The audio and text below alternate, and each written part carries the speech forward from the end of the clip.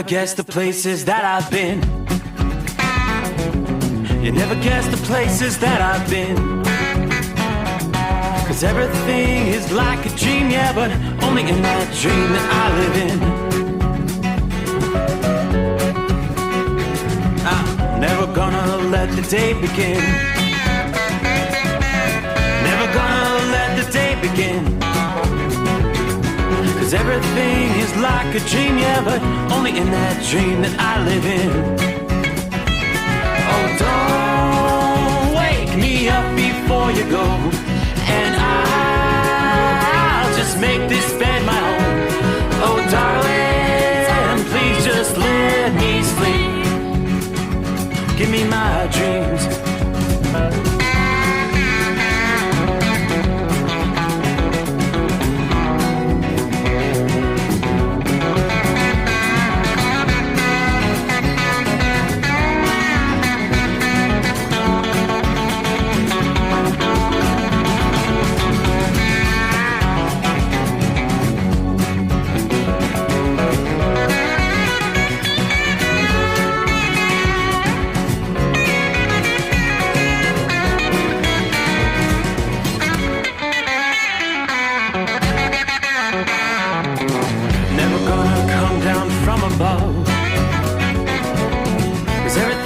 Better from above.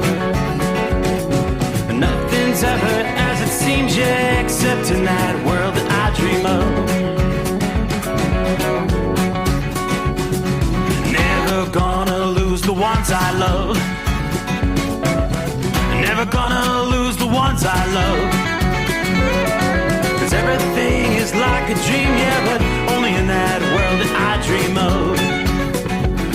Oh, don't wake me up before you go, 'cause I can't face this day alone. Oh, darling, please just let me sleep. Give me my dreams. Give me my dreams. Give me my dreams.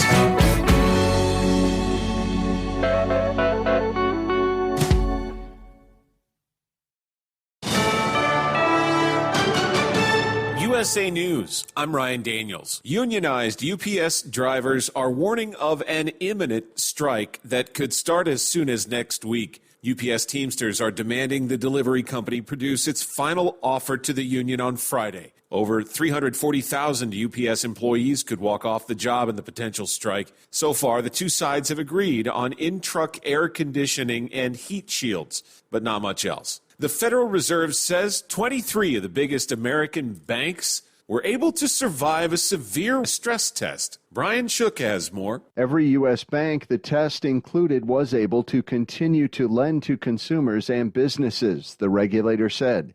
Despite a nearly $550 billion projected loss for the group, the banks were able to maintain minimum capital levels. I'm Brian Shook. President Biden says the U.S. economy is leading the world in growth since the pandemic. During a speech in Chicago Wednesday, Biden said his administration has prioritized investments in infrastructure and domestic manufacturing. Bidenomics is about building an economy from the middle out and the bottom up, not the top down. Republicans criticized the Biden administration for continued outrageous spending.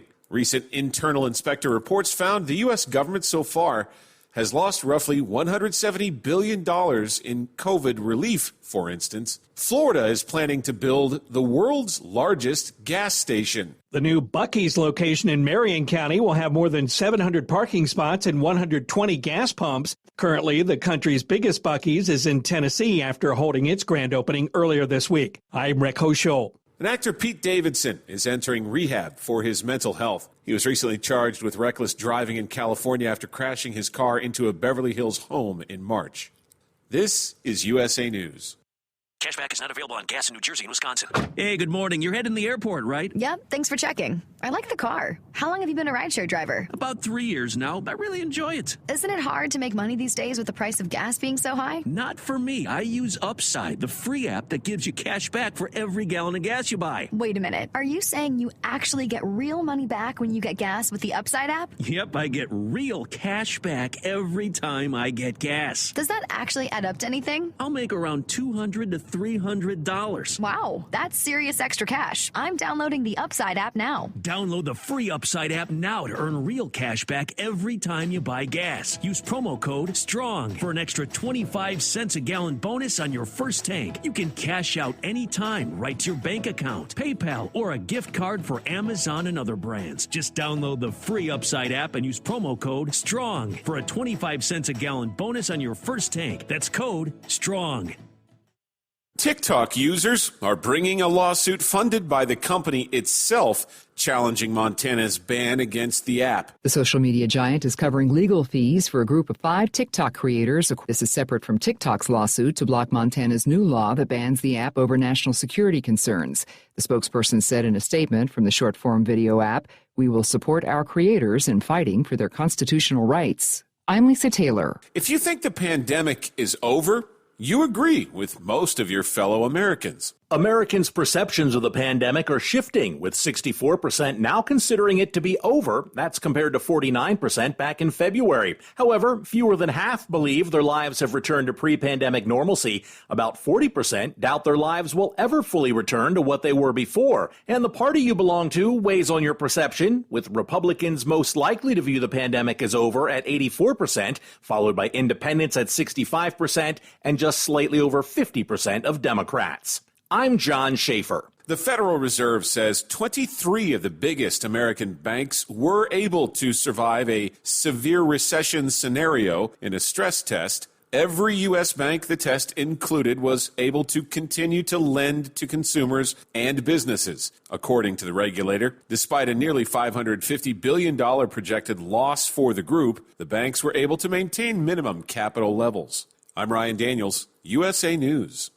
Have you ever picked up a towel set because it felt really soft in the store, but then when you go to use it, it's not very absorbent? That's why MyPillow has developed the MyPillow towels. Towels that work. The 6-piece towel set includes 2 bath towels, 2 hand towels, and 2 washcloths. And right now you can receive a 6-piece set for only $39.98 with promo code USA. Go to MyPillow.com, click on the radio listener special, and enter promo code USA, or call 800-951-8175. That's MyPillow.com, promo code USA. At Hot Shot Secret, we share the science behind common diesel problems and their solutions. For example, diesel particulate filter regeneration. The DPF catches particulates left over from combustion. The DPF regeneration cycle cleans the filter with temperatures exceeding 1,000 degrees Fahrenheit. A computer sensor triggers the DPF regen, which is often accompanied by a loss of power and fuel economy. The frequency of DPF regens are in correlation to the cleanliness of the fuel burn. Under heavy operation with the dirty burn, DPF regens can occur multiple times per day. Hot Shot Secret Diesel Extreme Fuel Additive promotes a more complete combustion, creating fewer emissions and therefore fewer DPF regens. Vehicles using Diesel Extreme experience 83% less DPF regens. Hot Shot Secret Diesel Extreme is available nationwide at truck stops, fine farm and auto stores, and online at hotshotsecret.com. Hot Shot Secret, powered by science.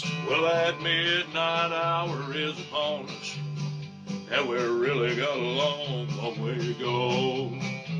How will we stay awake? Thanks to Chris, for goodness sake. We got Steve Summers on the radio. We got that Hot Shot Secret and the diesel. You know, it really makes this Detroit come to life. We're going to hear from all our friends. We're going to do it all again on this overnight drive.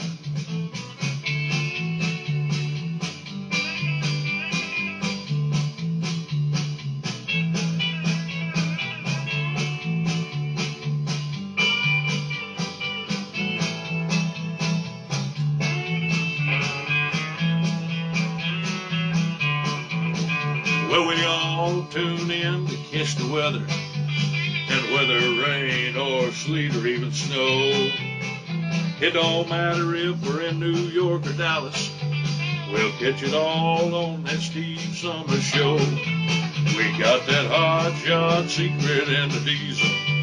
You know it really makes that Detroit come to life.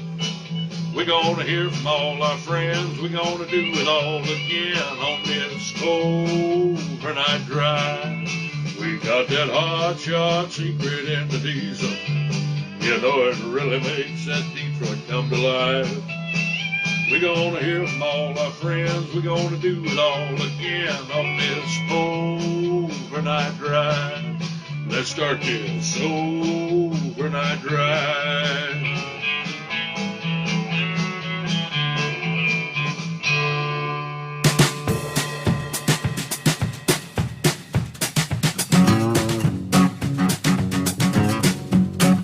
All right, as he said, are you ready to rumble? Sure you are. All right, just like that, we close out we'll call it a hazy hump day in the books. As we turn another page on the calendar, we will make our way into a Thursday from time zone to time zone, 29th day of June. Of course, that means just one to go. They'll be heading into the big travel weekend. Independence Day weekend. Starting later today, as a matter of fact, Thursday, it looks like air travelers, it's going to be a very busy day. And I don't know, maybe not the best of news for air travelers out there as we get things underway. Hey, welcome aboard the Steve Summers Overnight Drive, live from the Hot Shot Secret Gold Eagle Studios. And yes, indeed, again, another hazy night. 67 degrees outside the bunker. But man, hundreds of thousands of summer travelers suffering through another day of delays and canceled flights this past day. We're hoping this is not a sign of things to come as we head into the long holiday weekend. But concerns are mounting. Is this a troubling glimpse into what may be looming as the airlines struggle to keep up with the numbers of passengers? By early evening on the East Coast here, this past evening, nearly 5,800 flights had been delayed. 1,000 more had been canceled, according to FlightAware. Now, the airlines are pointing the fingers at the FAA. United Airlines, which depends on the airport in Newark, New Jersey, canceled the most flights among U.S. airlines for a 5th consecutive day. Now, the United spokesman this past evening said we're beginning to see improvement across our operation. As operations improve in the days ahead, we should be on track. Well, we will be on track to restore our operation for the holiday weekend. The worst disruptions continue to be along the East Coast. Of course, they were pummeled by thunderstorms earlier this week. The Federal Aviation Administration temporarily held up Boston-bound flights this past day, stopped flights to all 3 major airports in the New York City area, and 2 near Washington, D.C. at times on Tuesday. So we've got huge crowds, bad weather, the inability of some airline crews to reach their scheduled offices, even a Delta jet that made a belly landing in Charlotte, North Carolina, all contributing to the mess. And this could just be the storm before the storm. The Federal Aviation Administration predicting that today, Thursday, is anticipated to be the heaviest travel day over the July 4 holiday period. On top of that, some airlines may be unable to fly in bad weather. Starting this weekend, someone brought that up last evening, we could have possible interference with 5G wireless service. Now, travel has picked up steadily ever since bottoming out during the pandemic. But for the past week, about 2.6 million people a day on average have been flying in the country, which is up 2% more than the same time last year, or actually, I should say pre-pandemic in 2019, according to the Federal Aviation Administration. I guess the good news at this hour, there's not a whole lot that should be troubling air travel as far as weather is concerned, but that is undoubtedly going to change pretty significantly later today as well. As I look at the current national radar scene, a little bit of light rain up in the New England area. They've got some rain up toward Quebec, which they need that to help with the firefighting efforts. A little cluster of thunder showers up there in northwestern portions of Wisconsin, and one cluster of thunderstorms northeast corner of Colorado tonight. Some spotty shower activity elsewhere out west. But as far as the east is concerned, most areas high and dry, just hazy conditions. But the latest data suggest that later today there's going to be two separate areas of concern where we could see some very strong storms erupting. Data says much of Nebraska, northern Kansas, northwest Missouri, and southwest Iowa will be one zone that we can circle. They've highlighted as a moderate risk of severe thunderstorms later this afternoon and evening. Some of those first storms may erupt in portions of eastern Colorado and eastern Wyoming as well. Now, for this zone, should be an intense complex of storms evolving. It may continue to roll even through the late night hours Thursday night, and then across the middle portions of the Mississippi Valley, and maybe even portions of the Ohio or Tennessee valleys on Friday. Now, at roughly the same time, later today, once again, another area of thunderstorms will erupt and could try to organize into one or more complexes in portions of Wisconsin, Illinois, southern Michigan, through Indiana, western Ohio, down into Kentucky and Tennessee. These storms are going to be moving southeastward with the core of the heat to the southwest and the more temperate air to the northeast Thursday night into Friday morning. Because there's multiple areas where thunderstorms may merge into dangerous, far-reaching complexes. They've been using that term derecho for the last few days. It's possible some places may be hit with 2 rounds of dangerous storms in a 12-hour period. Looking back, derechos. August 10 of 2020, we had one such event that produced a swath of high winds that leveled the fields, the crops from eastern Nebraska into parts of Michigan, northern and central Indiana. That damage extended for nearly 800 miles. They actually recorded a peak wind gust of 126 miles per hour in Atkins, Iowa. Iowa was hard hit. I remember that very well. That storm complex, 4 fatalities, more than $11 billion in damages across the Midwest. Going back to June of 2012, one of the most powerful derechos in recent memory that caused substantial damage to the Washington, D.C. area. That storm as well produced significant wind damage along an 800-mile path from Iowa all the way to the Delmarva Peninsula. Now, overnight tonight, here we are Wednesday night, some individual thunderstorms as well as a few clusters. Will stretch from parts of eastern Wyoming to western South Dakota, maybe into Nebraska. But again, right now, there's not a whole lot showing up on the radar. All these storms are going to be producing potentially large hail, and any severe storm in the right atmospheric conditions could actually generate a brief tornado. So again, later today, just in time for the busiest air travel, things are going to be getting potentially ugly in the skies.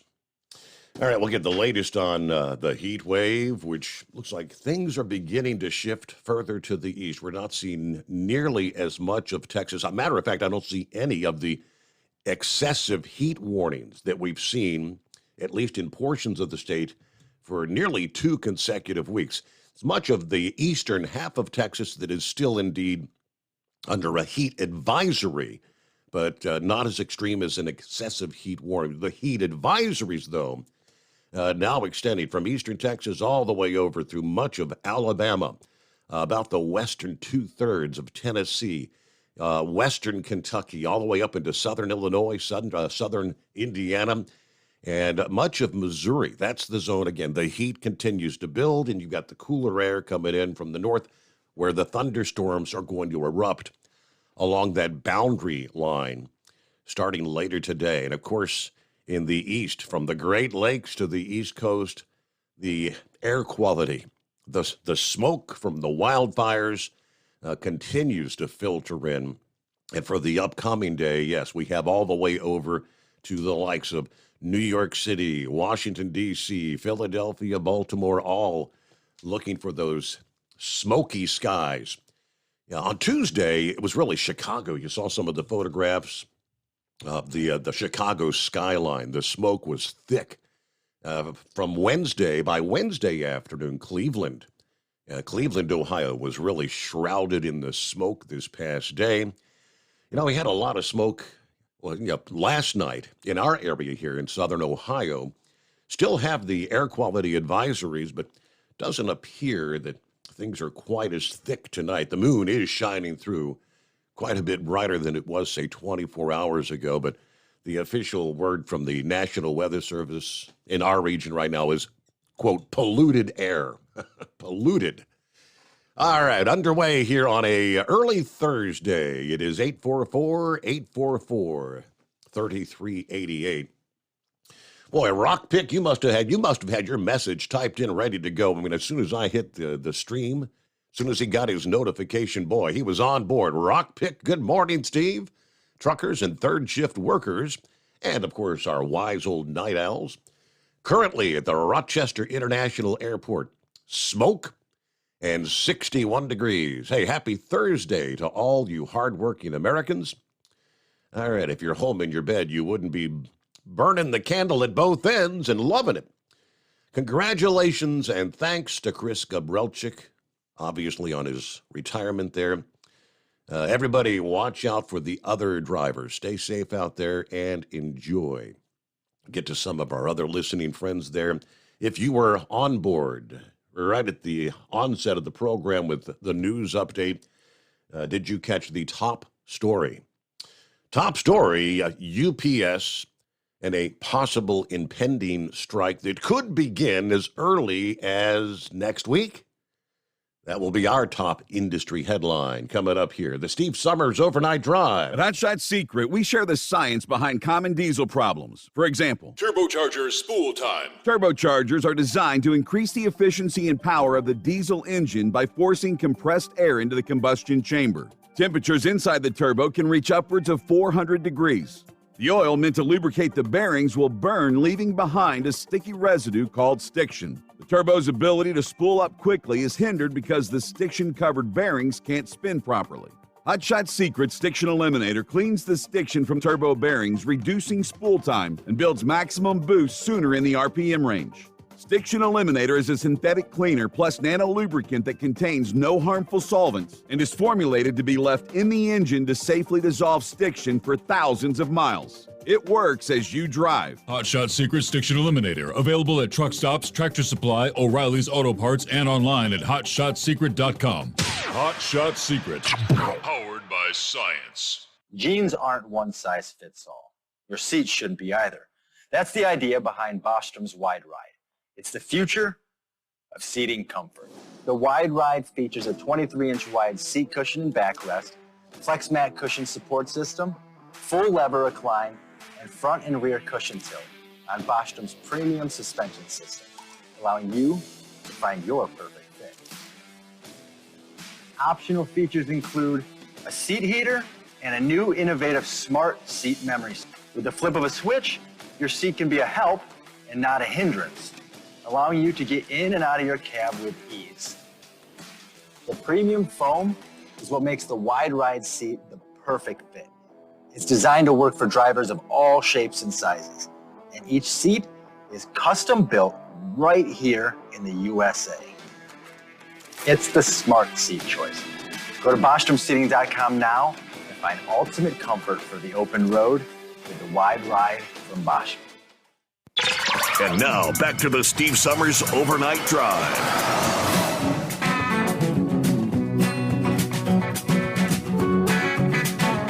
All right, I'm looking at the report from FreightWaves this past day.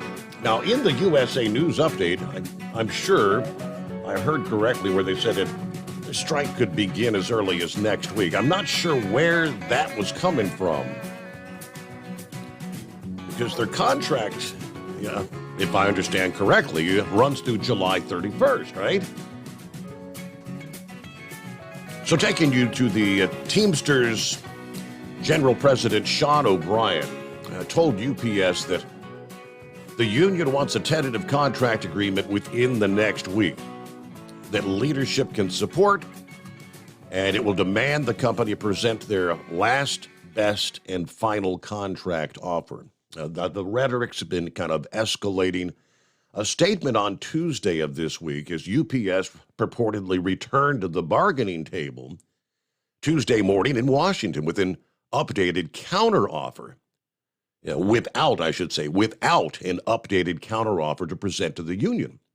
According to union sources, O'Brien harshly reiterated the Teamsters will not work beyond July 31st without a new contract.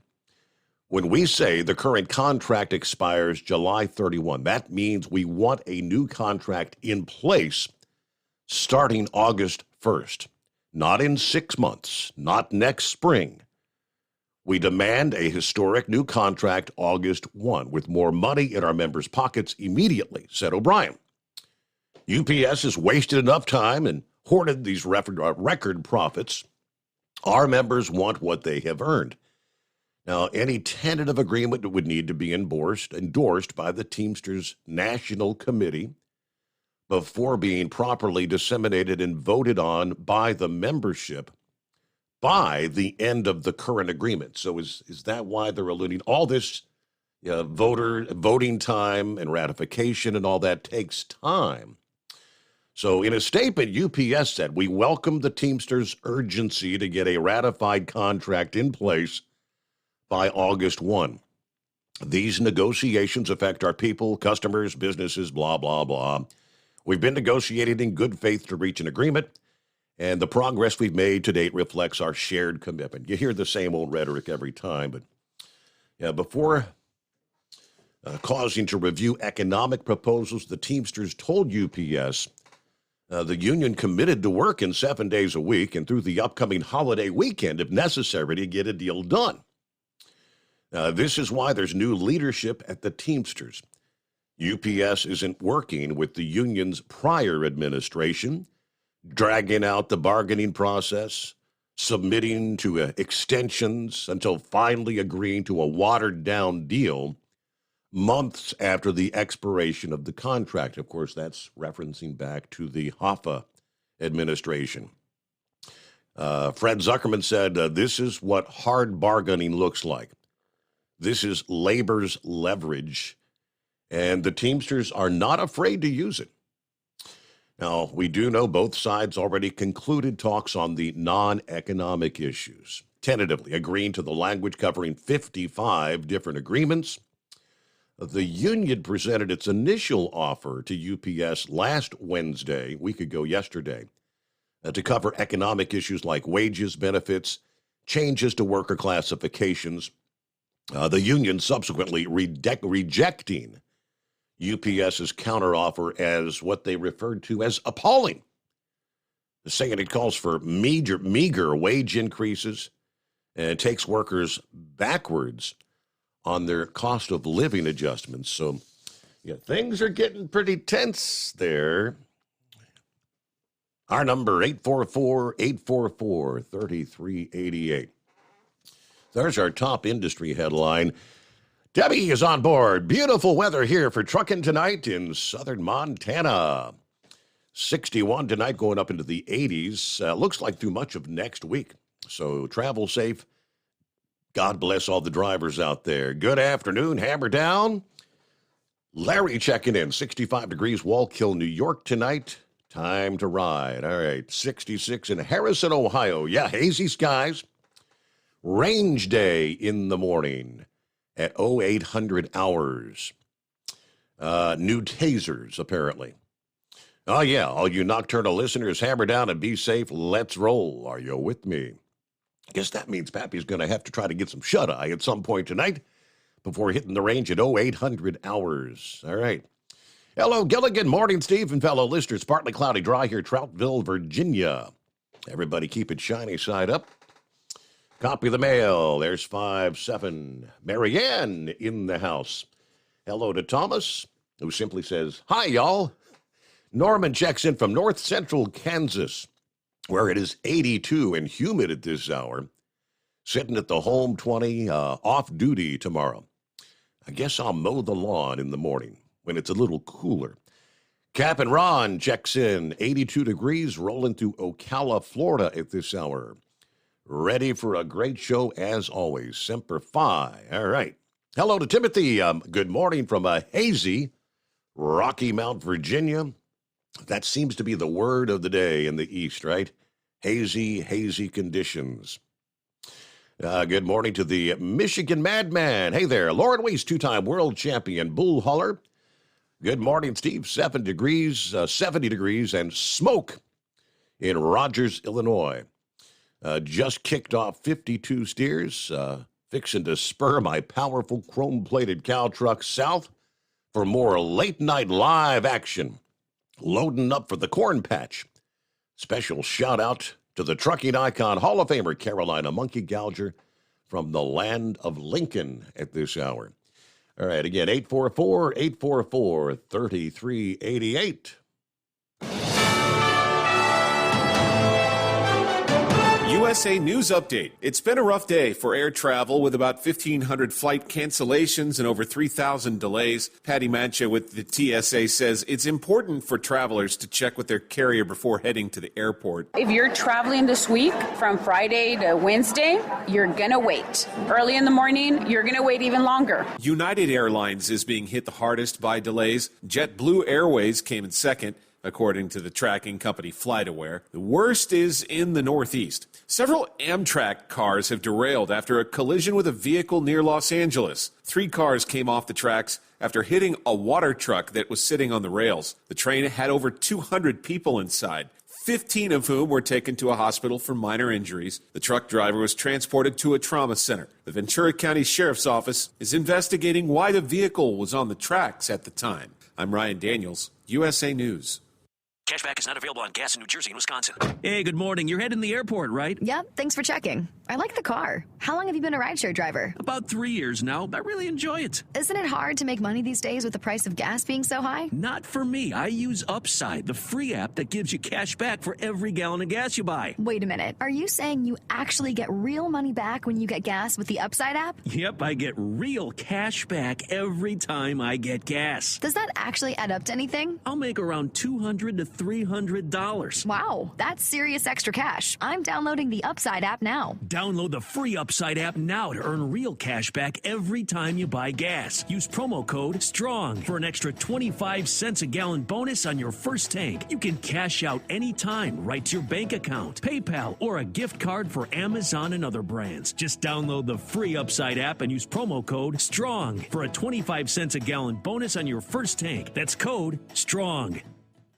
At Hot Shot Secret, we share the science behind common diesel problems. For example, product claims without proof. Every trucker on the road has heard product claims about an additive that simply didn't match their experience. Proof is found from third-party testing by a recognized, credible source. That's proof. Hot Shot Secret's Stiction Eliminator will improve your performance and fuel economy. For proof, we engaged the Ohio State University Center of Automotive Research to conduct an EPA-certified fuel economy test with Stiction Eliminator on a FedEx truck, a 2006 P500 Freightliner with 247,000 miles. The test showed a 3.6% increase in highway driving fuel economy from Stiction Eliminator, an oil additive. The complete report from OSU is available for download at hotshotsecret.com. That's proof. Hot Shot Secret Stiction Eliminator, available at truck stops, Tractor Supply, O'Reilly's Auto Parts, and online at hotshotsecret.com. Hot Shot Secret, powered by science. For anything diesel, take it to Scheid Diesel. They provide a wide variety of services and diagnostics to determine what the problem is with the latest technology. From simple oil changes and preventative maintenance to fuel system diagnostics and repairs, engine rebuilds and cylinder head repairs, and rebuilds with our in-house machine shop. They also have on-site DPF cleaning for exhaust issues and DOT inspections. If your diesel is asking for some attention, Scheid Diesel has the specialist you need for anything diesel. Located in Terre Haute, Lafayette, Indiana, and Effingham, Illinois, Scheid Diesel has you covered. Hey, don't forget, as a listener to this program, you get 10% off your entire order at hotshotsecret.com by using the coupon code Overnight Drive. Attention all truckers, Dean Michael, the tax doctor here. I want to talk to you about those dreaded tax problems. I know you want to keep on trucking and not even think about them. Well, let's face it, they're not going away all on their own. You need professional help. I've been helping truckers put their tax problems in the rearview mirror for years. I can help you too. Call me for a free consultation at 888-632-4506 or go to mytaxhelpmd.com. It's like I always say, keep your eyes on the road, I'll keep mine on the IRS. 888-632-4506. How do you sleep on the road? After downtime, do you wake up well-rested and invigorated or tired, achy, and sore? Well, if it's the latter, you're not sleeping on the Big Rig Mattress. The Big Rig Mattress is a hybrid with an individually pocketed spring core that's engineered to deliver the best restorative sleep for your time on the road. Many drivers have said they sleep better over the road on the Big Rig Mattress than they do at home. Learn more about the Big Rig Mattress at thebigrigmattress.com or call 877-736-4233. Most standard sizes ship within 72 business hours. The Big Rig Mattress, 100% made in the USA since 2009. Because Channel 19's a little congested. Call Steve now at 844-844-3388. The Overnight Drive. Yes, indeed. And those phone lines are open.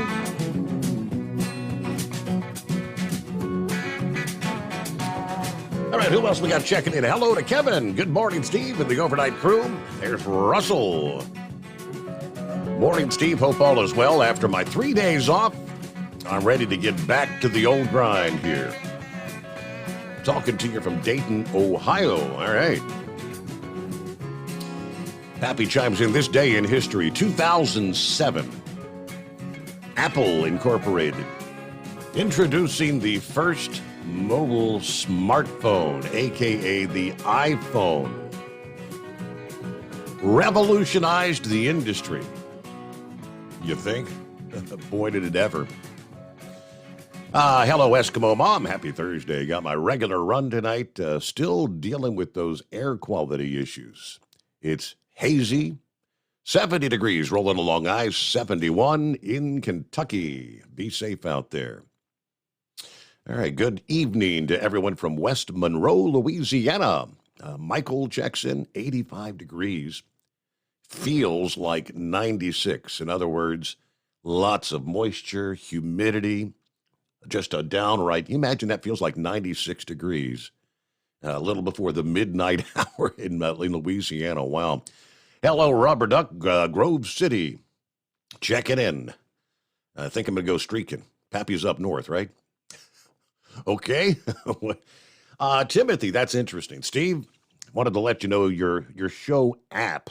Your app is live on YouTube again. No video. And the old shows are up as well.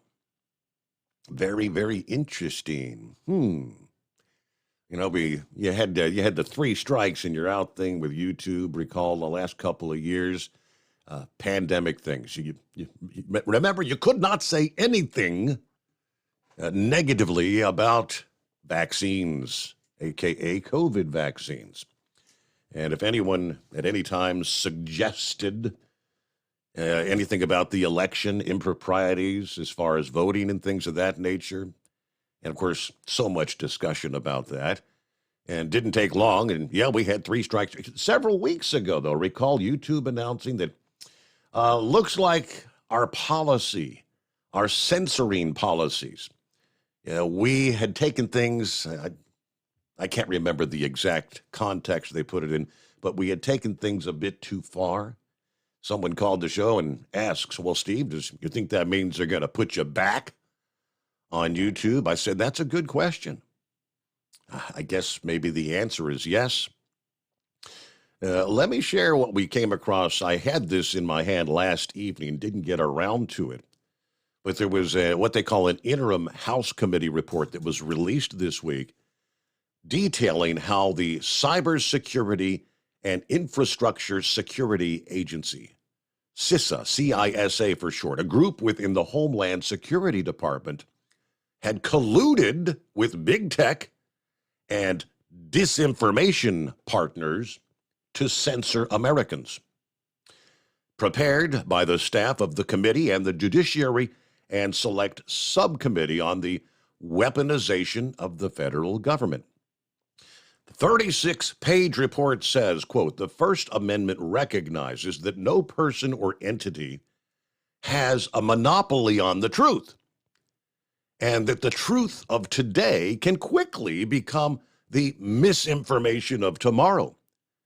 Labeling speech as misinformation or disinformation does not strip it of its First Amendment protections. As such, under the Constitution, the federal government is strictly prohibited from censoring Americans' political speech. The government also may not use third parties to bypass the First Amendment and conduct censorship by proxy, which is essentially exactly what had been taking place with the likes of various social media, Facebook, YouTube, prior to Elon Musk purchasing Twitter. We know factually that was going on. Now, this committee on the weaponization of the federal government has been conducting an investigation into government-induced censorship on social media. The report goes on. Although the investigation is ongoing, information obtained to date has revealed that CISA, an upstart agency within the Department of Homeland Security, has facilitated the censorship of Americans directly and through third-party intermediaries. The following were findings of the report that were tweeted by Republicans on the House Judiciary panel. First of all, CISA is working with federal partners to mature a whole-of-government approach to curbing alleged misinformation and disinformation. CISA considered the creation of an anti-misinformation rapid response team capable of physically deploying across the United States. CISA moved its censorship operation to a CISA-funded nonprofit after CISA and the Biden administration were sued in federal court, implicitly admitting that the censorship activities are unconstitutional. CISA wanted to use the same CISA-funded nonprofit as its mouthpiece to avoid the appearance of government propaganda. Members of CISA's advisory committee agonized that it was only a matter of time before someone realizes we exist and starts asking about our work, what are we doing?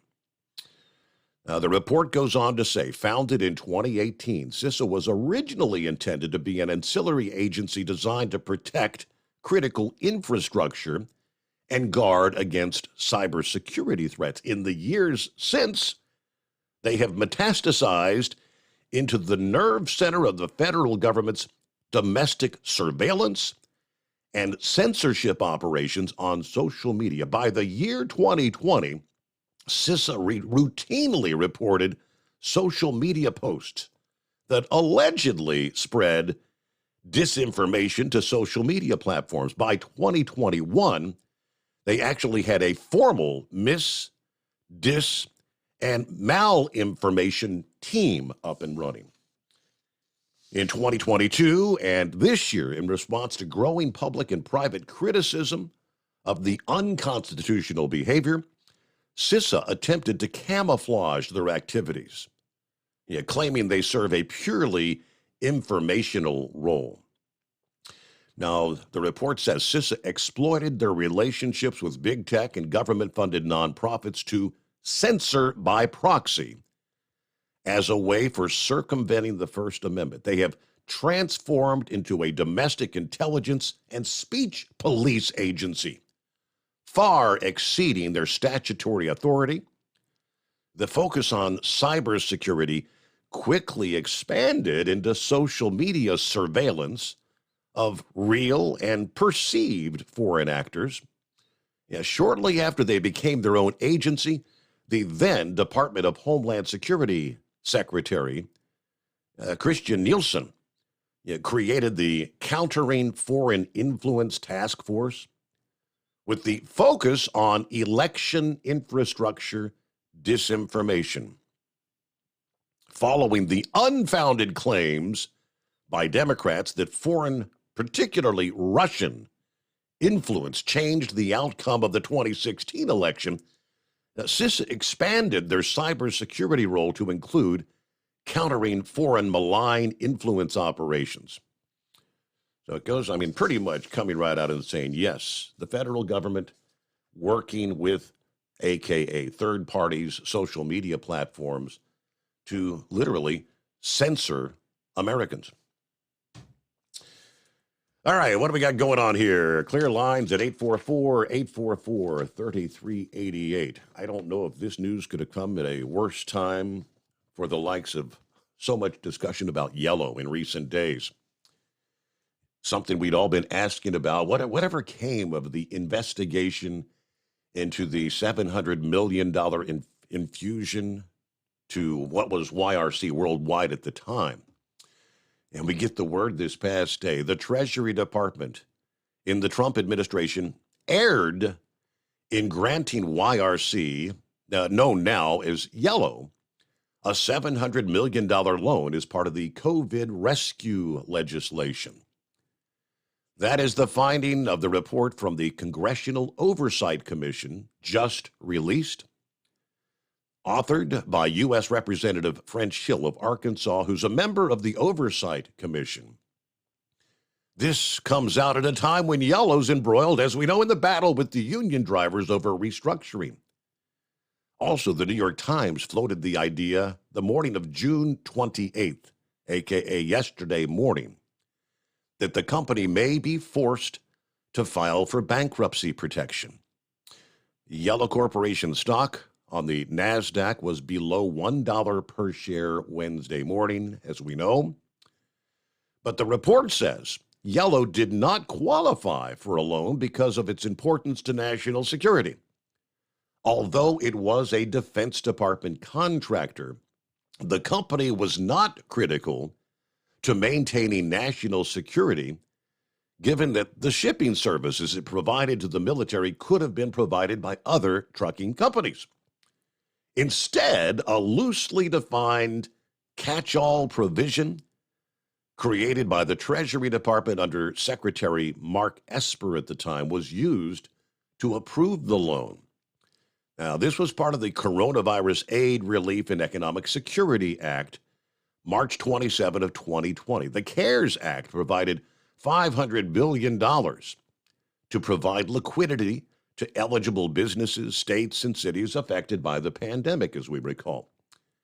Now, of the total, $735.9 million was provided to 11 businesses to protect, quote, national security.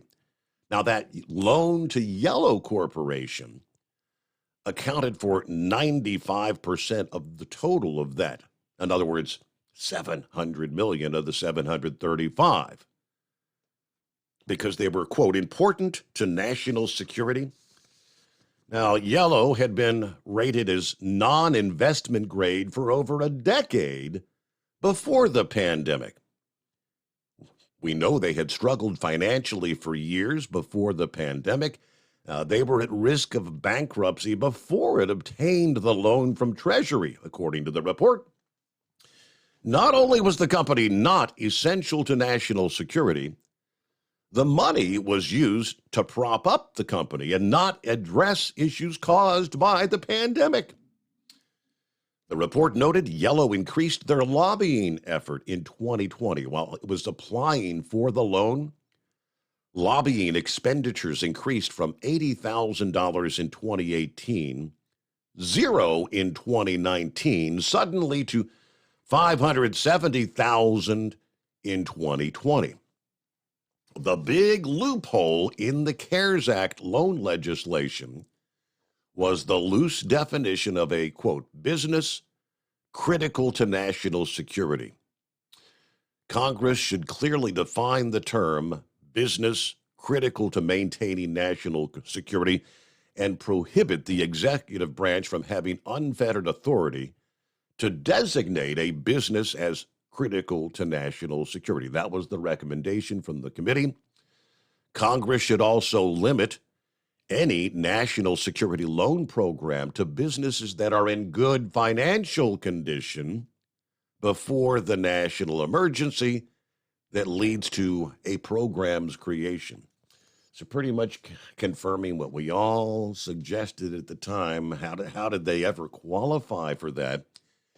And as things stand today, the $700 million, that's pretty much the taxpayers' money.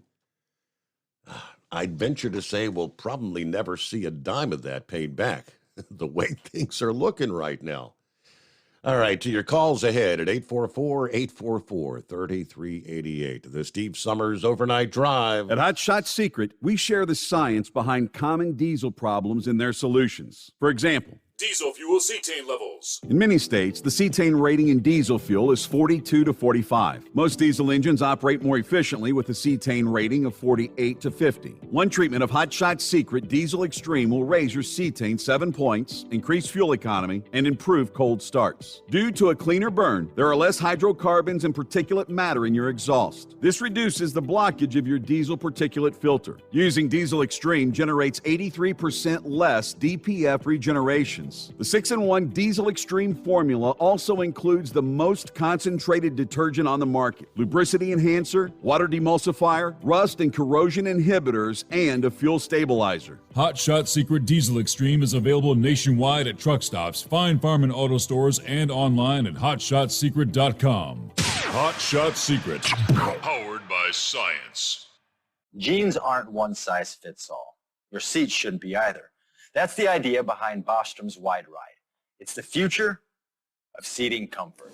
The Wide Ride features a 23-inch wide seat cushion and backrest, flex mat cushion support system, full lever recline, and front and rear cushion tilt on Bostrom's premium suspension system, allowing you to find your perfect fit.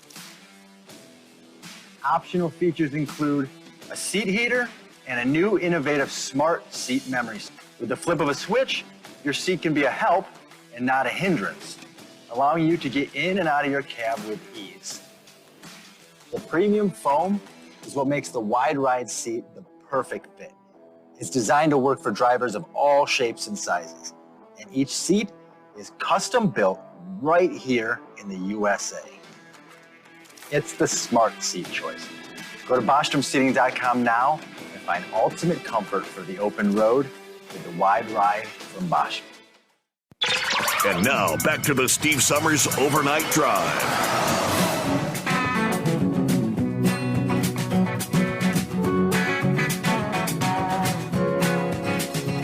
Hello to Buckeye Boy, on board from Ackworth, Georgia, 72. Not too bad as far as humidity. I'm going to be heading to bed pretty soon.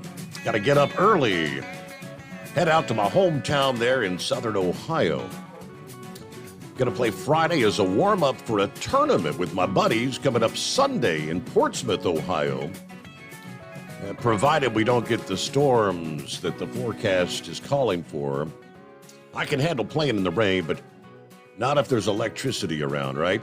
Metal clubs and lightning don't play too well together. Anyway, how about the puppet's response when he was asked how he felt about Putin's strength of leadership? With everything that's been going on there in Russia, he responded, quote, well, he's losing the war in Iraq. What? This guy's beyond the bounds of lucidity. Anyway, I'll be listening. Obviously, he meant Ukraine, right? Okay, I'm sure that's what he meant. I'll be listening to the podcast tomorrow during my drive. Have a great night, everybody. Be careful out there. All right, Michael checks in. He said, hey, our forecast the next 3 days, high temperatures between 100 and 103. Heat index could feel like 117 degrees. Hello to the right wing nut, sacking out at the house tonight. It's going to be an interesting next month or so. Yeah, I bet it is. Dipsy Driver, morning, Steve, and the most informed audience. Partly smoky, 62 degrees here in Stockbridge, mid-Michigan. Air quality index at 151. Unhealthy, but that's better than what we had at 180 earlier today. Everybody stay safe and thank you. Hello to Bidu checking in. Morning, Steve, and the overnight crew. Rob in Chelmsford, Mass, I guess that is this morning. Boy, is it ever humid. It's off to Connecticut to grab a load of water, then back to Lewiston, Maine to grab a load of groceries to feed these good people of New England. Have a great day. And there's Jeffrey. Hey, Steve, ready for another informative, entertaining show? This is Jeff from New York City. And hello from Waller, Texas. That's Tracy on board. And Ernest chimes in. He said, I just found the show 2 nights ago. I'm so happy you've got this going on. I've been out of trucking for several years now, but I was always an avid fan of your ATN and have participated in a few shows. Big love, Steve. My handle was Bad Apple. All right, good to have you back with us, Bad Apple. I'm glad you found us. Yeah, it's just such a drawn-out process for those old friends to find the program. But meanwhile, to the phones we go. Pappy, going to be hitting the hay at some point in time to be up at 0800, aren't you? Yes, sir. Got a date with the range. New tasers. I guess when you unholster these things, it'll automatically turn on your body camera. A while ago, we got new holsters for the firearms that do the same thing. Mm-hmm.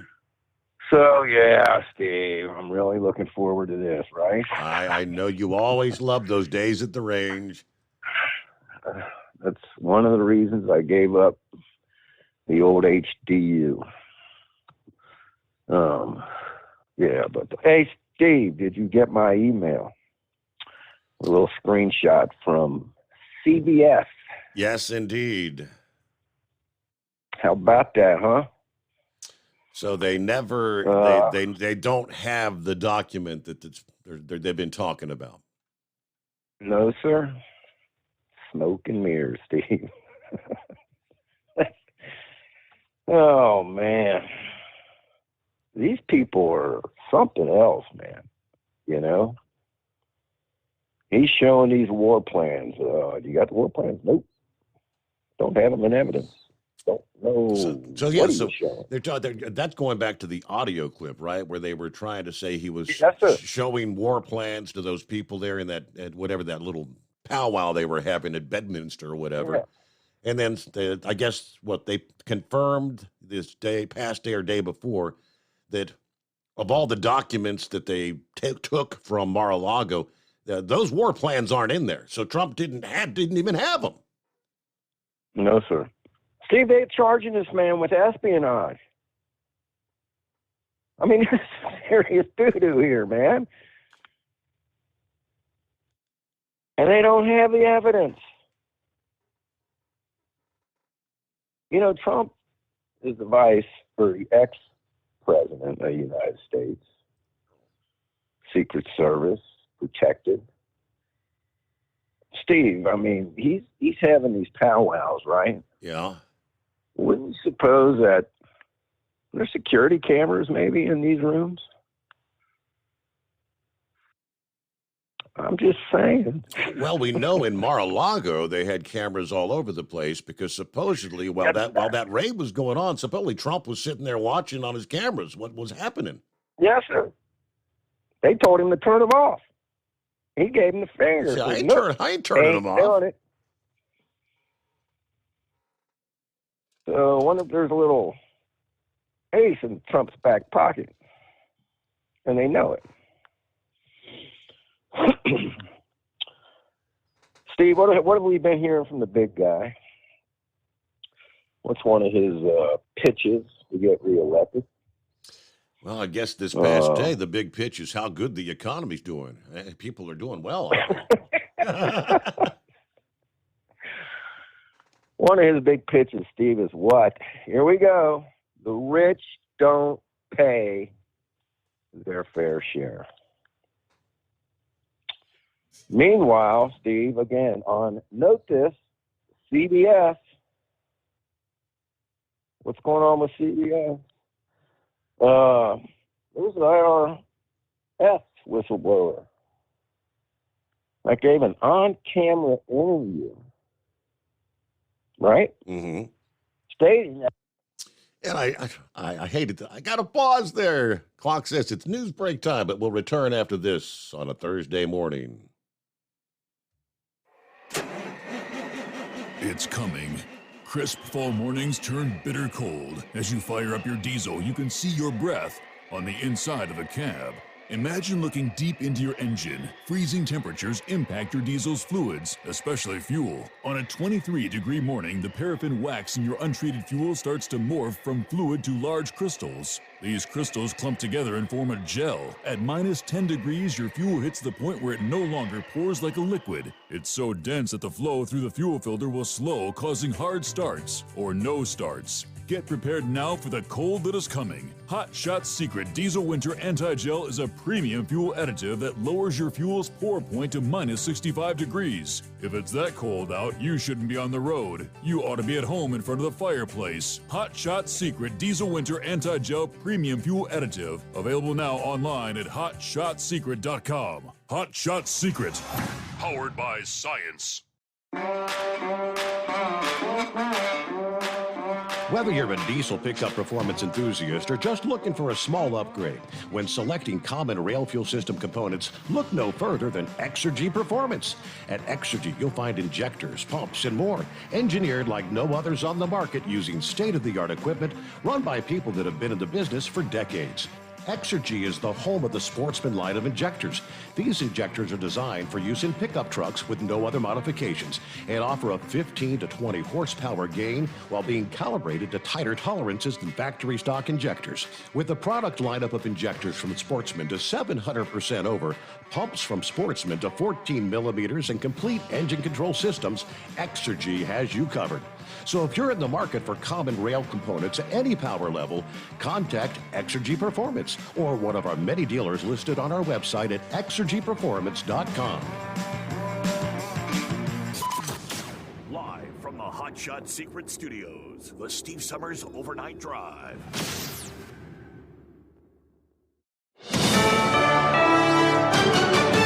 USA News. I'm Ryan Daniels. Unionized UPS drivers are warning of an imminent strike that could start as soon as next week. UPS Teamsters are demanding the delivery company produce its final offer to the union on Friday. Over 340,000 UPS employees could walk off the job in the potential strike. So far, the two sides have agreed on in-truck air conditioning and heat shields, but not much else. The Federal Reserve says 23 of the biggest American banks were able to survive a severe stress test. Brian Shook has more. Every U.S. bank the test included was able to continue to lend to consumers and businesses, the regulator said.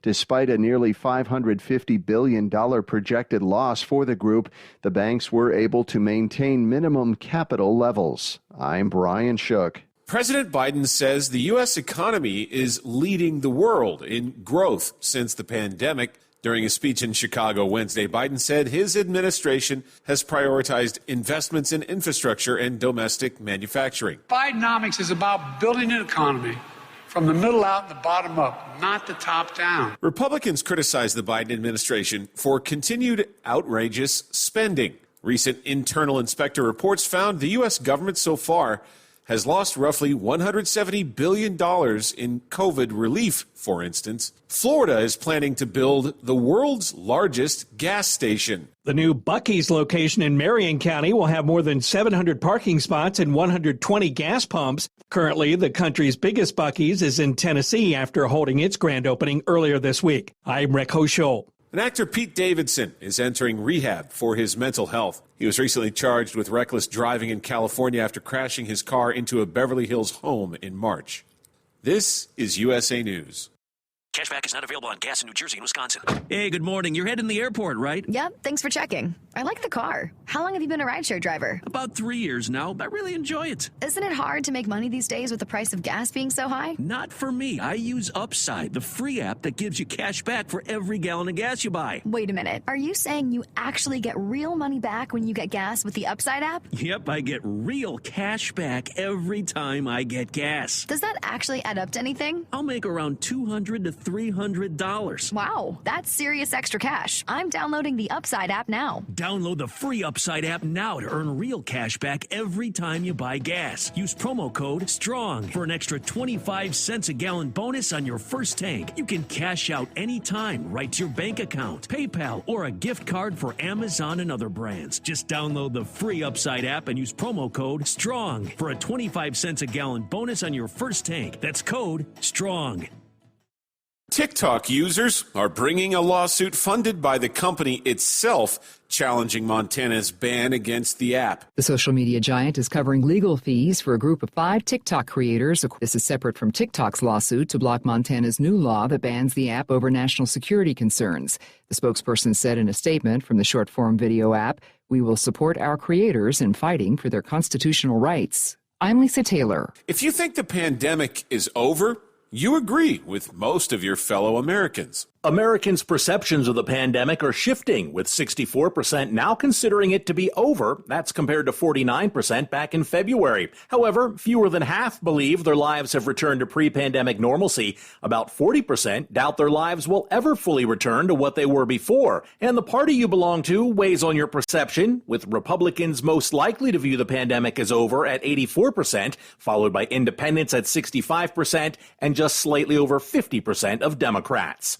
I'm John Schaefer. The Federal Reserve says 23 of the biggest American banks were able to survive a severe recession scenario in a stress test. Every U.S. bank the test included was able to continue to lend to consumers and businesses, according to the regulator. Despite a nearly $550 billion projected loss for the group, the banks were able to maintain minimum capital levels. I'm Ryan Daniels, USA News.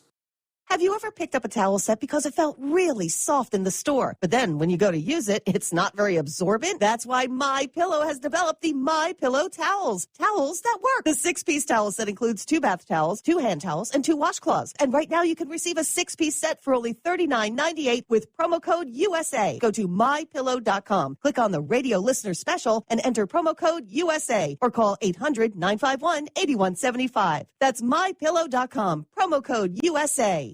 At Hot Shot Secret, we share the science behind common diesel problems and their solutions. For example, Diesel fuel cetane levels. in many states, the cetane rating in diesel fuel is 42 to 45. Most diesel engines operate more efficiently with a cetane rating of 48 to 50. One treatment of Hot Shot Secret Diesel Extreme will raise your cetane 7 points, increase fuel economy, and improve cold starts. Due to a cleaner burn, there are less hydrocarbons and particulate matter in your exhaust. This reduces the blockage of your diesel particulate filter. Using Diesel Extreme generates 83% less DPF regeneration. The 6-in-1 Diesel Extreme formula also includes the most concentrated detergent on the market, lubricity enhancer, water demulsifier, rust and corrosion inhibitors, and a fuel stabilizer. Hot Shot Secret Diesel Extreme is available nationwide at truck stops, Fine Farm and auto stores, and online at hotshotsecret.com. Hot Shot Secret, powered by science.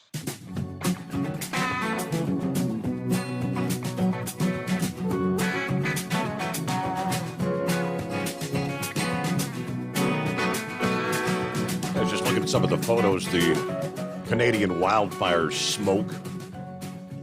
Yeah, one of the local Cincinnati stations shared, I guess it's one of the camera views from the northern Kentucky side of the river, looking across at the downtown skyline, and they shared the photo from the 26th. That would have been what? June the 26th. Monday, then the 27th, then yesterday. You could see the entire city 3 days ago. It was pretty hazy on the 27th, and then yesterday, you can't really even see any of the buildings in that particular shot. from across the river. I didn't think the smoke was that bad here in our town. Pretty much the same, man. Looking at a 2-day perspective on the skyline in Columbus, Ohio. Same picture, same place, but 6 days apart. And yesterday, I mean, it was thick. And somebody emailed me, I guess one of our listening friends in Beaver Dam, Ohio, a few minutes ago. The screenshot of the air quality index there at 195, which is very unhealthy.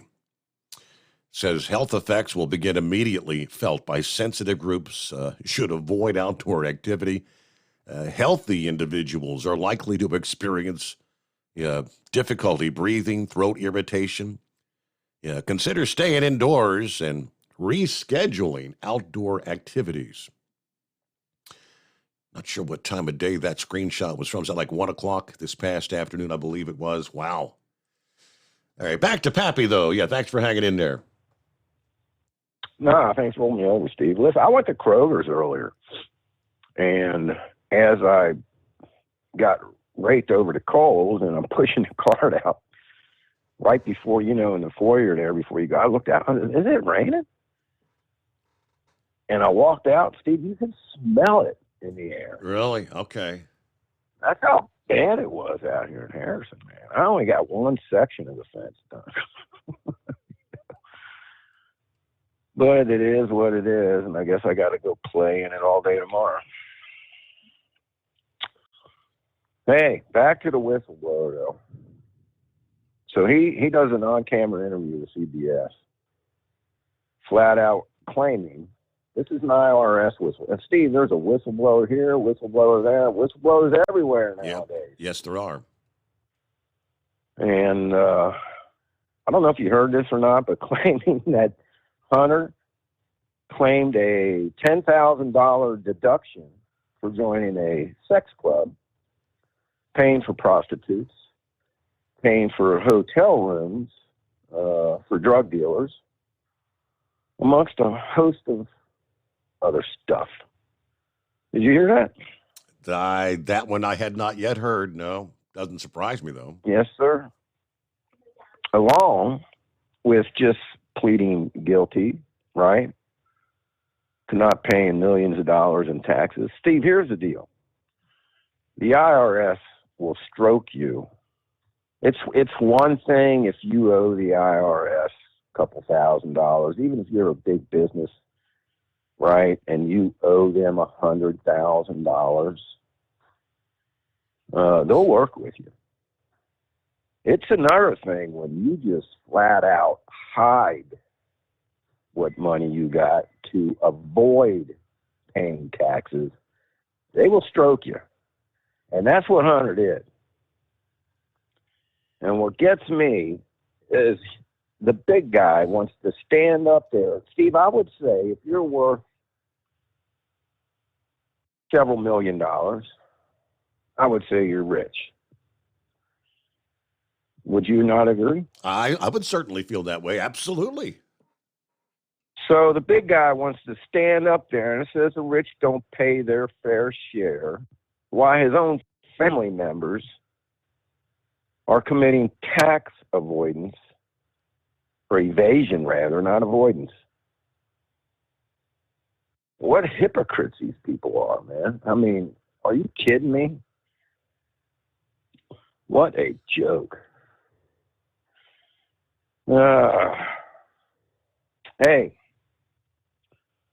we talked about CBS doing this, having these interviews, talking about the media is going to throw him under the bus, Steve.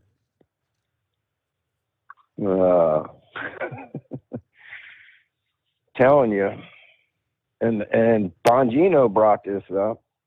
I don't know if that's a good thing for us or not now. Think about it. This dude's in trouble, Steve. Big time politically. Nothing's going to happen to him legally. Politically, he's in trouble. And they know it. And they're ready to kick him off the bus. Kick him off the bandwagon. No more trumpet playing for you. Mm-hmm.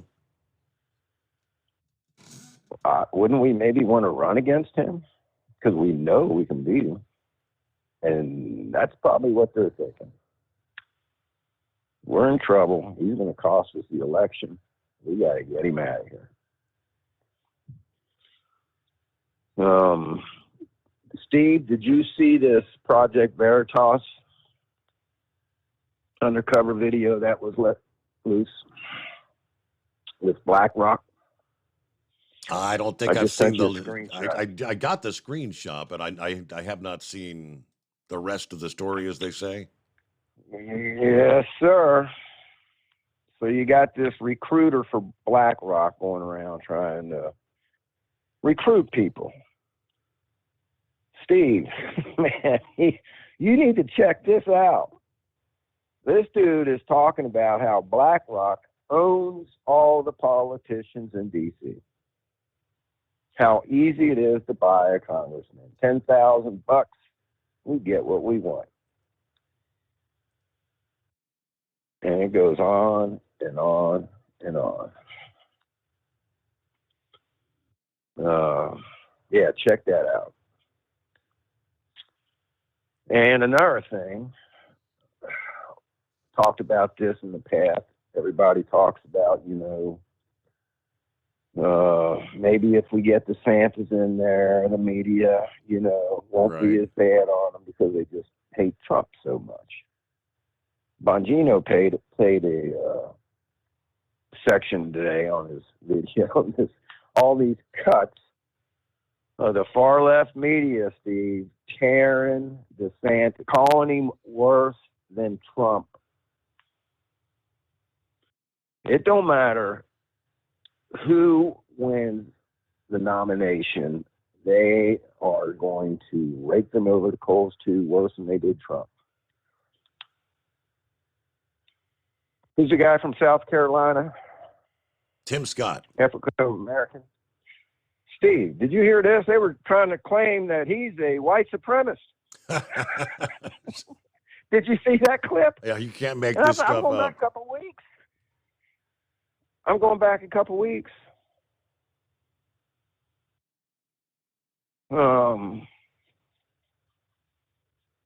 What's the other guy's name that was running, I think, was it governor or senator or something? Larry Elder. Remember that back in the election, how they were calling him? Sure. Crazy names. But we're the racists, Steve. Man, that's about all I got, brother. Start off with a bang, right? There you go, out of the box. Thank you very much. Well, I doubt it. Hopefully I'll be able to catch a couple hours sleep here, but it just never happens. Man, if I could just get 2 hours, Steve, 2 hours before that alarm goes off at 0700, I'll be a happy man. I'll be able to survive. Just so used to being up all night, huh? Yes, sir. It is what it is. I will be nocturnal till the day I die. No doubt about it. All right. Well, 31 years, Steve. 31 years on night shift. All right. Everybody be safe. Hammer down. Thanks for taking my call.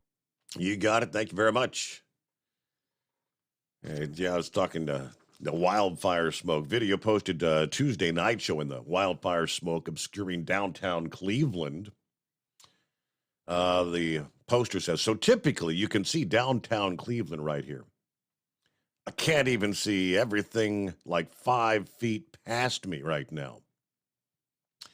Yes, indeed, the wildfires, once again, a decline in air quality in much of the northeastern USA. Advisories, numerous states. Right now, Canada has 480 active fires. 239 of them are categorized as out of control. Thus far this year, a total of 2,988 fires have occurred. The burning of over 8 million hectares. So I think that, what's that translate to, like 9 million acres, something along that line. Wow. Meanwhile, looking at 16 past the hour, Grump wants to chime in about YRC. I got you coming up in 2. At Hot Shot Secret, we share the science behind common diesel problems. For example, Turbocharger spool time. turbochargers are designed to increase the efficiency and power of the diesel engine by forcing compressed air into the combustion chamber. Temperatures inside the turbo can reach upwards of 400 degrees. The oil meant to lubricate the bearings will burn, leaving behind a sticky residue called stiction. The turbo's ability to spool up quickly is hindered because the stiction-covered bearings can't spin properly. Hot Shot Secret Stiction Eliminator cleans the stiction from turbo bearings, reducing spool time, and builds maximum boost sooner in the RPM range. Stiction Eliminator is a synthetic cleaner plus nano-lubricant that contains no harmful solvents and is formulated to be left in the engine to safely dissolve stiction for thousands of miles. It works as you drive. Hot Shot Secret Stiction Eliminator. Available at truck stops, Tractor Supply, O'Reilly's Auto Parts, and online at hotshotsecret.com. Hot Shot Secret. Powered by science. Jeans aren't one size fits all. Your seat shouldn't be either. That's the idea behind Bostrom's Wide Ride. It's the future of seating comfort. The Wide Ride features a 23-inch wide seat cushion and backrest, flex mat cushion support system, full lever recline, and front and rear cushion tilt on Bostrom's premium suspension system, allowing you to find your perfect fit. Optional features include a seat heater and a new innovative smart seat memory. With the flip of a switch, your seat can be a help and not a hindrance, allowing you to get in and out of your cab with ease. The premium foam is what makes the Wide Ride seat the perfect fit. It's designed to work for drivers of all shapes and sizes. And each seat is custom built right here in the USA. It's the smart seat choice. Go to BostromSeating.com now and find ultimate comfort for the open road with the Wide Ride from Bostrom. And now, back to the Steve Summers Overnight Drive.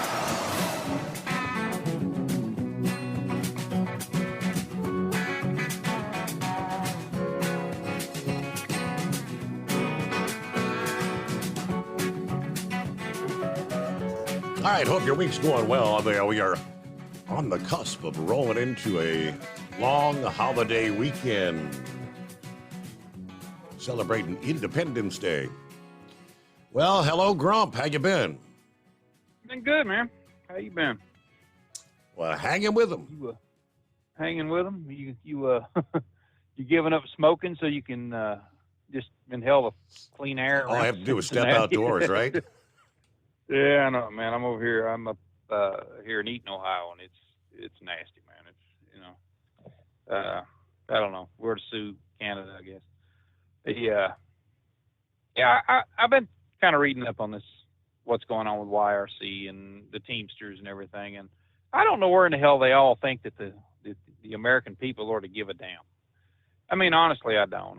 When you look at everything that they've been handed, YRC especially, Biden, throws in $36 billion, into the Central States Fund, to bail out 350,000 people, make sure that their retirement fund wasn't going to be cut.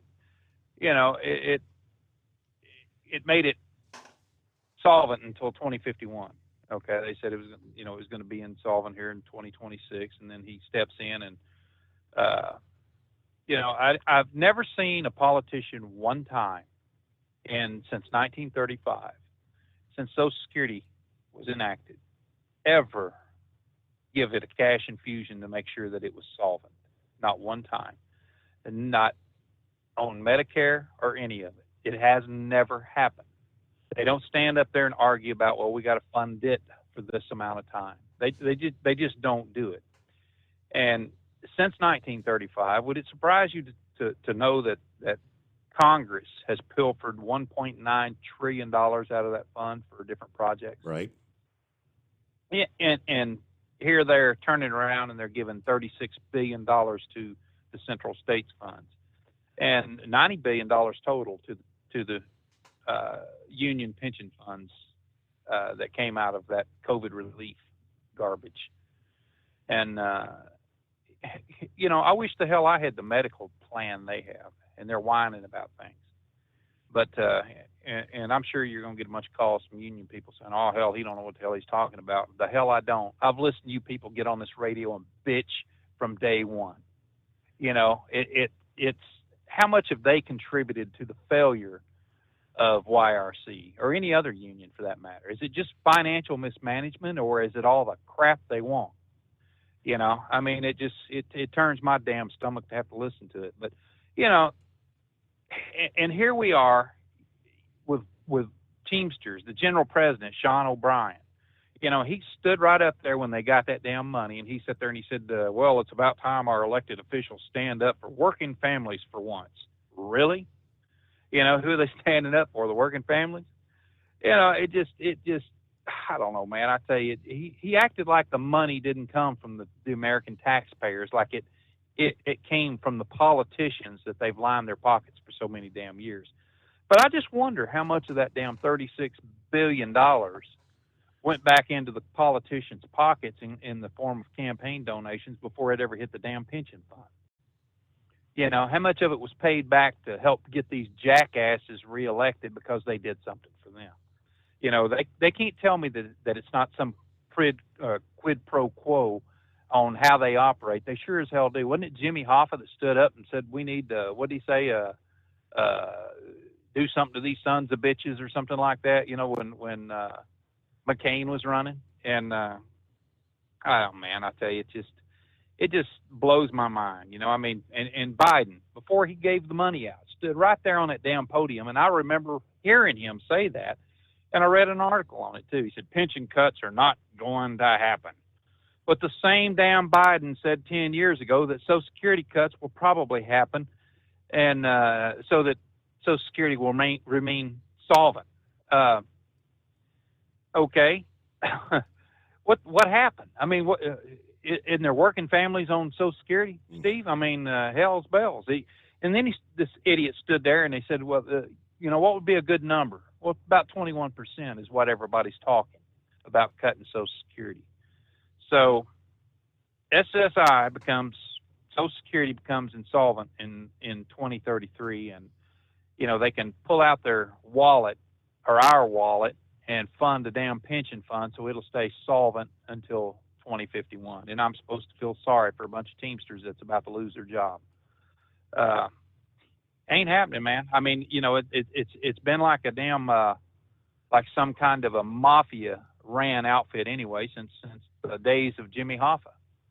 And you know, I don't know. I you know, I can understand. I know a lot of union guys, and they don't talk that crap, you know, around me because number one, it makes my blood boil when they sit there and say, you know, when they say, well, we got to break the back of big business. That's how we get our way.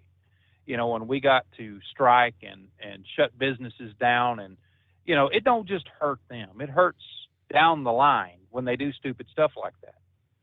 And it's, you know, but they call it collective bargaining. And you know, I listened to that video that you put out, you know, that you had on your website there. And I was sitting there, you know, trying to be sympathetic to both sides, and it just can't happen. I'm sorry. It's just, you know, that you know, YRC has entered into some stupid business deals. And then here the union, you know, they entered into this damn deal with the Central States Pension Fund, and you know, the fiduciary pretty much, you know, treated them like crap and lost a bunch of money and did this and did that. And then along come, you know, the American taxpayer, some kid working at damn McDonald's who's paying his taxes, and they're saying, well, can you bail us out, help us so our fund don't become insolvent? But yet your grandparents, you know, if they're on Social Security, it might become 21% less, you know, solvent toward for them. And we're supposed to feel sorry for this. I'm just tired of hearing about it. Really, I am. I don't care if YRC goes up, it goes broke. I don't give a damn. I don't care if they lose their damn jobs. You know, I don't care. You know, if they gave a damn, if they all gave a damn, then they would all sit down at the table and decide on something. And that $36 billion that the taxpayers handed out for that little infusion that was compliments of Joe freaking Biden, they'd be going, well, let's get that paid back to the American taxpayers. Let's try to do something that's going to benefit everybody. But you're never going to see it. You know, that's why things are the way they are. Now, they can sit around here and say, well, it's just the Republicans doing union busting. Bull. You know, the union busting started in 1980, the Motor Carrier Act of 1980, signed into law by Jimmy freaking Carter. You guess who wrote the Motor Carrier Act of 1980? Ted Kennedy. He started going around in the early 70s and talking about to big businesses and asking them how in the hell that they can get more interest rates down and how they can get more labor costs and different things. And every one of them said labor cost is the problem. You know, we're forking over money here to the unions. All right, let's bust up the damn unions. Let's make it harder for them. And then somewhere along the way, I guess they decided, well, let's just put everything on the backs of the American taxpayer, because that's what happened. You know, and if they think I'm lying to them or I'm wrong, take a good look at 1972. In 1972, 64% of this industry right here, Steve, was unionized. Mm-hmm. And how much would you say it is right now? Less than 6%. And going down the tubes. And that, you know, why is that? It's because the Motor Carrier Act of 1980 and deregulation and a lot of things that happened, and it was designed for this right here, you know, to keep a certain amount of people, you know, in the unions, keep them, you know, that money coming into the Democrat coffers, you know, saying, well, hell, we're doing everything we can to help you, but them Republicans over there, they ain't doing anything. Mm-hmm. You know, and I'm just so damn tired. All of this was all occurring before my time. You know, in 1996 is when I started in working with my father. But I who was actually responsible? I mean, I'm told by some of the callers it was Ronald Reagan was responsible for the deregulation thing. Can we come back on that? USA News Update. The Federal Reserve says that all 23 major American banks passed a stress test, surviving a severe recession scenario. Despite a projected loss of nearly $550 billion, the banks maintained minimum capital levels and continued lending to consumers and businesses. President Biden says his economic policies are focused on inclusive economic growth, citing the highest post-pandemic economic growth among nations. Bidenomics is about building an economy from the middle out and the bottom up, not the top down. Speaking in Chicago today, he criticized previous administration's tax cuts benefiting corporations and the wealthy. The remnants of the Titan submersible have made their way to Canada. A ship carrying pieces of the wreckage retrieved from the ocean floor, where the vessel suffered a catastrophic implosion, returned to port this morning. A crane was seen unloading the debris, including the nose of the Titan. John Schaefer, USA News. Attention small business owners. This could be the most important 10-minute call you will ever make. You could recover up to $26,000 per employee today. And all you have to do is make one short 10-minute call to take your business up a notch or bounce back from these difficult couple of years. Omega Accounting Solutions can help you recover any payroll tax overpayments you made during the pandemic. You may even be eligible to receive up to $26,000 per employee. All it takes is a quick, easy, free 10-minute ERC consultation to determine if you qualify. Omega is the small business champion, with teams dedicated to maximizing tax credits. They know their stuff so well that CPAs and payroll companies even turn to Omega for ERC tax guidance. Call 800-300-9ERC. That's 800-300-9ERC. 1-800-300-9ERC. Or visit OmegaTaxCredit.com. Do you have a Dodge pickup and hate your automatic transmission? Of course you do. LaVon Miller at Firepunk Diesel here, and we specialize in heavy-duty and performance transmissions for your 3-quarter or 1-ton Cummins-powered truck. So if you're interested in turning your stock slush box into a towing monster, call us today at 614-733-3744 or visit us online at shop.firepunk.com. At Hot Shot Secret, we share the science behind common diesel problems and their solutions. For example, diesel fuel cetane levels. In many states, the cetane rating in diesel fuel is 42 to 45. Most diesel engines operate more efficiently with a cetane rating of 48 to 50. One treatment of Hot Shot Secret Diesel Extreme will raise your cetane 7 points, increase fuel economy, and improve cold starts. Due to a cleaner burn, there are less hydrocarbons and particulate matter in your exhaust. This reduces the blockage of your diesel particulate filter. Using Diesel Extreme generates 83% less DPF regeneration. options. The 6-in-1 Diesel Extreme formula also includes the most concentrated detergent on the market, lubricity enhancer, water demulsifier, rust and corrosion inhibitors, and a fuel stabilizer. Hot Shot Secret Diesel Extreme is available nationwide at truck stops, Fine Farm and auto stores, and online at hotshotsecret.com. Hot Shot Secret, powered by science. Hey, if you're needing to stock up on Hot Shot Secret products, don't forget, use the coupon code Overnight Drive at checkout. You'll get 10% off your entire order at hotshotsecret.com. Over $5 a gallon for diesel? Wow, it's the highest it's ever been. Now, what if you could get paid to use a fuel additive? Hear me out. Hot Shot Secret Everyday Diesel Treatment, EDT, will improve your miles per gallon enough that the fuel economy savings will not only pay for the cost of the product, but also keep more money in your pocket. Think about it. At $5 a gallon, you're paying over $1,200 to fill up and going 1,500 miles on a full tank. Well, Hot Shot Secret Everyday Diesel Treatment will increase fuel economy up to 3%. That's an extra 45 miles per tank, $37 worth of diesel, and a savings of 2 cents every mile. EDT is so strong, it only takes $12 worth of EDT to get these savings, and you get all the other benefits of this 6-in-1 treatment. Take the EDT challenge today. If you're not completely satisfied, we'll refund your purchase. EDT is available at Pilot Flying J, Love's Travel Stops, and TA and Petro Stopping Centers. Learn more at hotshotsecret.com. At Turbo 3000, our founder Andy Matouche firmly believed you should challenge yourself. Put the most money back in your pocket, where it belongs. Four Wheeler magazine took our challenge, and they wrote it did exactly what we said it would do. As fuel prices keep going up, get your Turbo 3000 from manufacturer direct. Call us at 888-311-9993. Always free shipping in the USA, and for a limited time, save $45 off total purchase using coupon code STEVESAVES at turbo3000.com. And now, back to the Steve Summers Overnight Drive, live from the Hot Shot Secret Studios. All right, back at it here, where we leave off. Spaceman sent me a screenshot to where I guess at the closing bell this past day, yellow stock was down to 80 cents. So it dropped below $1 there, I guess, Tuesday, down to 80 cents at the closing bell Wednesday. But take me back in time if you can, Grump. I know you've been doing this long enough to have a good recollection of, during regulation, you had designated freight lanes, and everybody knew what they were going to make. And then somewhere down the line, when did the deregulation kick in? Well, it actually started in the early 1970s. You had Jimmy Carter, and you had Ted Kennedy, and Jerry Brown, and several other big prominent Democrats. They were having these meetings, and they got together and they said that regulations, heavy government regulations, are hurting the little guy.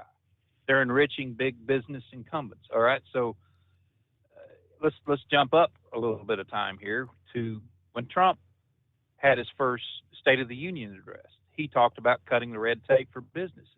That government, cutting the government red tape. Well, they come back, a lot of them that supported deregulation at that point in time in the early 70s, which it failed all the way up until 1980. But actually 1979, but it was signed in law in 1980. But they started talking about deregulation. They said deregulation, I remember them sitting there talking about it, and you had a couple of guys out of Fortune magazine, some of these other, well, that's just code word for big business, for deregulation. But all these, leading Democrats, that they had this opposing view back in the 1970s.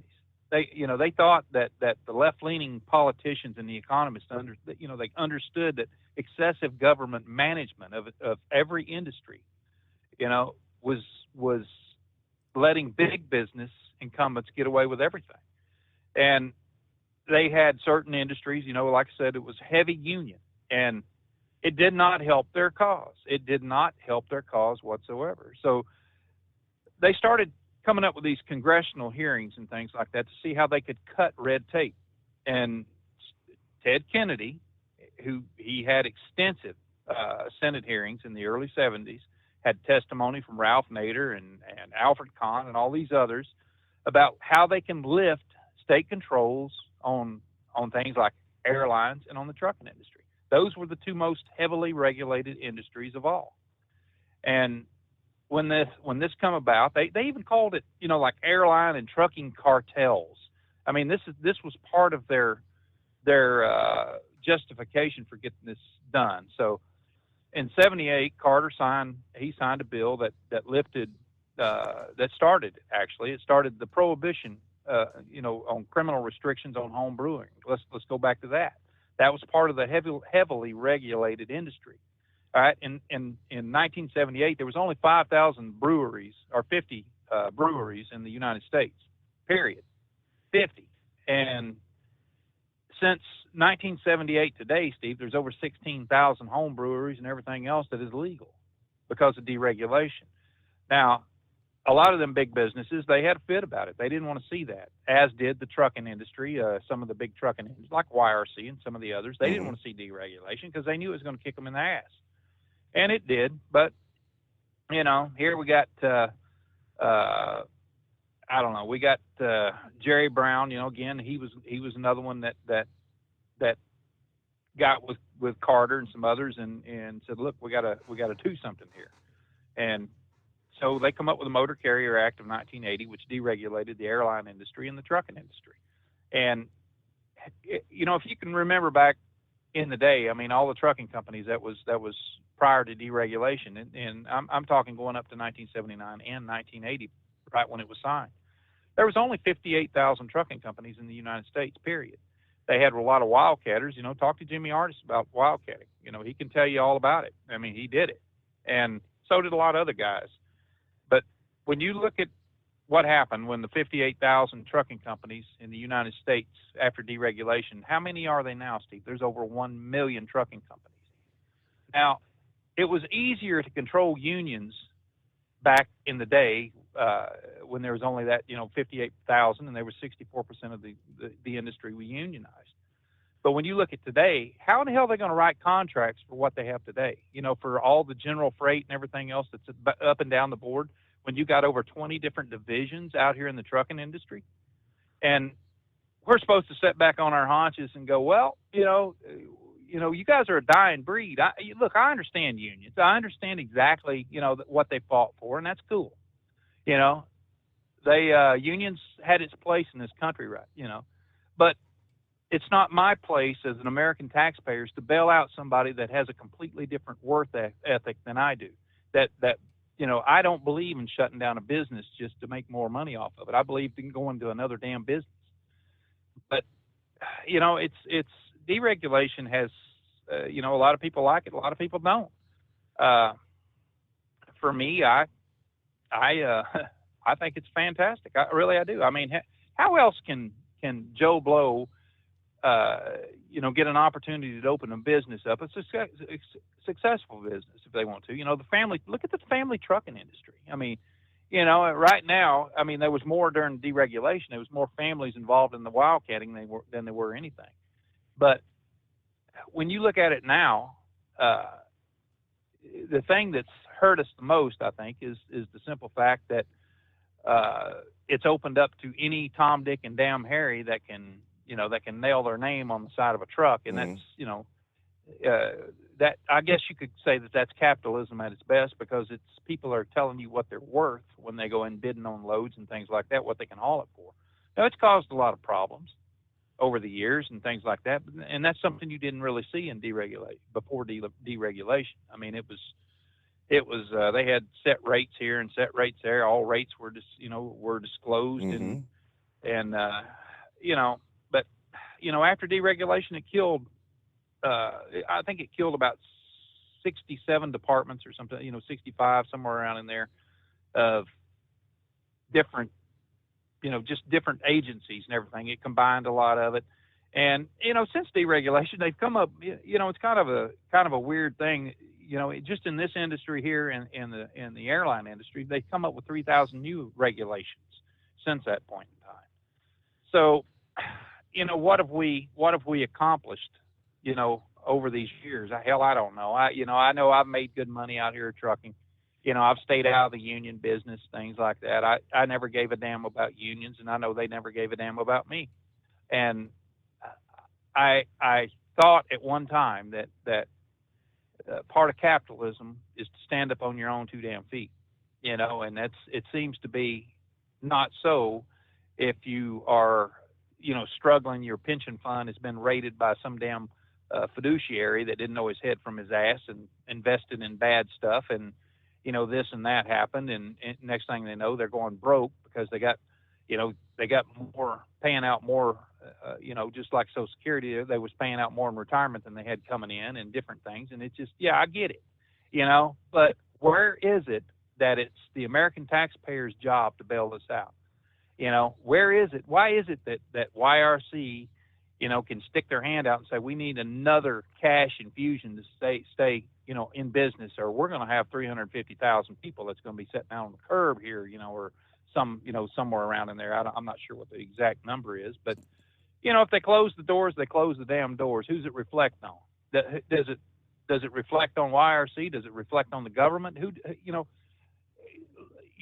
it? I mean, when we look at it, Steve, when you keep propping up businesses and stuff like that, and they expect that handout every damn time you turn around, knowing they're going to get it, if there's a little quid pro quo on the campaign trail, saying we'll give it back to you if you just give it to us right now. Let's make it look right. Man, I don't care. I don't care. Like I said, I don't give a rat's ass if YRC goes under or not. I hate seeing anybody lose their jobs, but I don't know of one person that's going to stand on the corner there and say, hey, I hope you do well in your life, and everything, or your trucking business, succeeds. No, hell no.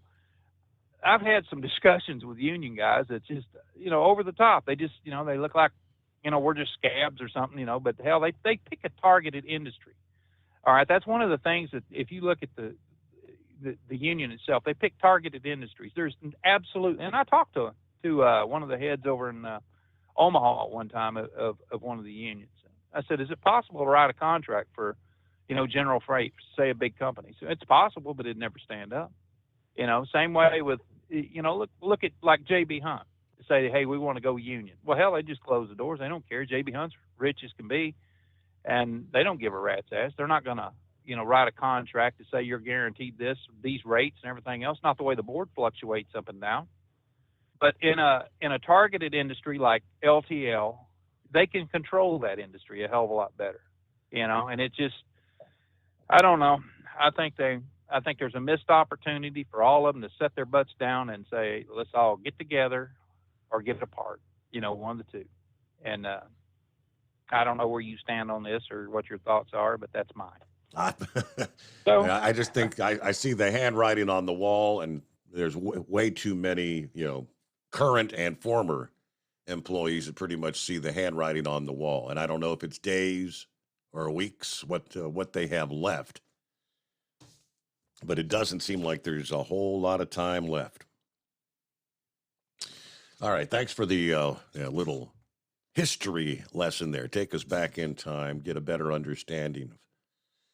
All right, it is 844-844-3388. Yes, indeed, the heat wave has been baking Texas for 2 weeks, triple-digit temperatures across large swaths of the state nearly every day. Temperatures, not the only thing setting records, though. The Electric Reliability Council, which manages about 90% of the power grid, reported unofficial monthly and all-time records for electricity demand were hit on Tuesday as the air conditioners whirled around the clock trying to beat the heat. According to ERCOT, the previous June record for power demand was last year, 76,681 megawatts used on June 23rd. Well, Tuesday, that record was broke when usage peaked at 80,828 megawatts. Not only does this figure break a June record, it also breaks the all-time peak demand recorded on the power grid. That previous record set on July 20th of last year. 80,148 megawatts in one day. That means the record was broken about 3 weeks earlier than when the last all-time record was set. Now, they do say that the measurement from Tuesday is a preliminary number, making the record-breaking statistic unofficial at this time. Official demand records are not confirmed until the settlements and the data has been finalized, which could take several days, they said. Of course, earlier in the spring, they had warned people about a shortage of dispatchable energy or power that can be brought online with short notice in these extreme conditions. Data shows for the first time that the peak demand for electricity this summer will exceed the amount we can generate from on-demand dispatchable power.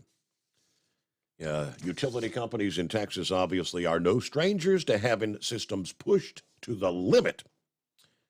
But it was the winter weather, 2021, when the crippled the grid that left millions of people without electricity for days during some of the coldest temperatures they had experienced in decades. All right, Hillbilly, what's going on here on a Thursday? Good morning, Steve. Heard on your newscast and seen it on the news that they recovered the submersible and had it in port there. Yes, they got some people. And one of these reports says that they're saying they believe there were some human remains actually included, that they've got a test, but they believe there's some human remains included. I'd be surprised. I really wouldn't be if there is. But I guess it'd be like a film or something, if you know what I mean. I hate to say it like Right. that. Yep, I know, yeah. It sounds more of it, but I guess it's more for the investigation of why it failed and stuff like that. But to this yellow thing, I guess the writing on the wall is they're about ready to. It's not looking good for them at all. I mean, I'm sorry for the drivers, but for the last 10 or 15 years, they've given in so much. I mean, I don't blame them for not wanting to give no more, and I don't see where it's a breach of contract like they're wanting to sue for. I think that's just idiotic. But I think that's just a scare tactic for them to go to the tables, in my book. But I listened to Monkey Gouger last night while I was waiting to get loaded, talking about all the unit companies that gone under in his career. Mm-hmm. I got thinking about it. It has been a bunch of them. I mean, there ain't but a handful of companies are a union now. In my thing. Oh yeah, I mean, and that in part is one of the big contributing factors to the demise of the pension fund. Supposedly, I mean, you had so many that were contributing to, say, the Central States Fund, and each company that goes under, the remaining companies try to keep contributing to keep the fund going. But when you have double or triple the number drawing from the pension retired versus the number they're now paying in, that's to some extent. Now, they did bring in the, what do they call it, the fiduciaries, whoever was handling the money and making investments, and they made bad investments that lost tons of money for the fund. Right. And then I guess they lost that $700 million that they got from COVID funds. I mean, that's American tax dollars. That wasn't unions. I mean, absolutely. They shouldn't have got it. Now I'm going to go on to politics a little bit. Didn't I hear right that they're missing like $230 billion of the COVID fund, that they don't know what happened to it? Yeah, but that's I guess it was COVID relief fraud. 271 billion, was that the number? Something like that. I'm like, so did the politicians figure out a way to put it in their pockets, or? Where did it go? Right, and everybody's worried about Trump taking the secret documents, but I think every president's kept documents from their terms. I mean, look at Biden when he was just vice president, had all them documents in his garage. I mean, I think it's normal flow what was going on, but they don't like Trump, so we got to go after him. But that's just my opinion on that. But it's scary to see that much money disappear and they don't know what happened to it. It's like, okay, somebody was supposed to be watching this. Why aren't they held accountable? Is my book. Mm-hmm. Take on it. I mean, they're the ones that need to be prosecuted and put their feet to the toes and find out what actually happened to it. But I think it'll be swept under the rug, and it's in the news for a couple of days and it'll disappear. We won't hear nothing else about it. Like always. That's the way the way the news cycles work. You are correct. Yeah. All right, I got a little more on the COVID fraud. I guess it was the Inspector General's report. And I mean, the numbers were a whole lot bigger than the initial estimates were as far as fraud. I mean, especially going back into the early days when they had these, the Payment Protection Program, the PPP loans, as they called them. You know, the bad guys are always looking for a way to make an easy buck. And I guess, you fill out a few forms. And remember, most of this was being done online. And, more than $200 billion. That's the new estimate from the federal watchdog. The number issued Tuesday by the U.S. Small Business Administration Inspector General. Much bigger than the previous projections, and it kind of underscores how vulnerable the Paycheck Protection and COVID-19 economic injury disaster loan programs were. The report said at least 17% of all of the economic injury disaster loan and PPP funds were actually dispersed potentially to fraudulent actors. The fraud estimate for the economic injury loan program is more than $136 billion. That's 33% of the total money spent on that program, like 1/3 of the program. The Paycheck Protection fraud, the estimated $64 billion. Wow. Now, in comments attached to the report, a senior SBA, Small Business Association official, tried to dispute the new numbers. He said the Inspector General's approach contains some flaws that overestimate the fraud and unintentionally mislead the public to believe that the work we did together had no significant impact on protecting against fraud. I guess the previous estimated fraud for the COVID program, the loan program, was $86 billion, and the Paycheck Protection Program was at $20 billion.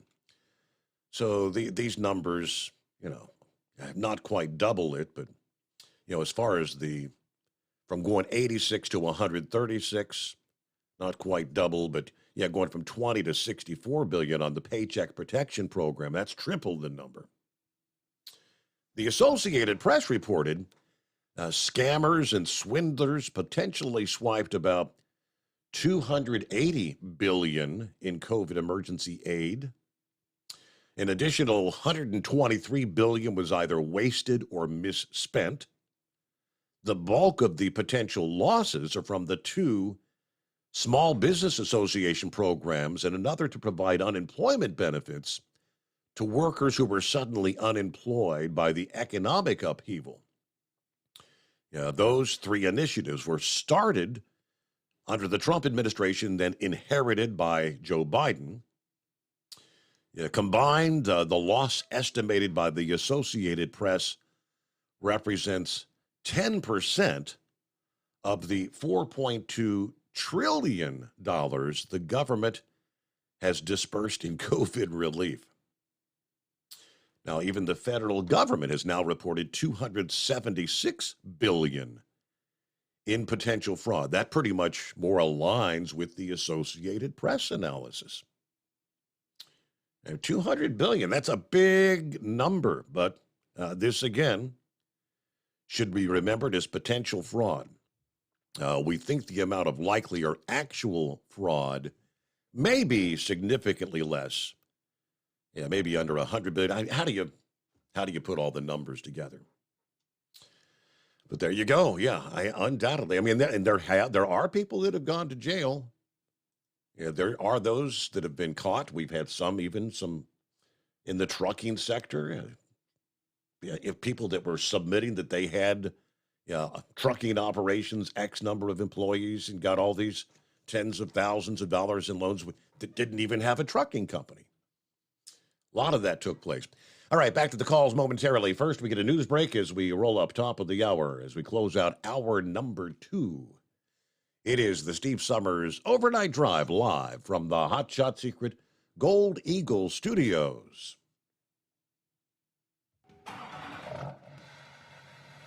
PureFlow Air Dog, your leader in fuel air separation system technology. Our systems filter out water, particulates down to 2 micron, and remove all of the air out of your diesel fuel. This allows for nothing but pure, clean diesel fuel to reach the expensive injection system equipped in your vehicle. Not only do our fuel systems protect, they also come in a variety of flow rates to meet your performance needs. Our systems are compact and use OEM-style fittings for an easy installation. Learn more about our product at www.pureflowairdog.com and be sure to follow us on Facebook and Instagram. Protect your investment with PureFlow Air Dog. At Hot Shot Secret, we listen to our customers. Everyday Diesel Treatment delivers a 6-in-1 premium fuel treatment for every fill-up, every time. Our fans call it EDT. I'm Nathan from Ellisville, Mississippi, and I drive a 2017 Ford F-350 Power Stroke. I've been using Hot Shot Secret EDT every tank for almost 3 years, and I've seen about 1.5 to 2 miles per gallon increase in fuel mileage. Everyday Diesel Treatment is available at truck stops, Tractor Supply, O'Reilly's Auto Parts, and online at HotShotSecret.com. Drivers, you demand that your equipment's reliable and dependable, and that also applies to your headset for communication. Well, our friends at Stellar Electronic have you covered. The Pluto Duo headset bundle is the best communication headset you can find in the industry. No matter the challenging environment you're driving in, the Pluto headset will make you sound crystal clear all the time thanks to their 99% noise cancellation. And the Duo's not only a stereo converter for the headset, but also a power bank so you can charge as you go. Learn more at StellarElectronic.com or visit them on Facebook. Hey there, listening friends. I want to remind you, don't forget you can get 10% off your entire order at HotShotSecret.com by simply using the coupon code Overnight Drive. Keep the bugs off your glass and the smokies off your... This is the Overnight Drive with Steve Summers. USA News, I'm Ryan Daniels. House Republicans are releasing WhatsApp messages allegedly written by Hunter Biden as he worked on a 2017 business deal with a Chinese energy company. Lisa Taylor reports. In the messages, the president's son says $10 million needs to be invested annually and boasts that the Bidens are the best at doing what the chairman of the company wants. Republicans say the chairman was a Chinese oil tycoon who went missing in 2018. The messages are part of the House Oversight Committee's investigation into an alleged influence peddling scheme by the Biden family. President Biden has denied being involved in his son's overseas business dealings. I'm Lisa Taylor. An IRS whistleblower is defending his claims Hunter Biden got special treatment from the Justice Department in his tax case. IRS investigator Gary Shapley told several news outlets this week the U.S. attorney investigating the president's son was blocked from bringing charges outside of Delaware. President Biden is laying out how his policies to grow the economy from the middle out and the bottom up are working. This vision is a fundamental break from the economic theory that has failed America's middle class for decades now. It's called trickle-down economics. While speaking from Chicago, Biden claimed the U.S. now has the highest economic growth among world economies since the pandemic. Wall Street closed Wednesday with stocks mixed. At the closing bell, the Dow lost 74 points. The Nasdaq had gained 36. It's been a long day for many U.S. air travelers thanks to severe weather causing more than 4,800 flight cancellations and delays. This traveler says he doesn't know what to do next. We don't know if we should go to another hotel for a night. If we can get it, we just want to go back home. America's biggest and busiest airports are the hardest hit. Debris has been found of the imploded Titan submersible that contains presumed human remains of 5 people. This is USA News.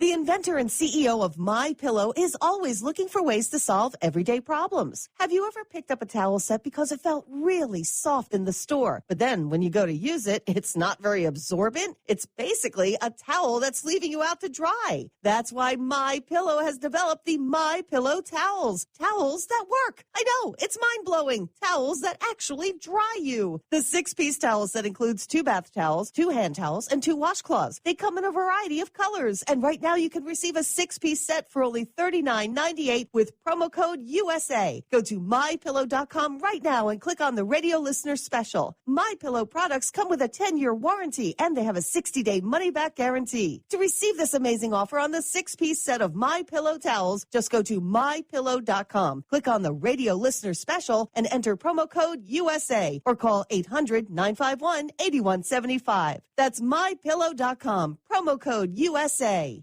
President Biden took time in a landmark address Wednesday to call out success stories in the U.S. economy since his time in office. Biden also called out former President Trump and Republicans for giving tax cuts to corporations and the wealthy. My predecessor enacted the latest iteration of the failed theory. Tax cuts for the wealthy. It wasn't paid for, and an estimated cost of his tax cut was $2 trillion. Well, speaking from Chicago, Biden claimed the U.S. now has the highest economic growth among world economies since the pandemic. Police have released the dramatic body cam footage of the deadly mass shooting at an Allen, Texas outlet mall last month. Tony Waterman says it's the first visual insight into the rampage that left 8 people dead and 7 others injured. The 5.5-minute video starts off quite casually. Then gunfire can be heard. The lone officer races off, tracking down the sound, passing victims on the ground before, breathless, he takes down the gunman. The Allen police chief says the video shows how quickly a routine interaction with the public turned into a life-and-death situation. The video was released a day after the police officer was cleared by a grand jury of any wrongdoing. President Biden's now using a CPAP machine to treat his sleep apnea. Reporters saw indentations from the machine straps on the sides of his face this morning, started asking questions. White House notes he's disclosed his history with sleep. Omaha Steaks Burger Perfection Flight, made from single cuts of real aged Omaha steaks, rewrites the book on burgers. Go to omahasteaks.com. Use promo code TREAT at checkout for an extra $20 off your order, plus free shipping when you order the $79.99 Burger Perfection Flight. A fantastic array of pure ground steak on a bun burger greatness. For $20 off the Burger Perfection Flight, use promo code TREAT at checkout at omahasteaks.com and discover your new burger obsession. Minimum order may be required.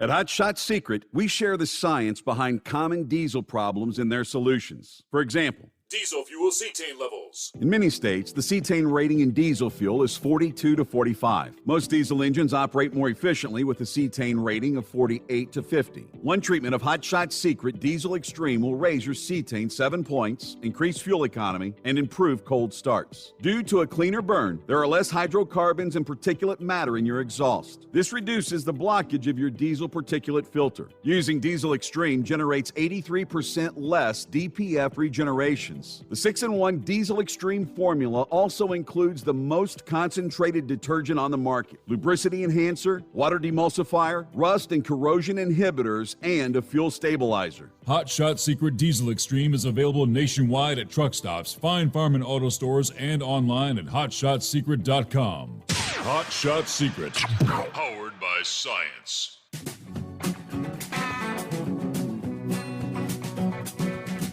All right, another hour. Here we go. Underway on a Thursday. Yeah, Coast Guard this past day announcing that, quote, presumed human remains were found in the wreckage of the Titan submarine. U.S. medical professionals will conduct a formal analysis of the presumed human remains that have been carefully recovered within the wreckage at the site of the incident. From the official Coast Guard statement, it's not clear what the details are surrounding that revelation. I mean, there were a lot of experts have stated that nothing would be found given the immense pressures placed on the carbon fiber hull. Now, earlier yesterday, prior to the Coast Guard statement, the Richland County coroner told the Daily Mail that chances of recovering any human remains would be highly unlikely. There is a possibility, she said, but given the environment that this happened in, it's highly unlikely. But even on land, you have animal activity, and in an expansive ocean, so many animals and creatures, and the pressure down there, unlikely, I think, to find any human remains, certainly in whole parts. Now, it would be very difficult to ID remains given the conditions in which the implosion happened. It will be difficult to ascertain who they belong to. I mean, their bodies would have sustained extensive thermal damage, blunt force trauma from the implosion. Now, these are things we know as fact. Coast Guard had not issued any sort of a statement identifying which remains belong to which sub-occupant. They wouldn't know that, but I don't know what kind of... at some point, obviously, we'll learn more. But all right, Eagle, what's happening here on a Thursday morning? Okay. Can you hear me now? Go ahead, Eagle. What's going on? Okay, yeah, I got a couple things tonight. Yeah, I thought I was through talking about the submarine last night, but then all of a sudden they come up with some new information about the sub. I heard some interesting facts that if people put two and two together, people can figure it out if they want to. If you go on to TikTok, Steve, there's a video. There is a video of something that resembles the Titanic.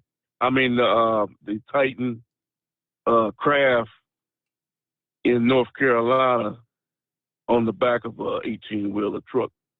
Now, I don't know if they had two of these Titans. I don't know how many Titans or how many of these things there, but there's a video of a craft on the back of an 18-wheeler truck in North Carolina. So you people could put two and two together and figure that out on whether this, because they determined they got parts of of this sub. They claim that they brought them out of the ocean and it's supposed to be the debris. That's what they say. So there's only 4 or 5 people that know the truth about what really happened. And those people no longer can talk no more. They are either there at the bottom of the damn ocean or dead or something. So we'll never really know the truth on what really happened as far as the people go. Now, it gets back to the other thing, Steve, with Joe Biden. Joe Biden's, from what I'm hearing now, Steve, a Democrat and his boss, Barack Obama, they are determining that Joe Biden might not be the man for the job. They may have to look elsewhere for another individual. And Kamala is not the answer. If the Kamala was the answer, they already gave her the job. But they know that they know Kamala's not up to it. So there'll be some names popping up, Steve. There'll be people coming up in the next couple of months that you never thought about. That your listeners or anybody else ever thought about trying to get the presidential Democratic position. Because like I said, Donald Trump, he basically has the Republican deal locked up unless they put him in jail, which they're trying to do. And not only put him in jail, but throw away the key so he can never get out. If this guy Jack Smith, if that's his real name, just like Donald Trump says, that's a real strange name, Jack Smith. So this guy here, they claim that he's the man for the job, and I'm sure that he's gonna do everything he possibly can to lock Trump up on some bogus charges that Trump never had nothing. Some papers saying I don't know how many times they don't try to screw Donald Trump, Steve. At this point, it don't get so ridiculous. They need to be focusing on the big guy, as Pappy call him and other people. I don't know why they call him the big guy, but Joe Biden ain't nothing big about the guy. But like I said before, Steve, like I told you last night, Biden is. So I'm not getting upset anymore about all these crimes in Hunter Biden and all this other garbage that these guys do. All I do is so because I realize now nothing's going to happen to Joe Biden. He has the FBI, DOJ, and all these other people in his back pocket, and he knows that. So he's going to continue doing what he's doing. Like I told you last night, Steve, he sent another truckload of money over to Ukraine. Nobody tries to stop him. It's basically letting him do what the hell he wants to do. So it's not, all your listeners out there, don't even waste your time getting upset, and don't even think nobody's going to get justice, especially Donald Trump. So we'll see what happens where it all turns out, Steve. And one other thing before I hang up with you about Yellow, I agree with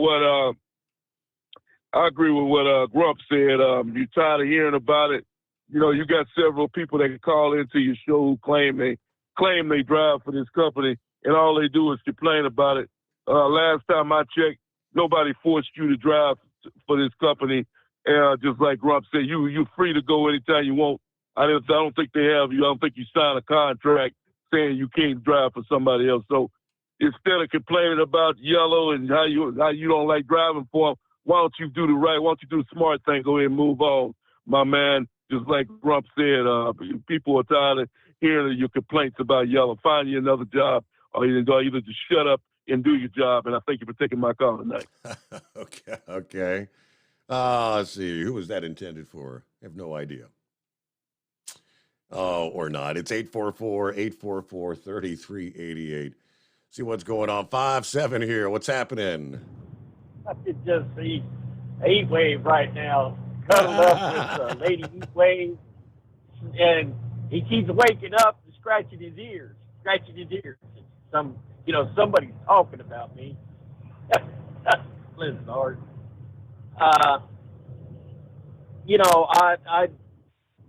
My dad was beat up in '58 and injured severely, and couldn't get back into trucking because his company went union. He didn't want to go that way. He was a friend of the boss. And, during the 50s, our economy was slow. So the boss went out and bought him a truck. It was in electronics, delivered from Akron all over to Pittsburgh, and a little 6-wheel job, GMC with a Army tarp canvas back, and all the way down into Marietta and back up to Akron, and that's, the man went out and put him to work. So he didn't want to, betray the man. He was out of work for 2 years because he was sort of banged up so bad. And whenever he went to try to go back there to that company, the boss had no control over it anymore. It was a union shop. He had to find another work and it basically tore up the family. And my sisters and I end up in an orphanage situation. Then turn around, like my brother-in-law, I end up in a union household. He worked Goodyear Tire and Rubber, and we really did for 7 years, lived a good life. And so if I could go all over the road with this, but and then when I joined, when I started driving an oil company, gasoline hauler, same thing. They decided to go union, and I didn't. Well, actually, I was laid off, and I got another job, and all of a sudden, the guy I was working for, there's a tanker out there. And I had to face the same doggone thing my dad faced, but they didn't beat me up. I can honestly say I see what the unions has done for a lot of us. They did stand up to the businesses And a lot of times, even a non-union business will pay you a decent wage just for fear that the unions might move in. So there's a balance there. But I know, talking to like Heatwave, since he's not here, listen, he was on site with the unions, you know, and he would talk about conservative ideas, and they would just attack him. It basically, the unions is nothing more than a hand of the Democrat Party, and they just verbally attacked him and his ideas. Yeah. So as far as as far as the leadership goes at the top, I mean, there's a whole lot of union members that are not Democrats and didn't vote for Biden. I know there's union members that voted for Trump, but yes, but the leadership. Traditionally, the Teamsters have always endorsed the Democrat, whoever it's going to be. Yeah, and these guys invested their time in it. And by the way, Bidenomics, I'm using it. I love it, Bidenomics. You don't have to worry about it, guys. YRC, UPS, listen, Bidenomics is a busting economy. So that's the answer to all your problems. It's called freight. There you go. We're good. If they got a good economy, freight's got to get moved. Now, the reason I called, I sat there time and time again. Everybody's showing the same, where the reporters are asking the, government officials, spokesmen, was Biden there next to Hunter on that phone call when he was, or on the text where he was strong-arming a Chinese official? Was he? They won't address it. They won't say anything about it. I love my chocolate peppermint patty, or chocolate Shirley Temple. She says, no, I answered this question. Just, you can't, I'm not going to say any. I mean, she kept, and then she goes to a friendlier like NBC or whatever, and now all of them are asking it, was Biden president? And hey, it's easy to find out. I mean, the Secret Service is right there with that president at all times. If you know what date that was put out, that information that he did this, strong-arming, all you got to do is find out, where was he? Was he in the plane with the president? Was he at the White House? Or where was Biden whenever this happened? So they're going to be easy to find out, what, this guy sitting next to me is. And I just hate to think that our country shouldn't be going around strong-arming people. But by God, it just fits into the family trait, because when you read what that guy Hunter was putting on to this Chinese guy, it's the same thing that Biden was sitting around boasting about doing in Ukraine. So, yep, it's hey, listen, a lot of this stuff's coming out, and a lot of, Jim Jordan, all these people are keep pushing and pushing and pushing. The FBI keeps on saying, I love Josh Hawley was going after an FBI, said, are you going to release this paper? It's unclassified, right? And FBI assistant director said, yeah, it's unclassified, but we got to take it. But no, who are these people? I mean, these guys have to answer to a higher power, and that's the people in our government. I mean, it really needs to be pressed on them, and I do hope this is an issue that if we do make it, get Trump in there, we need to get a whole lot more than just Trump. And you need to get good people. It's just like Ray Barr. I mean, we thought he was something. Yeah. But man, he collapsed on him. Trump yelled at the president when the president said, all right, you've got the laptop, use it. Trump should have kicked him out. He's got another one right just there. Don't worry about what the people are saying. This General Milley's running around right now claiming that he kept Trump from going to war. Excuse me. Donald J. Trump was never one to want to go to war. He'd rather negotiate and find, so he can build a doggone Trump Tower in their country. He just doesn't. It's just even his personality. And Mark Milley's trying to say he was governing the country under Trump, I guess. But it's just amazing. But listen, the only reason why we're getting this information, can you imagine if Republicans stood down and didn't go vote? The only way is we got the House. And we got that little bit. It's doing nothing but tormenting. I'm sorry, but, Barr's trying to hang on to his reputation.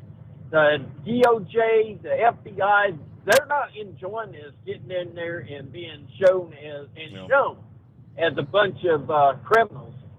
So this is going to break somewhere along the line. And hey, there's a distinct possibility. Merrick Garland may actually get impeached. They are seriously pursuing that. You got Christopher Wray, who will be he's being hauled in to testify. I think it's the Oversight Committee. I believe they've got that slated for July the 12th. So in a couple of weeks, they say, boy, he's got a lot of questions to answer. But you're right. Elections have consequences. Hey there, Dan. What's happening? Hi, Steve. Well, Grump gave a pretty detailed history of the deregulation of the trucking industry. But one thing that he left out is that the Teamsters had always, under James Hoffa Sr., the first Jimmy Hoffa, was a mutual hatred on the part of him and the Democratic Party. The Teamsters had never endorsed a Democrat until they did Clinton in 1992. And that was under that Ron Carey, who was a Teamsters for a Democratic Union, TDU. And then, of course, I don't think he went to prison. He died, I think, before he could stand trial. But the Kennedy, when he brings up Edward Kennedy, Ted Kennedy, his name's Edward, brings him up, and Carter, and I appreciate him doing that, because there's a mistaken thought that it was Ronald Reagan that started deregulation. No, it was Ted Kennedy, and it was the Democrats, because the Teamsters were always Republican. I started before deregulation as a college student in the summer, and it was a very strong union, and deregulation is what broke it. But the problem that you run into that, Steve, like I live in suburban St. Louis. We haven't had our trash picked up regularly for the last 60 days. Because why? Well, it's fine they're non-union, the trash hauler that they had. They found one that is union now. The city has. But who are you going to get to drive a trash truck, as the trash hauler told me when I went out to give him a few extra dollars to take the yard waste too. Who wants to work for $18 an hour and have a CDL license, Class B, air brakes, and the hazmat endorsement? Are they crazy? Yeah, you could get that type of a contract, but who wants to work for $18 an hour? Mm-hmm. And you're seeing the same thing now happening in the airline industry and in the school bus industry. People want a pension. People want health insurance. They don't want to have this young man driving the trash truck said, my health insurance is costing me $550 a month for a family plan. He goes, that's close to what I make 1 week. So, you're causing a disruption to the services that people need. Mm-hmm. And the other thing that Grump didn't say, well, he didn't complain about the American Trucking Association. I consider them a union. a union and he may be a member of the owners of the trucking industry. And they certainly split their ways around the halls of Congress and have their lobbyists on K Street, as does other industries. To me, the only place that unions aren't allowed are in communist countries. You work for what they tell you to. And it's the union men and women. A lot of times, there was an article in the St. Louis paper about the union people are standing up that work at Anheuser-Busch to the woke company, the corporate people. They're the ones that are anti-union. And so that's kind of how I feel about it. I mean, I'm in the union, and I am a participant in that pension. Do I think it was right? Well, probably not. You know what I'm saying? For the taxpayers to bail out our pension. Yeah, I mean, what is it? But was it right that YRC? Don't think that the people that put the money gave yellow or whatever they call the thing, Yellow Roadway. Don't think that they haven't gotten their money back. This started 15 years ago. They just keep lending more money to them. Was it right that they came in? And that's a question of mismanagement. Some of these companies, the one I work for, they buy a company, and 90 days you don't know the other company existed. Who ever heard of one company buying 4 other companies? You got to keep in mind, New Penn, which you may remember that name, was the most very profitable. I have one time the most profitable truck line. Yeah, LTL. there were several. Roadway was a successful company. New Penn, very good. I think Redaway was doing all right. But hey, we got to pause there.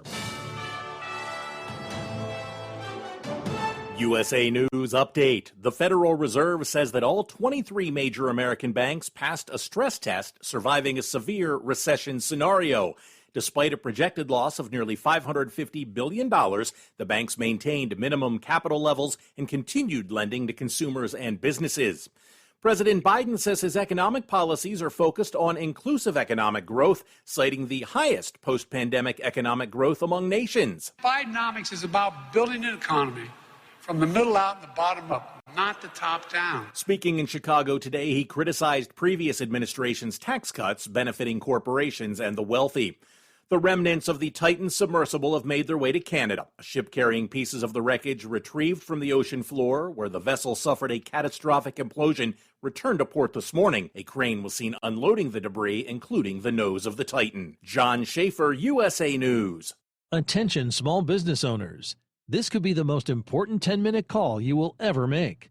You could recover up to $26,000 per employee today. And all you have to do is make one short 10-minute call to take your business up a notch or bounce back from these difficult couple of years. Omega Accounting Solutions can help you recover any payroll tax overpayments you made during the pandemic. You may even be eligible to receive up to $26,000 per employee. All it takes is a quick, easy, free 10-minute ERC consultation to determine if you qualify. Omega is the small business champion, with teams dedicated to maximizing tax credits.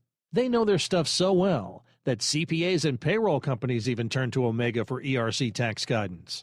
Call 800-300-9ERC. That's 800-300-9ERC. 1-800-300-9ERC. Or visit OmegaTaxCredit.com. At Hot Shot Secret, we share the science behind common diesel problems. For example, product claims without proof. Every trucker on the road has heard product claims about an additive that simply didn't match their experience. Proof is found from third-party testing by a recognized, credible source. That's proof. Hot Shot Secret's Stiction Eliminator will improve your performance and fuel economy. For proof, we engaged the Ohio State University Center of Automotive Research to conduct an EPA-certified fuel economy test with Stiction Eliminator on a FedEx truck. The 2006 B500 Freightliner with 247,000 miles. The test showed a 3.6% increase in highway driving fuel economy from Stiction Eliminator, an oil additive. The complete report from OSU is available for download at hotshotsecret.com. That's proof. Hot Shot Secret Stiction Eliminator, available at truck stops, Tractor Supply, O'Reilly's Auto Parts, and online at hotshotsecret.com. Hot Shot Secret, powered by science. For anything diesel, take it to Scheid Diesel. They provide a wide variety of services and diagnostics to determine what the problem is with the latest technology. From simple oil changes and preventative maintenance to fuel system diagnostics and repairs, engine rebuilds and cylinder head repairs, and rebuilds with our in-house machine shop. They also have on-site DPF cleaning for exhaust issues and DOT inspections. If your diesel is asking for some attention, Scheid Diesel has the specialist you need for anything diesel. Located in Terre Haute, Lafayette, Indiana, and Effingham, Illinois, Scheid Diesel has you covered. Hey, don't forget, as a listener to this program, you get 10% off your entire order at hotshotsecret.com by using the coupon code Overnight Drive. Attention all truckers, Dean Michael, the tax doctor here. I want to talk to you about those dreaded tax problems. I know you want to keep on trucking and not even think about them. Well, let's face it, they're not going away all on their own. You need professional help. I've been helping truckers put their tax problems in the rearview mirror for years. I can help you too. Call me for a free consultation at 888-632-4506 or go to mytaxhelpmd.com. It's like I always say, keep your eyes on the road, I'll keep mine on the IRS. 888-632-4506. How do you sleep on the road? After downtime, do you wake up well-rested and invigorated or tired, achy, and sore? Well, if it's the latter, you're not sleeping on the Big Rig Mattress. The Big Rig Mattress is a hybrid with an individually pocketed spring core that's engineered to deliver the best restorative sleep for your time on the road. Many drivers have said they sleep better over the road on the Big Rig Mattress than they do at home. Learn more about the Big Rig Mattress at thebigrigmattress.com or call 877-736-4233. Most standard sizes ship within 72 business hours. The Big Rig Mattress, 100% made in the USA since 2009. Because Channel 19's a little congested. Call Steve now at 844-844-3388. The Overnight Drive.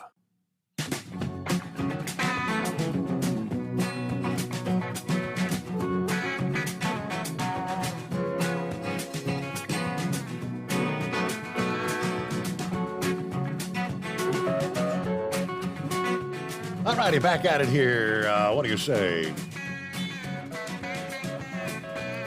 So we're starting to look toward the Independence Day weekend here, right? How's the weather going to shake out for our millions of travelers?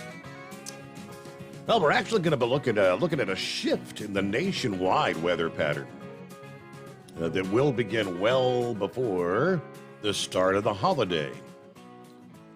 Some areas are going to be seeing some of the hottest weather of the season so far, while in other parts of the country, humidity is going to build to literally summer levels and increase the chance for thunderstorms.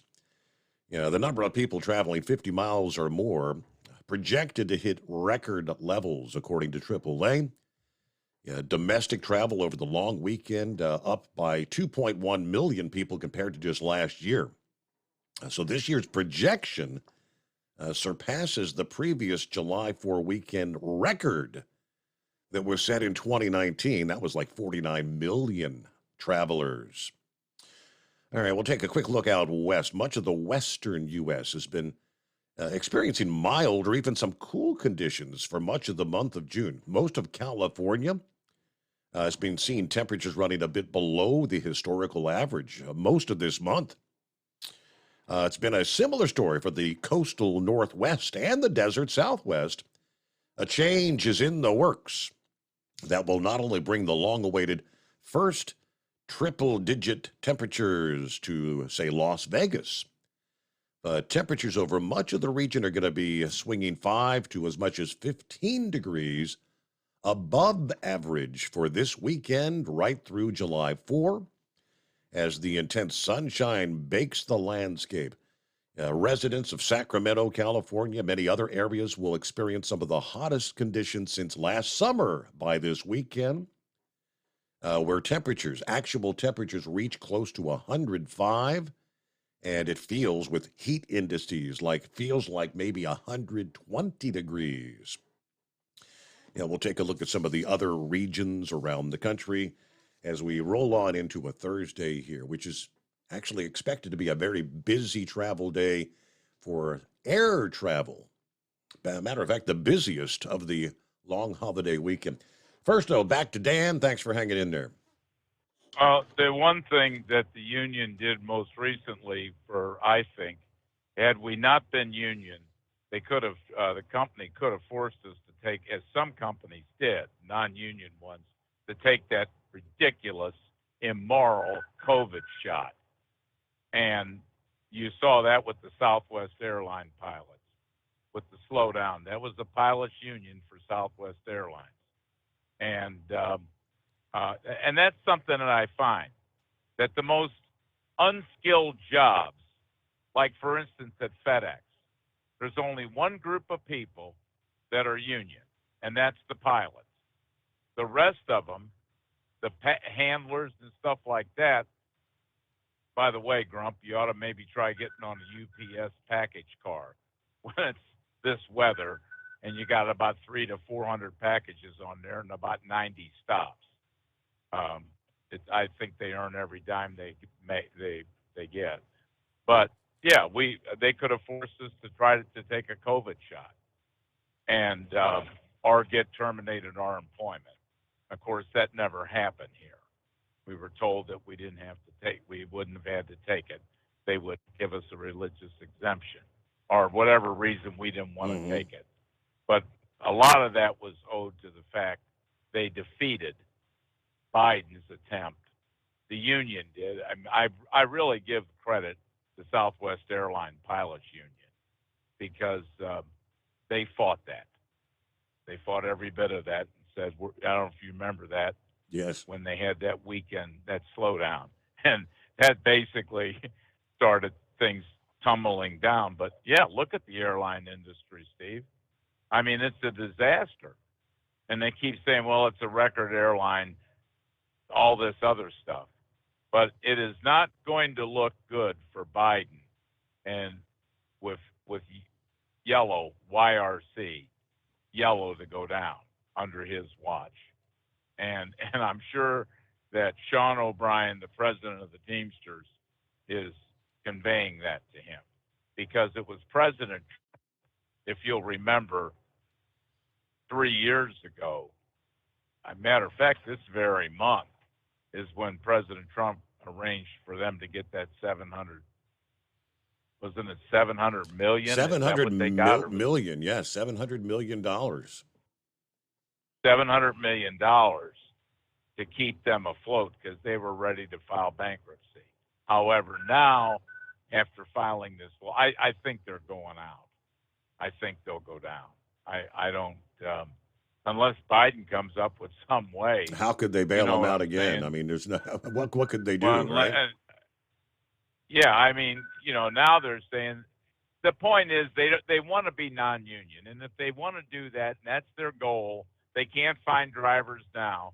Well, then file bankruptcy and try to amend the labor contract, renegotiate. I mean, I don't. Nobody's going to stay with them. I'm sure people are bailing like crazy, but I mean, I don't have any mercy on yellow investors. I mean, that's the thing. Because you go out and invest in a company doesn't mean a right that the government has to keep you. Taxpayers got to keep you alive. I mean that's or that you should be able to force people to work for you for nothing. I agree with Eagle. You don't like it, move on.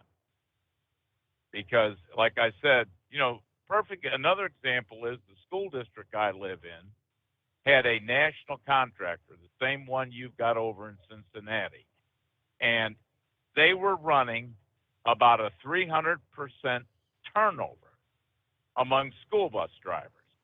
They were going out to other areas and bringing people in on vans. You can figure out what I'm doing. I mean, where this is going, to drive these school buses on roads that can be quite challenging because it's semi-rural, and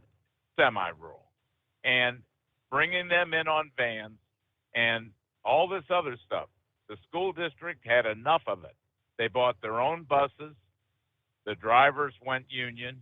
They're in the Teamsters, and they're making $27 an hour, which is above the average, which I think in St. Louis is $23 an hour. So but that's only 5 hours a day. But they have health insurance, and now they're getting awards from some of the national pupil transportation associations for the safety record and so forth. So that other company has gone on, I guess, to, you know what I'm saying? They go in, well, we'll cut your costs, we'll get cheap, well, basically we'll get cheap labor. Well, there's no more cheap labor. So, but anyway, I appreciate what he said, but I don't disagree with the right of a labor, and I don't know if he was saying there shouldn't be. I don't think he was saying that, but I mean, it's our right as freedom of assembly to have a labor union, freedom of court, and to join one. And but I mean, in this particular case, I do think that yellow is history. You know, I don't see, and maybe that's what the company wants. You know, they want to end it. They've gotten their money out of it several times. I think it's been 15 years. Yep. So, well, thanks a lot, Steve. I All right, appreciate you got it. Yeah, I mean, just in how, which I just can't gather how a company like that, when you get an infusion and you get the concessions and all those things that have been done to keep them afloat, and that's pretty much what Sean O'Brien's saying right now. I mean, yeah, many of those members that took cuts and were promised, you'll get this back and you'll get this back in time. Well, we're going to make it up to you. And now they're saying, well, we're out of money again. You know, we're not going to bail them out again. It's pretty much what he's saying. But all right, well, so we've talked, big company talk. Yeah, Yellow, UPS. How about we talk a little FedEx? Coming up here, we'll get to a class action lawsuit accusing the shipping giant FedEx of wide-scale odometer fraud. What's going on, Hippopotamus? Yeah, morning, Your Honor. Yeah, it's been a pretty interesting show to listen to there. Actually, it was pretty hard getting in on the phone line. So anyways, I don't know where to start. Grump mentioned something there about the Central States pension fund there. There's one of the major trucking companies, I believe, that doesn't participate in that anymore because they bought themselves out of it. I wonder how much of that has an effect on not having, that they took the one-time payment and where that money went, and not having the weekly or monthly or whatever it is, that they used to get a money there from UPS, because UPS isn't part of the Central States anymore. If memory serves, that infusion, that when they purchased their way out, I can't remember how many millions of dollars that involved. Yeah, that infusion of money, I think, was a good chunk of what they turned. I can't remember who they turned it over to invest, but whoever they gave them, they're the ones that invested all that money and lost a ton of it in the stock market. Bad investments. Absolutely. So anyways, but again, we talked about the money that the Yellows has and lost, and they want, employees to take, a lower pay rate and that. And again, my question goes to, what do the three-letter people make? What is the CEO of Yellow getting right now? And the CFO and the CEO and the CEO, all them others three-letter executives. What is their salary at this point? and what have they conceded? You know, have they, you know, have they turned in any of their stock options to say, hey, you know, well, of course their stock options probably aren't worth a whole lot at, what you say, 89 cents. It was or whatever down to is it was this year down now. to 80 cents at the closing bell yesterday. 80. Okay. So anyways, but I don't know. I guess we can go on and on. But again, you know, is there anything that's really too big to fail? You know, because we go back to the auto industries and you look at the names of auto manufacturers that aren't here anymore. You know, Hudson, Studebaker.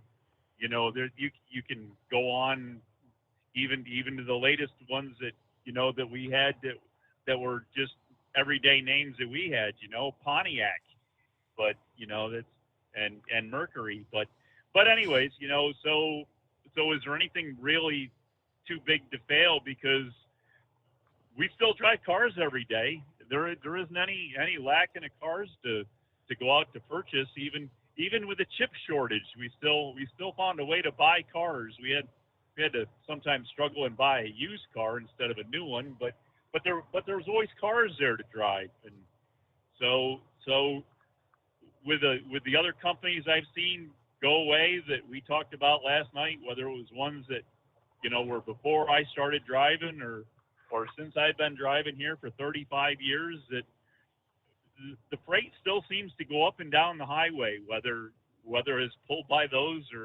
or whether it's you know, and it's up to the employees, it's up to the drivers. When you go and take the job and a company offers you a salary, it's your choice to take it or not. They aren't putting a gun to your head and saying that you have to take this job and drive our truck and this is all we're going to pay you.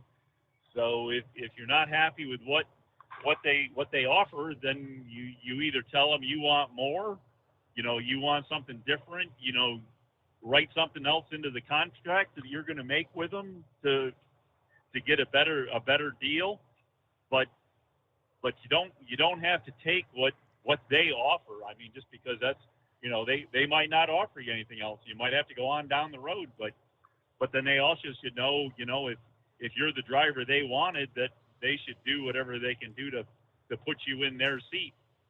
So I don't know.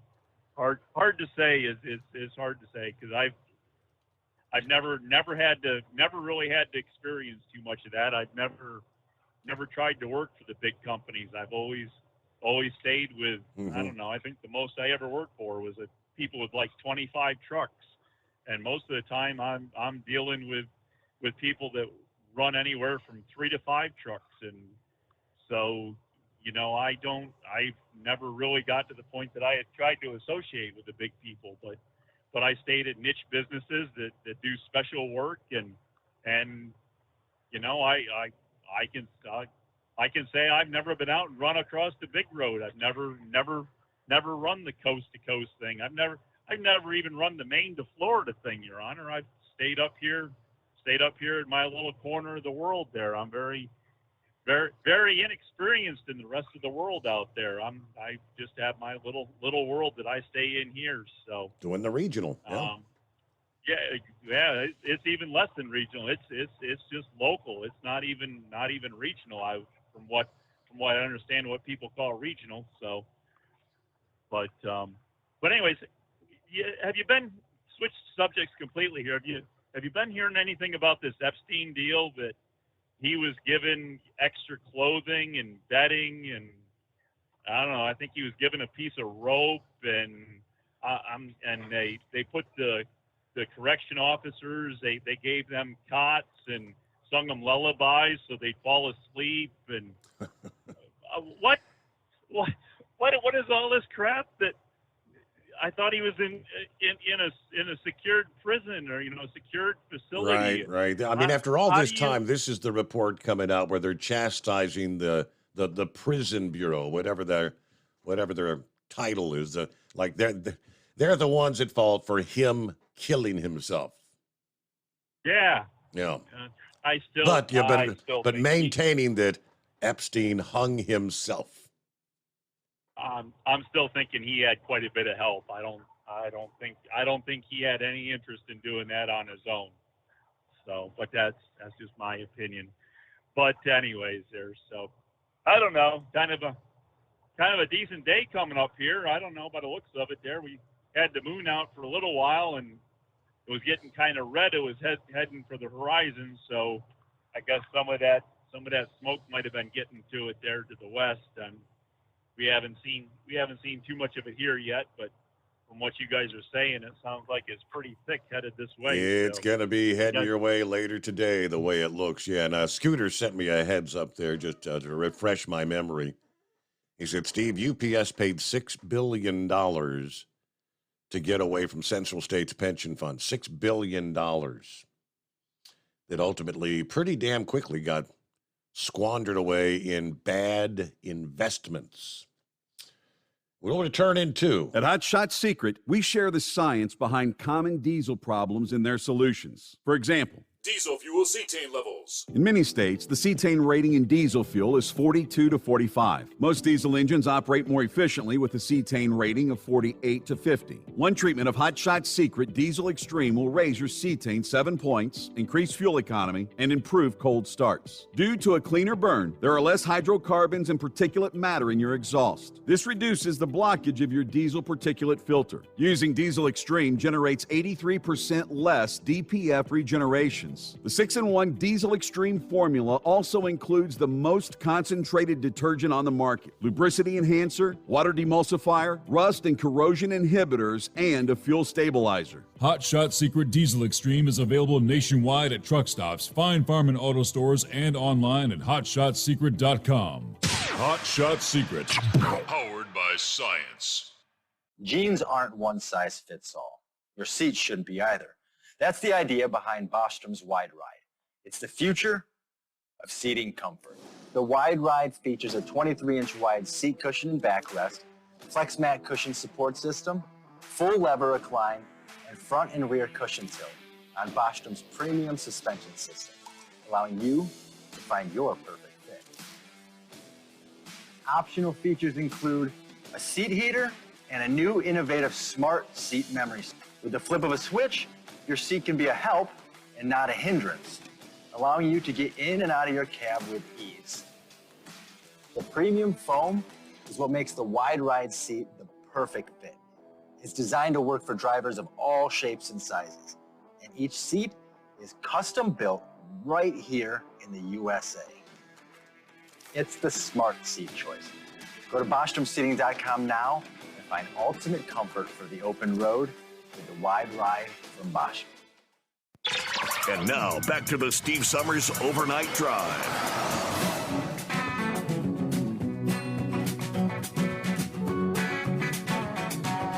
Well, there's an interesting stat I just came across from a little opinion piece in Reason magazine. They're kind of going off the New York Times report about Yellow Corporation in recent days. Talking about the $700 million that it appears the American taxpayers are going to be on the hook. But down into the heart of the story, yes, the auditors have been looking at that $700 million loan, which again we know now. We shared in the first hour that they're now saying they should have never got the loan to begin with. But when you take a loan, car loan, home loan, whatever it's going to be, I'll use a 30-year mortgage, for example. You've got your monthly payments laid out, and, of course, early in the loan, probably nearly halfway, you probably get the first 10, 15 years, you're paying more in interest payment. Interest is all rolled toward the front, right? You're paying more interest versus paying on the principal. The further you get into it, you get 15 years in, and then you actually get to the point where more of your monthly payment is actually going to the principal versus the interest. The banks make the bulk of their money on the front, right? How do you get a loan and essentially pay nothing but interest payments? Which it appears, for all practical purposes, that's pretty much what Yellow has done on their $700 million loan from the federal government. Yeah, let's see. Last month, the Office of Special Inspector General released the audit of that loan to YRC, which has since renamed itself Yellow. The auditors identified internal control weaknesses in the approval process. Treasury, for example, did not have specific measurable objectives to assess the loan's effectiveness, but that lack of rigor in the details. The audit notes that the loan is set to mature in September of next year. As of March 15th, Yellow had an outstanding loan balance of $729.2 million. They have made $54.8 million in interest payments and have repaid $230 in principal. You say what? That is not a typo, they say. More than 2 years into a 4-year loan, Yellow has paid a total of $230 toward the principal balance in one payment from June of 2021. Wow.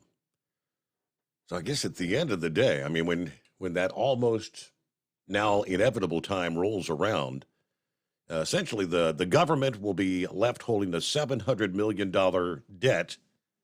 Well, I guess the good news is they'll own 30% of a bankrupt company. All right, news break time. PureFlow AirDog, your leader in fuel air separation system technology. Our systems filter out water, particulates down to 2 micron, and remove all of the air out of your diesel fuel. This allows for nothing but pure, clean diesel fuel to reach the expensive injection system equipped in your vehicle. Not only do our fuel systems protect, they also come in a variety of flow rates to meet your performance needs. Our systems are compact and use OEM-style fittings for easy installation. Learn more about our product at www.pureflowairdog.com and be sure to follow us on Facebook and Instagram. Protect your investment with PureFlow AirDog. At Hot Shot Secret, we listen to our customers. Everyday Diesel Treatment delivers a 6-in-1 premium fuel treatment for every fill-up, every time. Our fans call it EDT. I'm Nathan from Ellisville, Mississippi, and I drive a 2017 Ford F-350 Power Stroke. I've been using Hot Shot Secret EDT every tank for almost 3 years, and I've seen about 1.5 to 2 miles per gallon increase in fuel mileage. Everyday Diesel Treatment is available at truck stops, Tractor Supply, O'Reilly's Auto Parts, and online at HotShotSecret.com.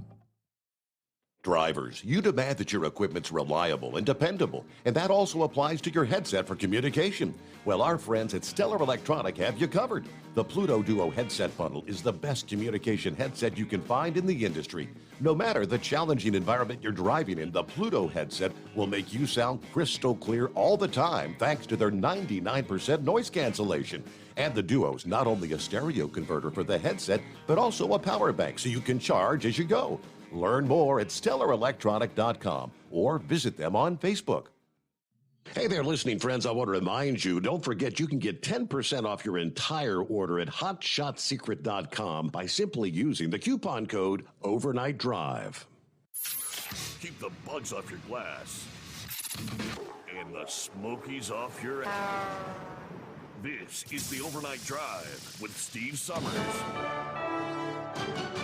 USA News, I'm John Schaefer. It is another rough day for air travel with 1,500 cancellations and more than 3,300 delayed flights. The TSA's Patty Mancha says travelers around the holiday weekend should pack some patience. If you're traveling this week from Friday to Wednesday, you're going to wait.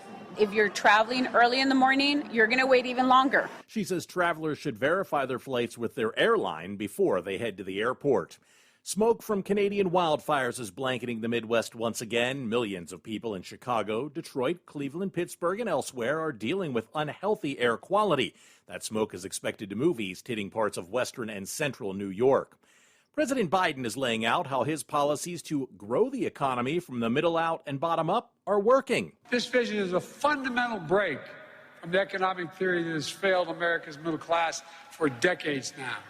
It's called trickle-down economics. Speaking in Chicago today, Biden claimed the U.S. now has the highest economic growth among world economies since the pandemic due to his administration's strategy.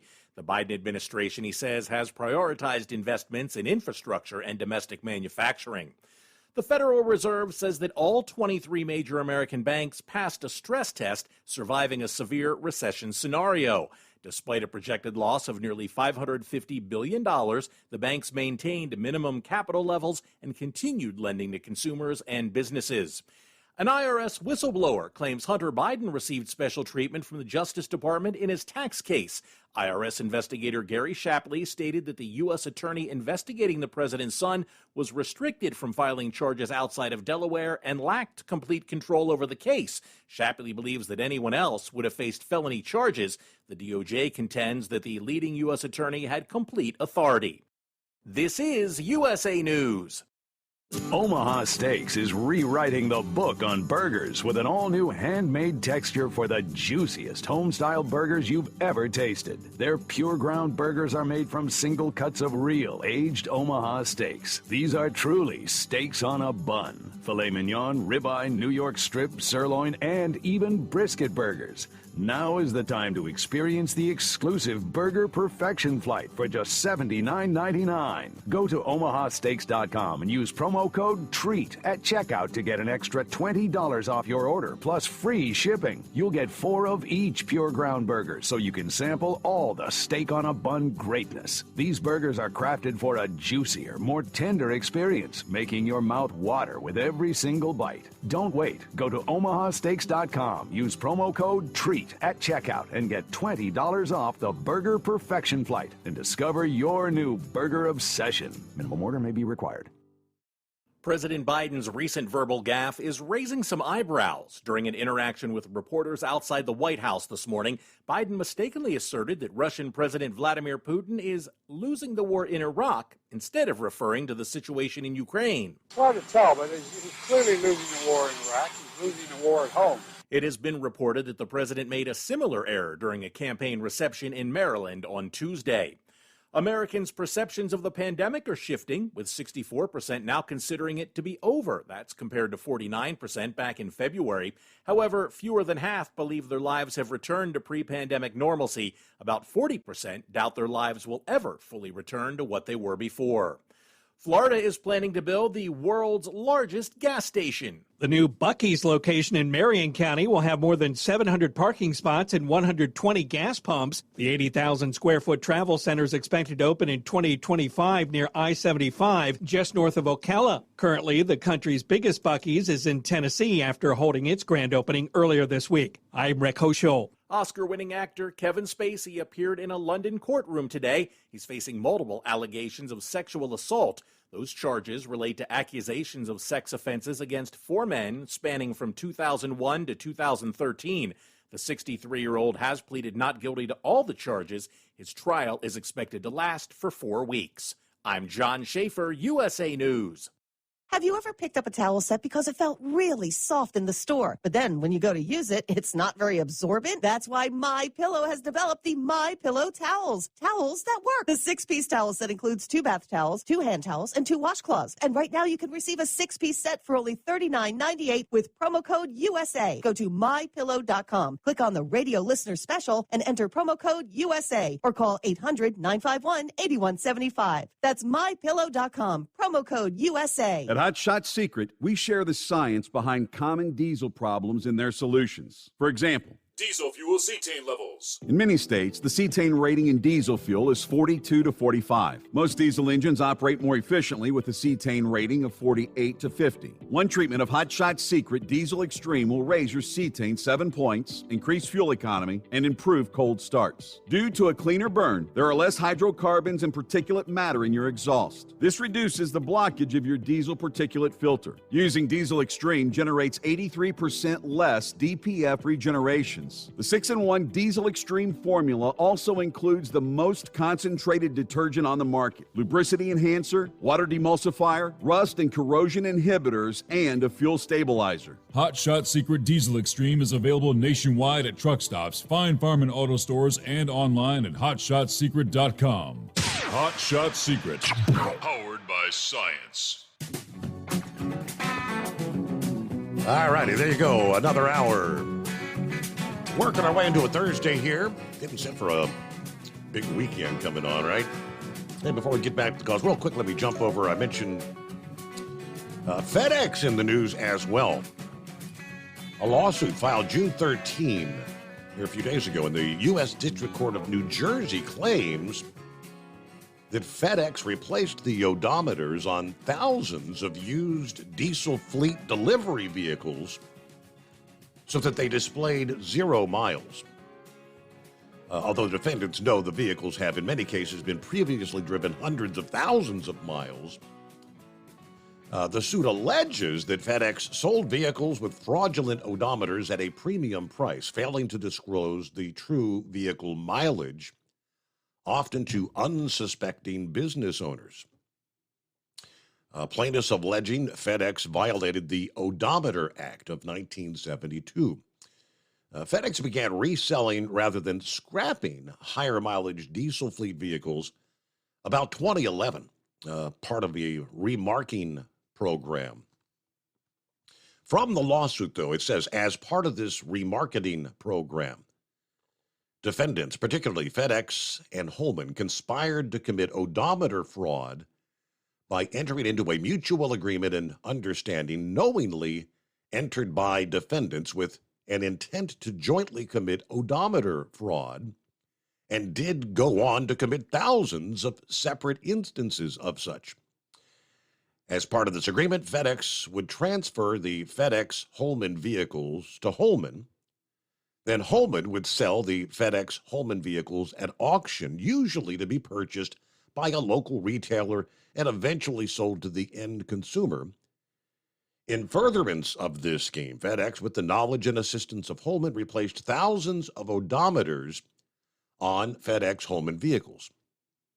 Although odometers as automotive components do occasionally wear out or malfunction and need to be replaced, there was no valid reason for this large-scale replacement on the odometers of FedEx Holman vehicles, other than to perpetuate their agreement to commit odometer fraud.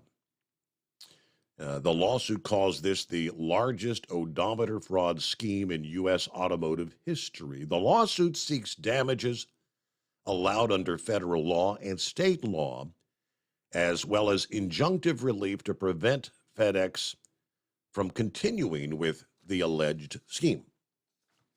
That's all we've got from the report. But there you go, big business. Inbred redneck. Oh, well, you know, big buddy, I'm hoping I can ask a favor of you, if you don't mind. A favor? Oh, what can I do for you? Well, I just trying to see if you can maybe, kind of lay off the radio show for about 2 weeks here, buddy. 2 weeks? What am I supposed to do? Yeah. Well,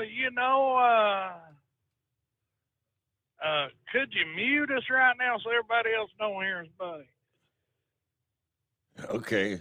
Yeah. Okay. It's just me and you. It's just me and you. What's going on? Well, I got to be plumb presidential, Steve. I have worked out a daggone deal with a Canadian company up there makes poutine. You know what I'm talking about, brother. And they're going to put you on the board, brother. I need you to go up there about 2 weeks. Don't worry. I think your job is safe. And anyway, this is going to pay a lot more. $3 million for every year you're on the board. I think we can work it out for a 4-year deal. But remember, 50% comes to the big guy. Okay. 50%, not 10. Yeah. I think we can go back on air now, buddy, and make sure that, we don't want dead air, Yeah, let me bring everybody back in here. Hang on a second. All right, welcome back, Redneck. Hey, Hey, buddy. Sorry about that, y'all. It just us working out the presidential campaign. You know what, Steve? Them daggone Canadians. I don't know if you're aware of this, Steve, but 90% of the Canadian population live within 10 miles of the U.S. border.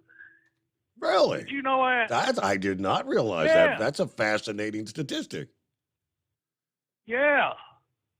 And now, what are they doing? They're shipping their pollution down here from wildfires. Steve, first thing I got to say, dog, any Canadian out there listening, hey, listen, we like y'all, but y'all like a bad girlfriend that just wants to be up in the grill all the time, as the kids would say. Hey, back up. Just take a step back. Give us some space. And y'all really need to clean that forest up there, because I'm going to tell you what was it? 293 out of control wildfires, Steve. Mm-hmm. We're going to have to invade that place, buddy. It's time for us to take over. This is the real enemy. You know how they do, Steve. Most of the time they're calling in and telling you, oh, yeah, I love coming down to America and loading up our tanks. Our truck driving tanks was your American diesel fuel. It's like half a price or a quarter of the price what it is up there. Steve, that's taking away our resources. We've been letting it go on for years. And I don't know, but I do remember when I used to go to Toronto, that what I'm planning on doing is every exotic dancer up there in Canada. I don't know if you know this, Steve, but they used to be a nice old exotic dancer place up there in Windsor. Let me tell you, them girls knock your eyeballs out, buddy. Yeah, any exotic dancer in Canada will be kidnapping you. You're coming to America for exotic dancer story time hour, because we're going to make America straight again, buddy. We're going to do it. We're going to do it.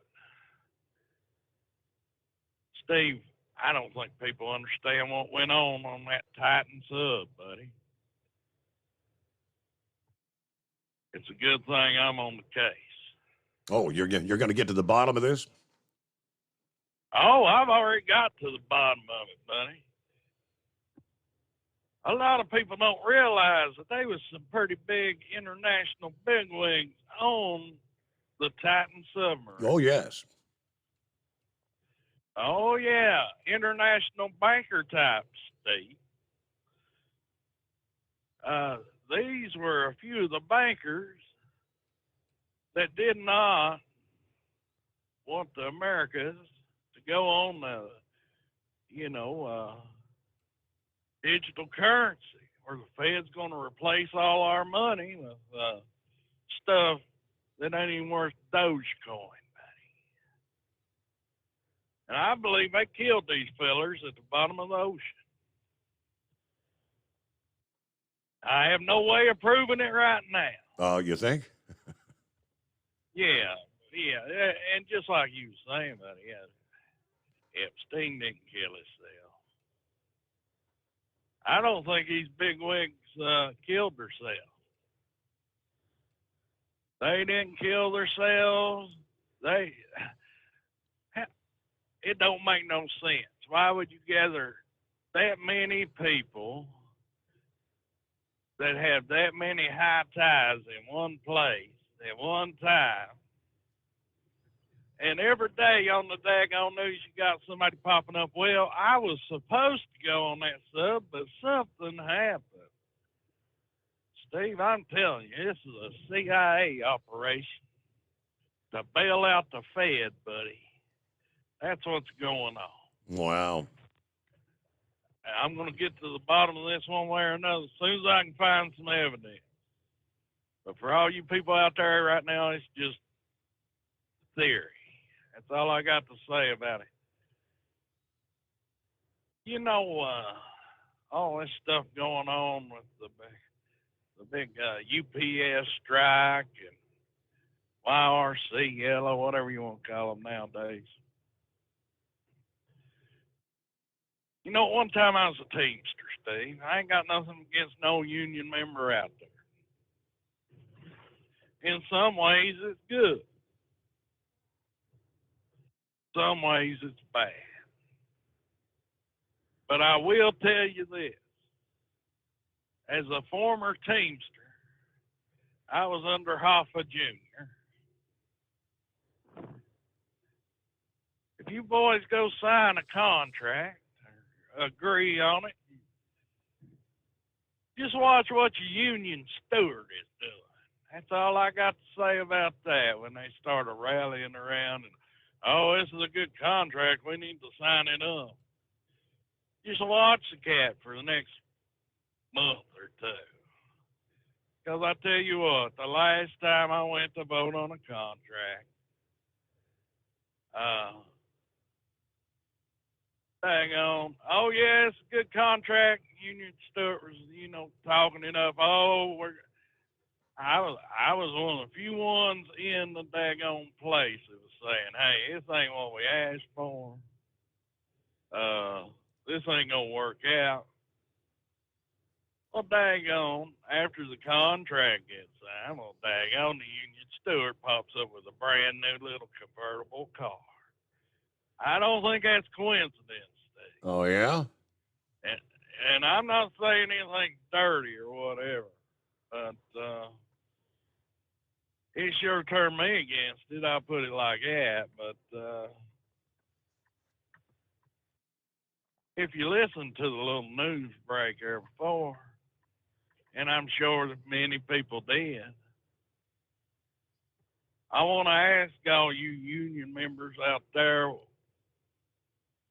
can your company really compete with a company, even though the ATA is the ATA, can they really compete with that company if you think about it?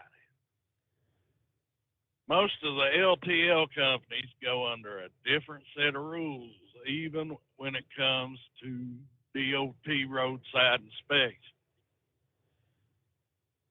If a person is out there just hauling, you know, regular freight for Joe Blow and he ain't LTL or whatever, you got a whole different inspection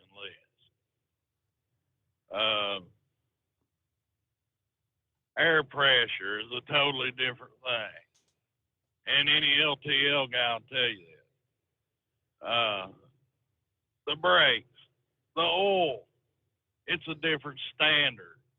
And you got to ask yourself, my union dues are going to pay off these people so this company can skimp on this equipment.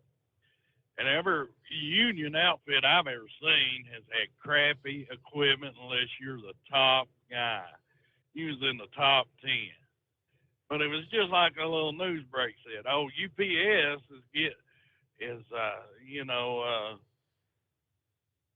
the union of UPS is negotiating to get heat shields and air conditioners in their trucks. Steve, it is 2023. If you ain't got a daggone air conditioner in your truck, I don't care if they're paying you $300,000 a year being stuck in that truck for 10 hours a day. It ain't worth it. It ain't worth it.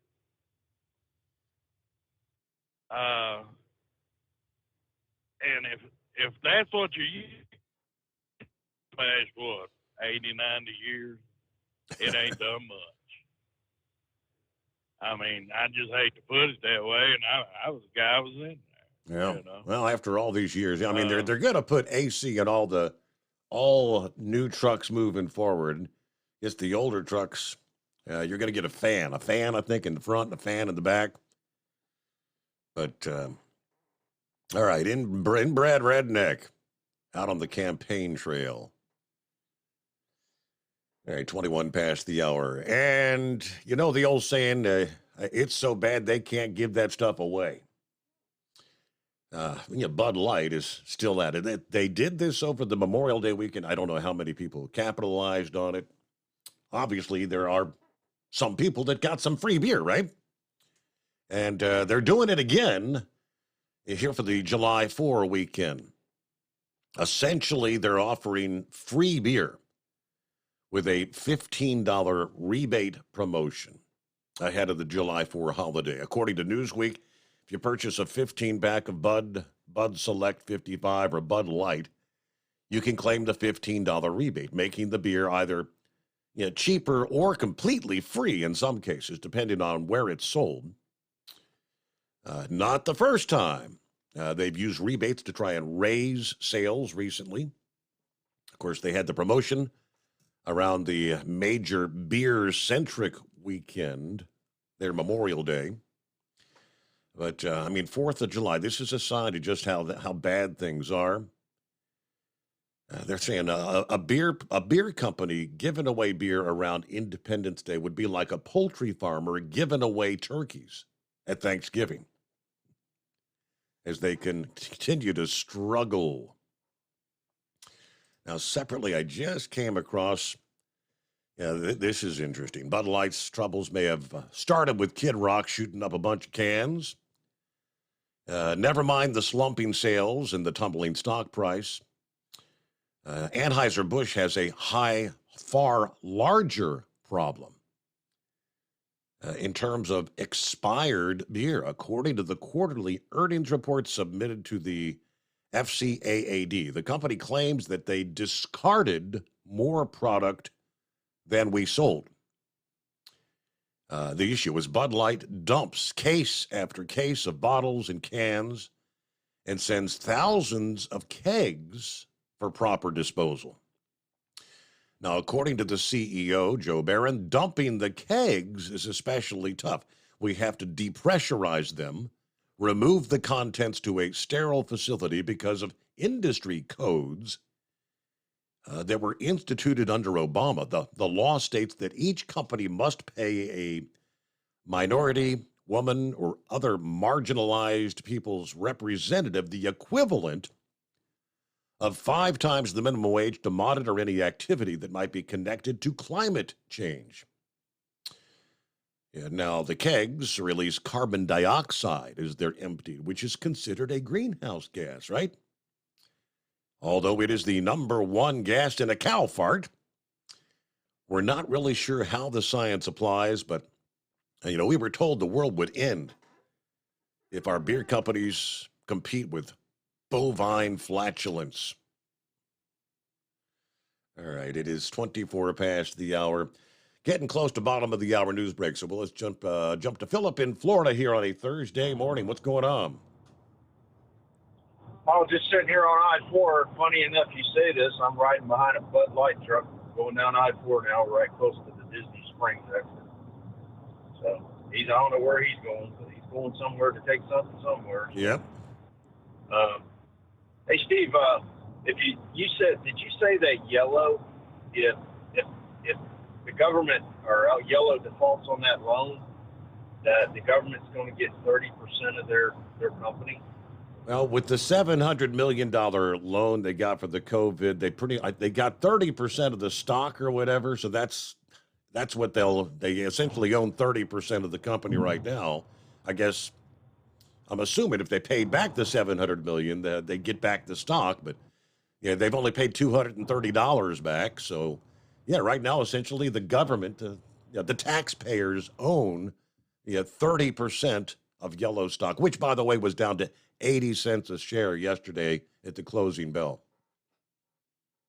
All right, so let's do the numbers. Okay, so if you look at most of the companies like Yellow that have been sold in the last, say, 20 years, you look at how much overnight was sold to UPS, you look how much AF was sold to FedEx, you look at Watkins Motor Freight was sold to FedEx. Most of those companies were around $900 to $1 billion when they were sold to those other companies. So if you look at Yellow and just use $1 billion as a number, because we've been talking percentages and numbers and all that kind of stuff here lately. If they own 30% of $1 billion, that's $300 million, right, Steve? Okay, sounds right. Okay, so the government's going to come away with $300 million in assets if they decide to liquidate and shut the company down. Does that sound like what I'm hearing here, Steve? Well, the company is actually, Yellow as a whole is, I believe, $1.6 billion in debt. $700 million of that is to the U.S. government, the taxpayers. Absolutely, and if they default, and the company, because what I'm hearing, we're hearing a lot of from Yellow's side of the story. I saw the footage of the president from Yellow. I saw the footage from the guy from the union, Sean, or whatever the union. What was his name? Sean O'Brien, I think his name is. Okay, so anyway, you think about it. The government, they're gonna get something out of the deal. You don't give somebody a loan and don't get something out of the deal. Look at it this way. We have a hurricane down here in Florida, okay? And we've seen this time and time again with the government. The government said there for a long time during different administrations, we'll give you a small business loan so you can rebuild. Or we'll do this and give you a loan and rebuild. Well, if they default on that loan, the government's going to get something out of the deal. You know what I mean, Steve? That's the point I'm trying to bring across. Government's going to get something out of the deal. It's not like they're just going to walk away and give them $700 million. They're still going to they might get less than half of that back, but they're going to get something out of the deal. Yeah, typically what they do, you go into bankruptcy, and then when all those creditors that you owe money to, then it goes to the bankruptcy court, and the bankruptcy judge determines who's going to get what, right? And of course, I think the investors pretty much get left with nothing. There's somewhere over 23 million shares of Yellow stock in circulation. But hey, news break. USA News Update. The Federal Reserve says that all 23 major American banks passed a stress test surviving a severe recession scenario. Despite a projected loss of nearly $550 billion, the banks maintained minimum capital levels and continued lending to consumers and businesses. President Biden says his economic policies are focused on inclusive economic growth, citing the highest post-pandemic economic growth among nations. Bidenomics is about building an economy from the middle out and the bottom up, not the top down. Speaking in Chicago today, he criticized previous administration's tax cuts benefiting corporations and the wealthy. The remnants of the Titan submersible have made their way to Canada. A ship carrying pieces of the wreckage retrieved from the ocean floor, where the vessel suffered a catastrophic implosion, returned to port this morning. A crane was seen unloading the debris, including the nose of the Titan. John Schaefer, USA News. Attention small business owners. This could be the most important 10-minute call you will ever make. You could recover up to $26,000 per employee today. And all you have to do is make one short 10-minute call to take your business up a notch or bounce back from these difficult couple of years. Omega Accounting Solutions can help you recover any payroll tax overpayments you made during the pandemic. You may even be eligible to receive up to $26,000 per employee. All it takes is a quick, easy, free 10-minute ERC consultation to determine if you qualify. Omega is the small business champion, with teams dedicated to maximizing tax credits. They know their stuff so well that CPAs and payroll companies even turn to Omega for ERC tax guidance. Call 800-300-9ERC. That's 800-300-9ERC. 1-800-300-9ERC. Or visit OmegaTaxCredit.com. Do you have a Dodge pickup and hate your automatic transmission? Of course you do. LaVon Miller at Firepunk Diesel here, and we specialize in heavy-duty and performance transmissions for your 3/4 or 1-ton Cummins-powered truck. So if you're interested in turning your stock slush box into a towing monster, call us today at 614-733-3744 or visit us online at shop.firepunk.com. At Hot Shot Secret, we share the science behind common diesel problems and their solutions. For example, Diesel fuel cetane levels. in many states, the cetane rating in diesel fuel is 42 to 45. Most diesel engines operate more efficiently with a cetane rating of 48 to 50. One treatment of Hot Shot Secret Diesel Extreme will raise your cetane 7 points, increase fuel economy, and improve cold starts. Due to a cleaner burn, there are less hydrocarbons and particulate matter in your exhaust. This reduces the blockage of your diesel particulate filter. Using Diesel Extreme generates 83% less DPF regenerations. The 6-in-1 Diesel Extreme formula also includes the most concentrated detergent on the market, lubricity enhancer, water demulsifier, rust and corrosion inhibitors, and a fuel stabilizer. Hot Shot Secret Diesel Extreme is available nationwide at truck stops, Fine Farm and auto stores, and online at hotshotsecret.com. Hot Shot Secret, powered by science. Hey, if you're needing to stock up on Hot Shot Secret products, don't forget, use the coupon code Overnight Drive at checkout. You'll get 10% off your entire order at hotshotsecret.com. Over $5 a gallon for diesel? Wow, it's the highest it's ever been. Now, what if you could get paid to use a fuel additive? Hear me out. Hot Shot Secret Everyday Diesel Treatment, EDT, will improve your miles per gallon enough that the fuel economy savings will not only pay for the cost of the product, but also keep more money in your pocket. Think about it. At $5 a gallon, you're paying over $1,200 to fill up and going 1,500 miles on a full tank. Well, Hot Shot Secret Everyday Diesel Treatment will increase fuel economy up to 3%. That's an extra 45 miles per tank, $37 worth of diesel, and a savings of 2 cents every mile. EDT is so strong, it only takes $12 worth of EDT to get these savings, and you get all the other benefits of this 6-in-1 treatment. Take the EDT challenge today. If you're not completely satisfied, we'll refund your purchase. EDT is available at Pilot Flying J, Love's Travel Stops, and TA and Petro Stopping Centers. Learn more at hotshotsecret.com. At Turbo 3000, our founder Andy Matoush firmly believed you should challenge yourself. Put the most money back in your pocket, where it belongs. Four Wheeler Magazine took our challenge, and they wrote it did exactly what we said it would do. As fuel prices keep going up, get your Turbo 3000 from manufacturer direct. Call us at 888-311-9993. Always free shipping in the USA, and for a limited time, save $45 off total purchase using coupon code STEVESAVES at turbo3000.com. And now, back to the Steve Summers Overnight Drive, live from the Hot Shot Secret Studios.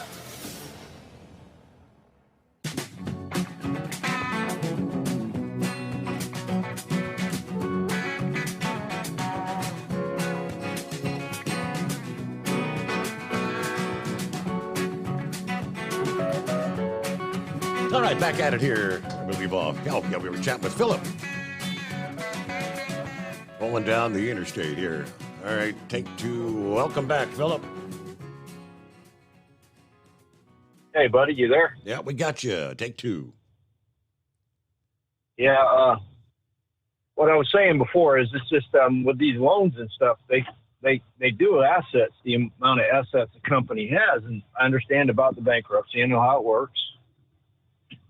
We've seen that with CF, and but that's just on the asset side of the deal. If they have $1 billion worth of assets, they're still going to come out of it with something. That was my point I was trying to make. And I want to thank Inbred Redneck for bringing something up that I wanted to mention to you too tonight, Steve. Have you heard about Canada and the longshoremen going on strike in Canada? I have not.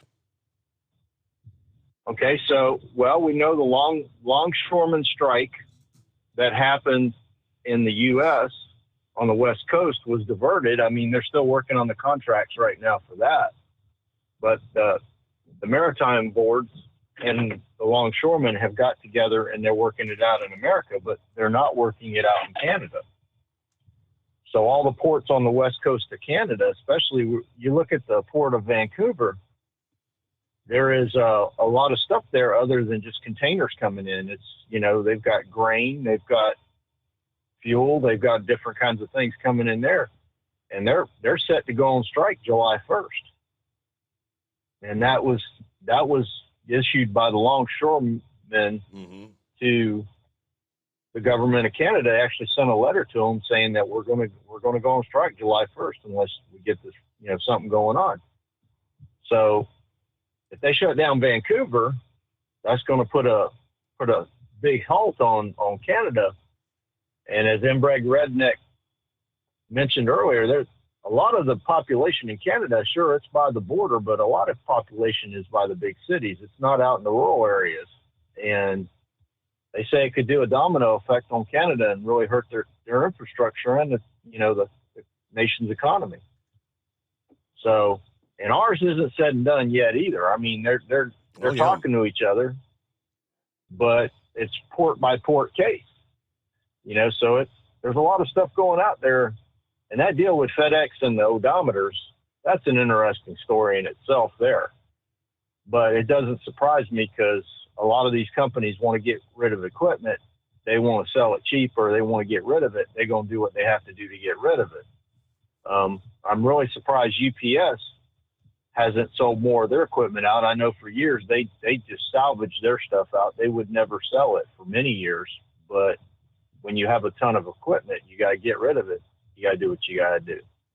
So that's all I got today, buddy. I appreciate you having me, Steve. Y'all have a good one. Thank you. All right. I did a quick search there. Yeah, I guess as far as Canadian port workers, Vancouver, he's correct. They're saying they could strike on July 1, Saturday. Let's see. According to CNBC, just a few hours ago, would it have impacts on the U.S. economy and trade? The biggest port to be affected by the strike is the Port of Vancouver, the largest port in Canada. About 90% of the cargo that moves through the Port of Vancouver is Canadian trade, according to the Port Authority. There are some potential impacts for U.S. trade. About 15% of container trade moving through the Port of Vancouver is destined to or from the U.S., and about 2% of U.S. international laden imports arriving at West Coast ports each year move through the Port of Vancouver. All right, approximately 2/3 of containerized import volumes coming into the Port of Prince Rupert are destined for the U.S. market by rail.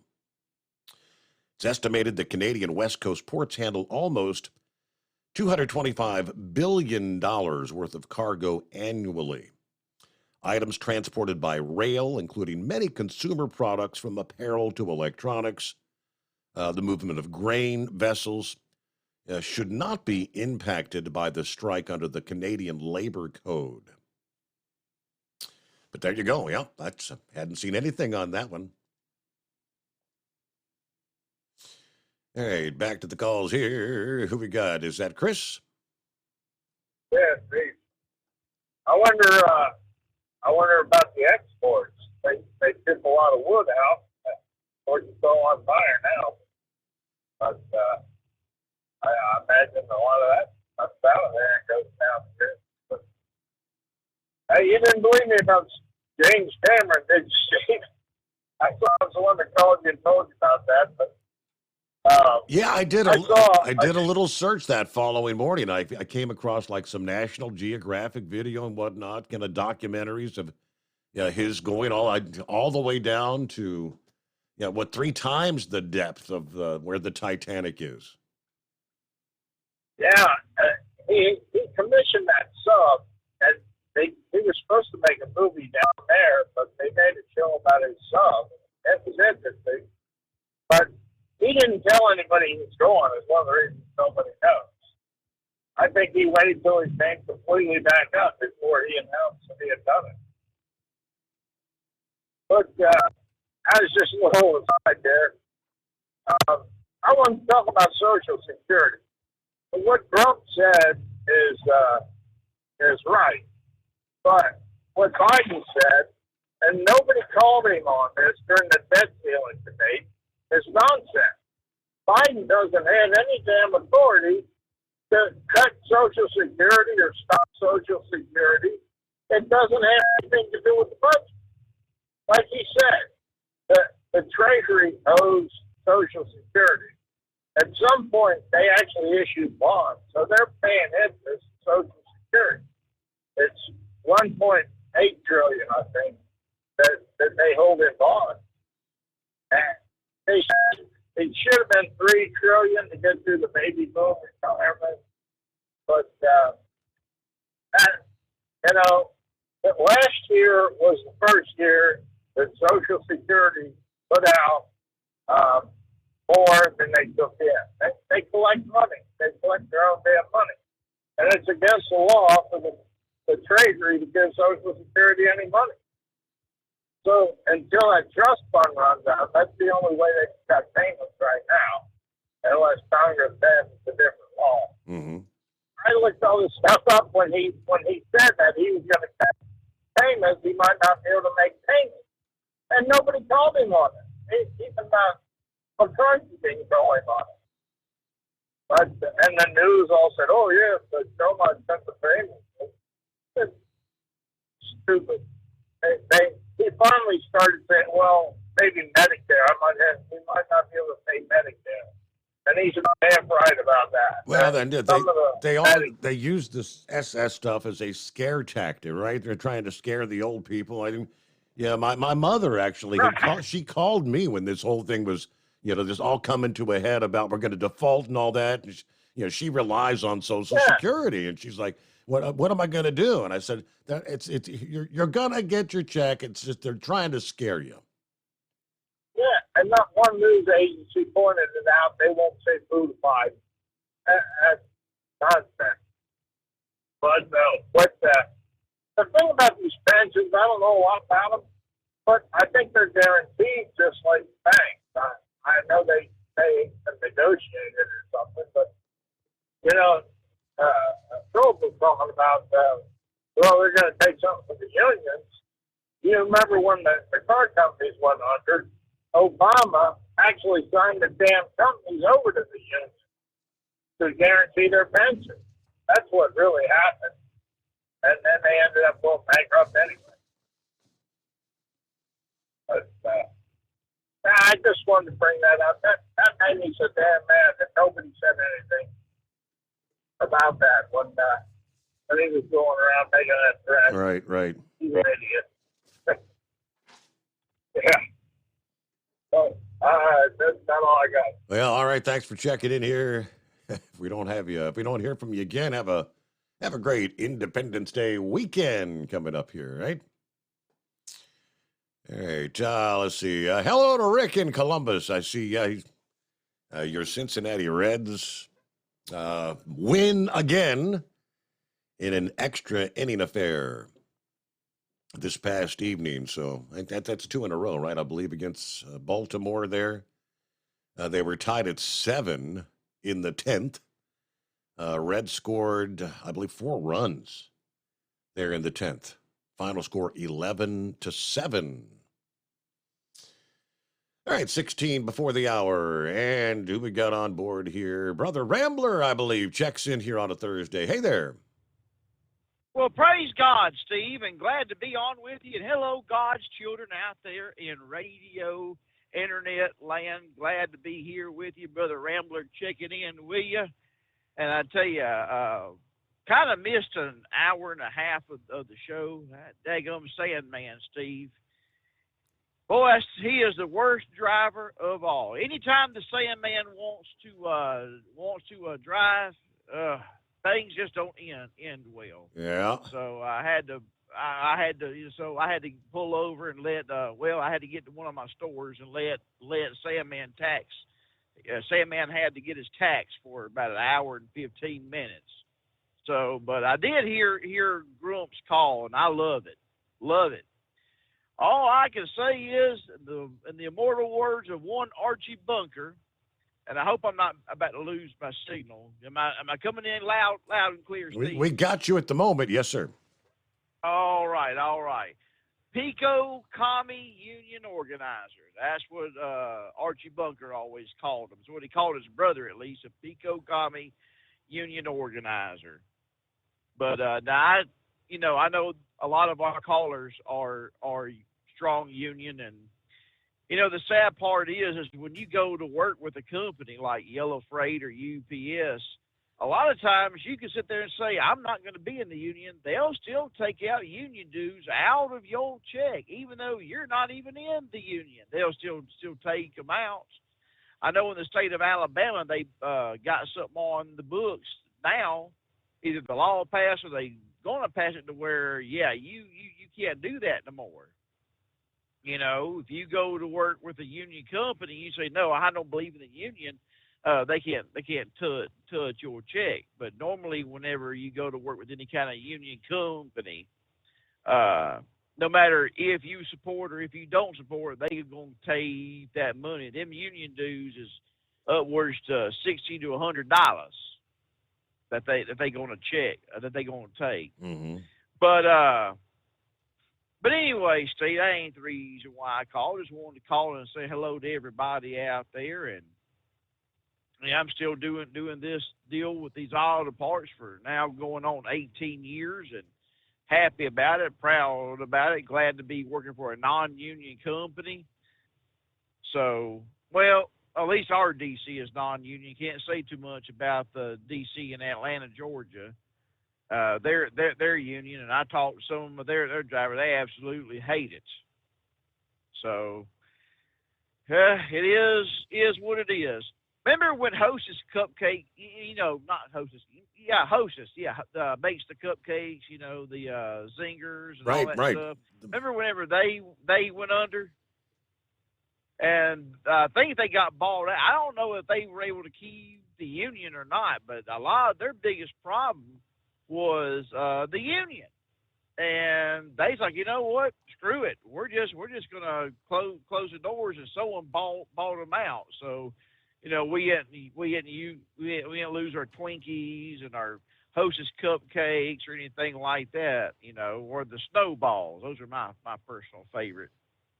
But you may want to do some research about that. Hey, did you get that sad story I sent to you about that driver? Yeah, I saw that from CDL Live. You're trying to catch him out there. Boy, oh boy, yeah, got hit.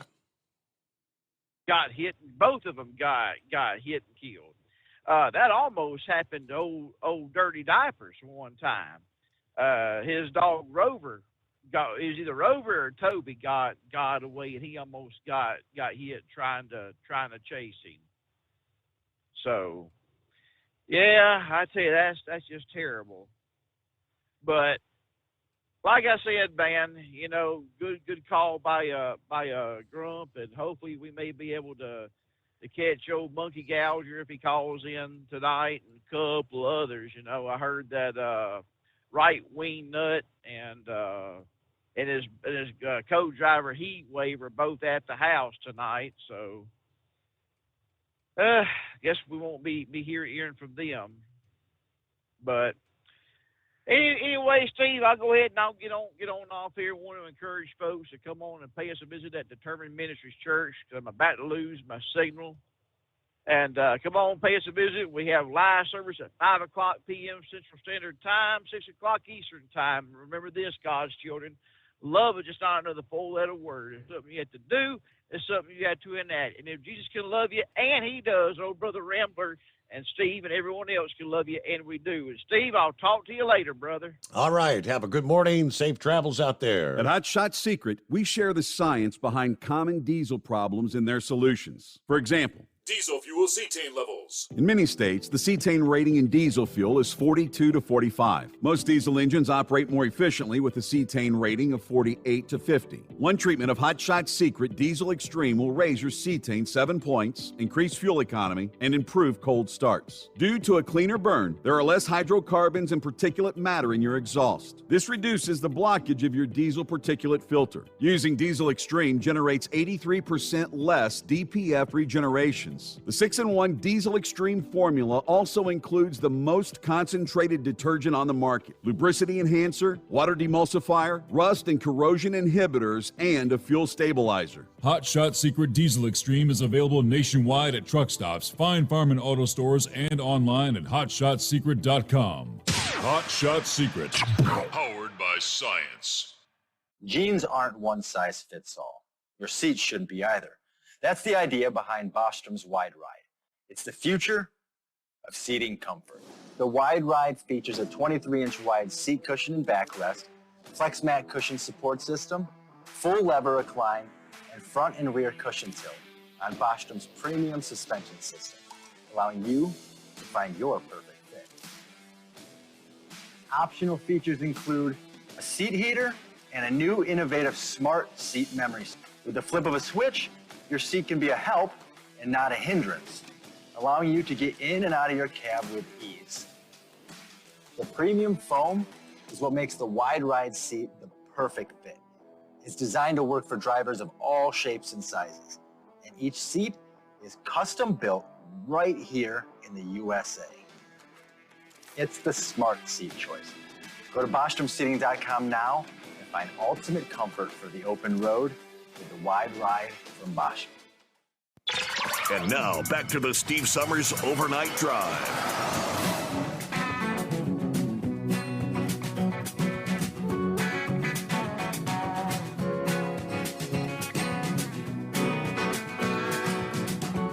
Hey, I had printed the story up. I meant to mention that to Philip earlier. I think today is the day. Virgin Galactic is supposed to be launching the 4-person crew. This is going to be their first commercial space flight. Galactic 1, scheduled to take off from Virgin Galactic Spaceport America out in New Mexico. Sometime after 11 o'clock Eastern Time this morning. And let's see, VSS Unity reaches suborbital flight through the help of a double-bodied carrier aircraft called VMS Eve, which takes off from the runway at Spaceport America. Once they get to altitude about 50,000 feet, Unity is released from Eve, after which it fires its rocket engine, travels the rest of the way to space on its own.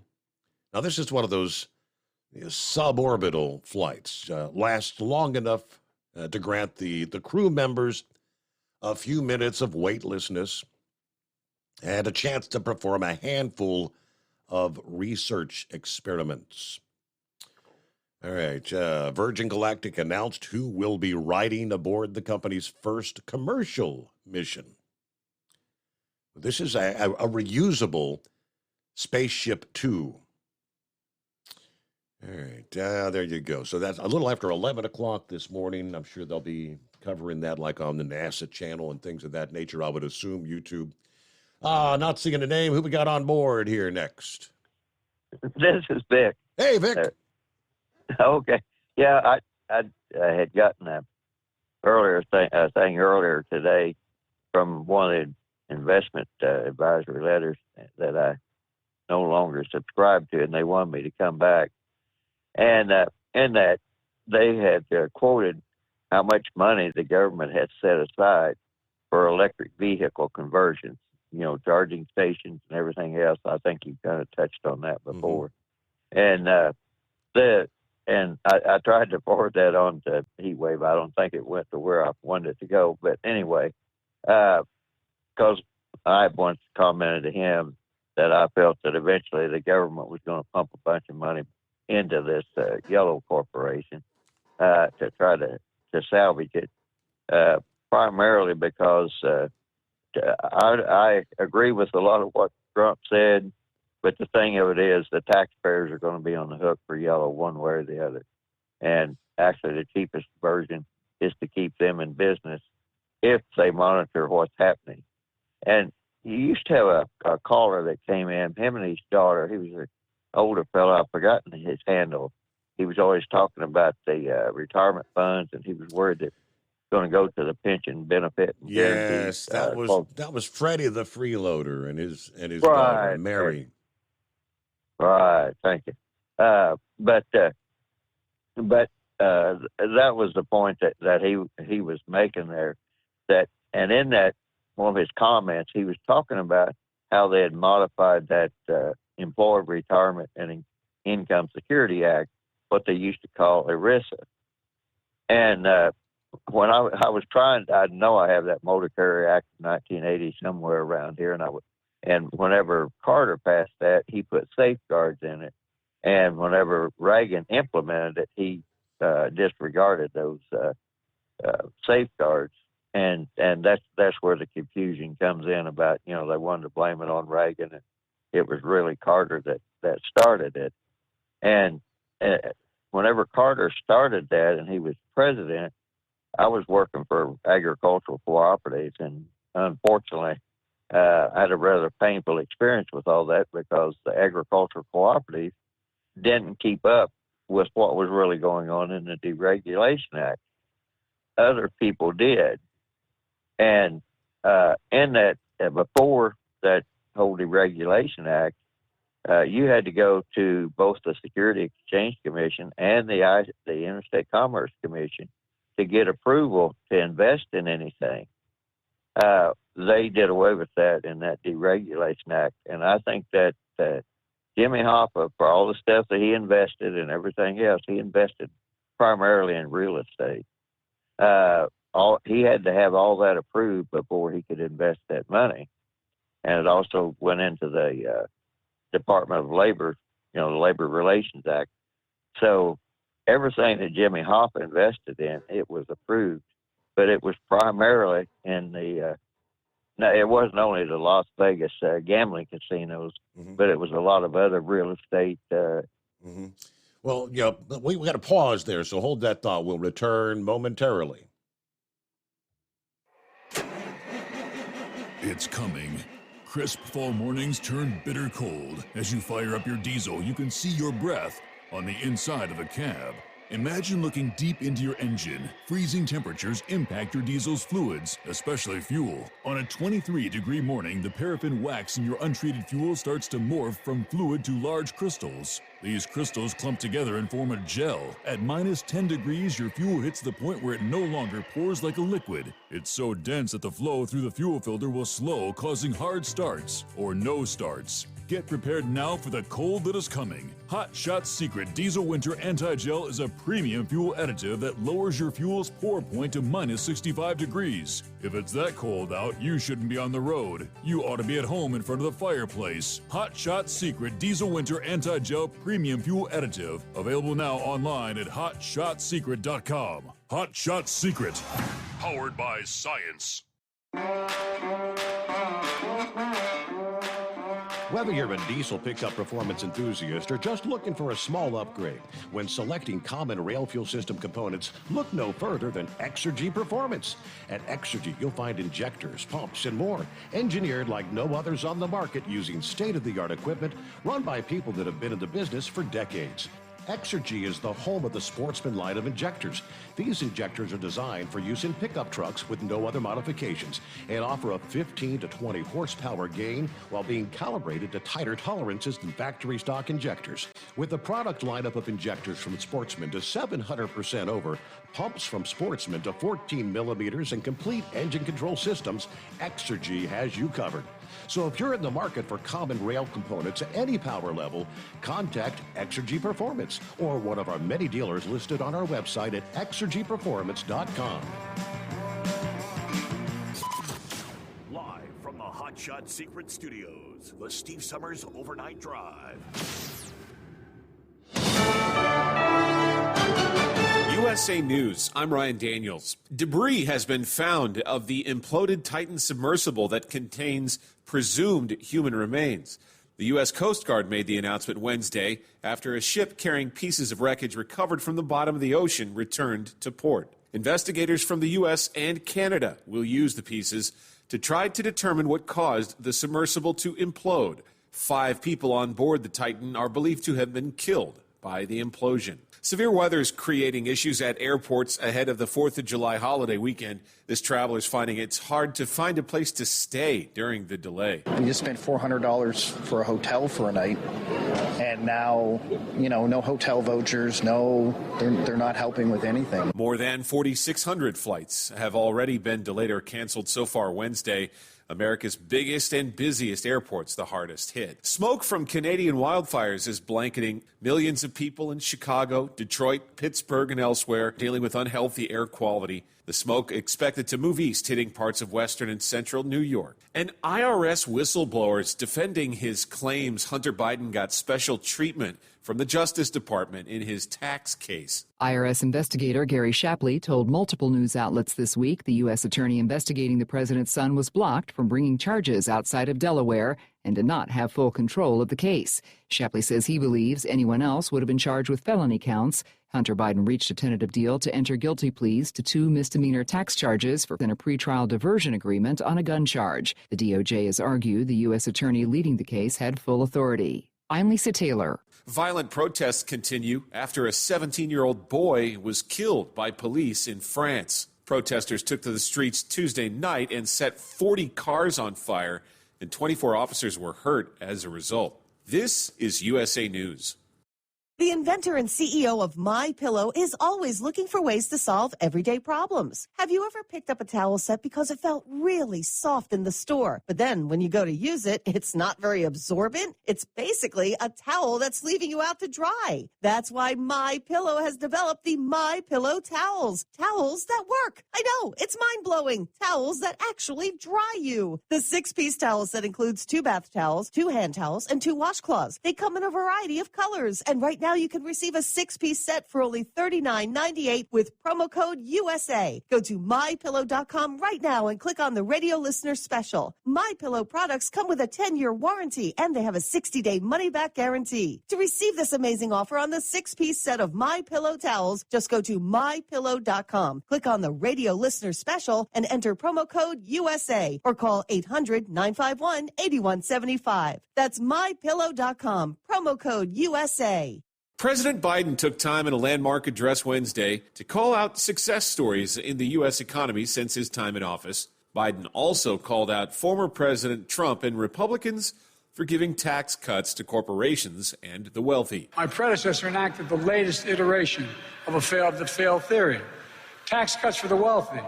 It wasn't paid for, and an estimated cost of his tax cut was $2 trillion. Well, speaking from Chicago, Biden claimed the U.S. now has the highest economic growth among world economies since the pandemic. Police have released the dramatic body cam footage of the deadly mass shooting at an Allen, Texas outlet mall last month. Tony Waterman says it's the first visual insight into the rampage that left 8 people dead and 7 others injured. The 5.5-minute video starts off quite casually. Then, gunfire can be heard. The lone officer races off, tracking down the sound, passing victims on the ground before, breathless, he takes down the gunman. The Allen police chief says the video shows how quickly a routine interaction with the public turned into a life-and-death situation. The video was released a day after the police officer was cleared by a grand jury of any wrongdoing. President Biden's now using a CPAP machine to treat his sleep apnea. Reporters saw indentations from the machine straps on the sides of his face this morning, started asking questions. The White House notes he's disclosed his history with sleep. Omaha Steaks Burger Perfection Flight, made from single cuts of real aged Omaha steaks, rewrites the book on burgers. Go to omahasteaks.com. Use promo code TREAT at checkout for an extra $20 off your order, plus free shipping when you order the $79.99 Burger Perfection Flight. A fantastic array of pure ground steak on a bun burger greatness. For $20 off the Burger Perfection Flight, use promo code TREAT at checkout at omahasteaks.com and discover your new burger obsession. Minimum order may be required.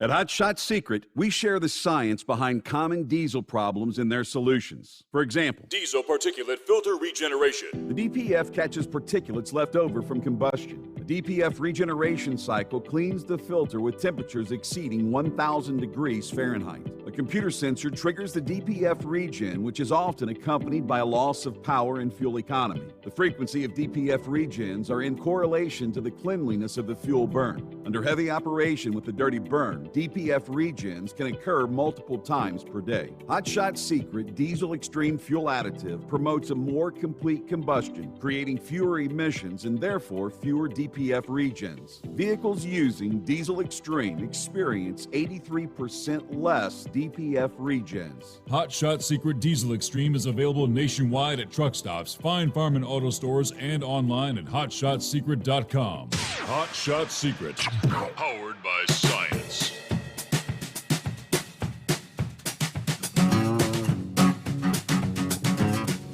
All righty, back at it. Final hour underway. Here we go. I mentioned Independence Day weekend. Here it comes. Millions will be traveling. What's the Mother Nature got in store? All right, some of the heat that was in Texas is actually going to be displaced a bit further to the east, but in a different form this weekend. Through the Independence Day holiday, a light flow of air from the Gulf of Mexico is going to add moisture to the warmth, and that's going to create some cloud cover. And at the very least, some spotty thunderstorm activity in much of the eastern part of the nation. Some locations may have to deal with more than a garden variety storm, and perhaps one active day for thunderstorms during the period Saturday to Tuesday. But during that time, there will be some pretty long stretches of rain-free conditions for most areas, along with the pop-up thunderstorms in the southeast and the northeast. It'll be a noticeable increase in humidity from this weekend into next week. It's going to feel like summertime. All right, the southeast, Atlanta, will be hot and humid. Much of the northeast, including New York City, with humid conditions near to maybe slightly below average temperatures by early next week. What they call the ring of fire, or rounds of thunderstorms that have been so frequent from the central and northern plains to the Gulf Coast. That's also going to shift its position this weekend into early next week. But that's going to be due to finally a collapse of the dome of heat in Texas. This weekend, thunderstorms are most likely from the central and southern high plains, including parts of Texas, on up to the Ohio Valley, the interior southeast, and much of the northeast. Okay, meanwhile, back to Vic as we get that final hour underway. Thanks for hanging in there. Yeah, thanks for holding me over there. Kind of in mid, whatever you want to say, lecture or whatever. But no, heat wave had that. You had forwarded me a thing there, and heat wave on my phone number. And I just basically told him, I said, look, without doing a whole analysis, which I doubt I could get a hold of anyway, that yellow will survive if the money interests want them to, and it won't if they don't. And the reason I say that is because when I was mentioning about the deregulation and all that, and the weakening of that ERISA, there was a big pot of money there at the time whenever the senior Hoppe ran the whole Teamsters pension fund for all practical purposes. When he was in federal prison, I think it was Lewisburg, Pennsylvania, that's whenever that Jackie Presser, I believe it was, out of Cleveland, came in there, and he kind of let some mobsters in there and get too close to the money thing. Hoppe always kept them at arm's length. You know, he would loan them money to build a casino or whatever, but he wouldn't let them have control of the money. So anyway, when Hoppe got back out of prison, that's whenever he started to get back into politics. And he said one of the conditions of him being released from prison was that he would never enter politics again, which kind of struck me as odd, since Nixon was the one that let him out, and he actually supported Nixon. But anyway, a lot of strange things went on there. And what happened was they had this big pot of money. The mobsters were trying to get a hold of it. And unfortunately, that's what led to that whole deal with this, I think it was a life insurance company be awarded stewardship over the Teamsters pension fund. And since they weren't held liable under that ERISA thing anymore, I believe you mentioned how the past they went through some of that money that they had reinvested. What was it? UPS bought out their part of the pension fund, and they went through that in bad investments. And I know when Overnight came in, Overnight kept their pension fund. It never did go into the Central States. So I'm trying to shorten this as much as possible. Basically, what happened was there were a lot of people that got hold of that money that were enriching themselves rather than looking out, for the pensioners. And that's what they're kind of suffering through right now. And as far as I know, I not really that close connected to it, but I guess the only money that the Teamsters actually has is the money they get from the union dues. And I was thinking the Teamsters also at one time took money from stock from Yellow in lieu of payment into the pension fund. I don't know if that's correct or not, but by and large, at the end of the day, the bottom line is there's a lot of people that got hold of that money. They didn't have very good fiduciary responsibility, but if Yellow breaks up and goes back to the old days, all the different companies that they had bought up, then I'm interested to see who will buy the parts and pieces of Yellow and what they will do with it, because the contracts are already let for the big green revolution. And if this advisory service is right, I'm amazed at the amount of money that's going to be given for charging stations, conversion to EV vehicles, and also within the transportation. And there's one really, really crucial factor that I forgot to mention in there. Before all this deregulation, a company in a weak financial condition could buy another company in a better financial condition. And I was thinking that Old Dominion somehow was in one of those deals early on before Yellow got into it. And then that's whenever I guess that Yellow, even though they were a YRC, whatever they called it back then, that's when they went on their buying binge. And they bought up several successful companies. And that wouldn't have been allowed back in the old regulated days. So a lot of that does center around the deregulation of the things that were allowed to happen. And so by and large,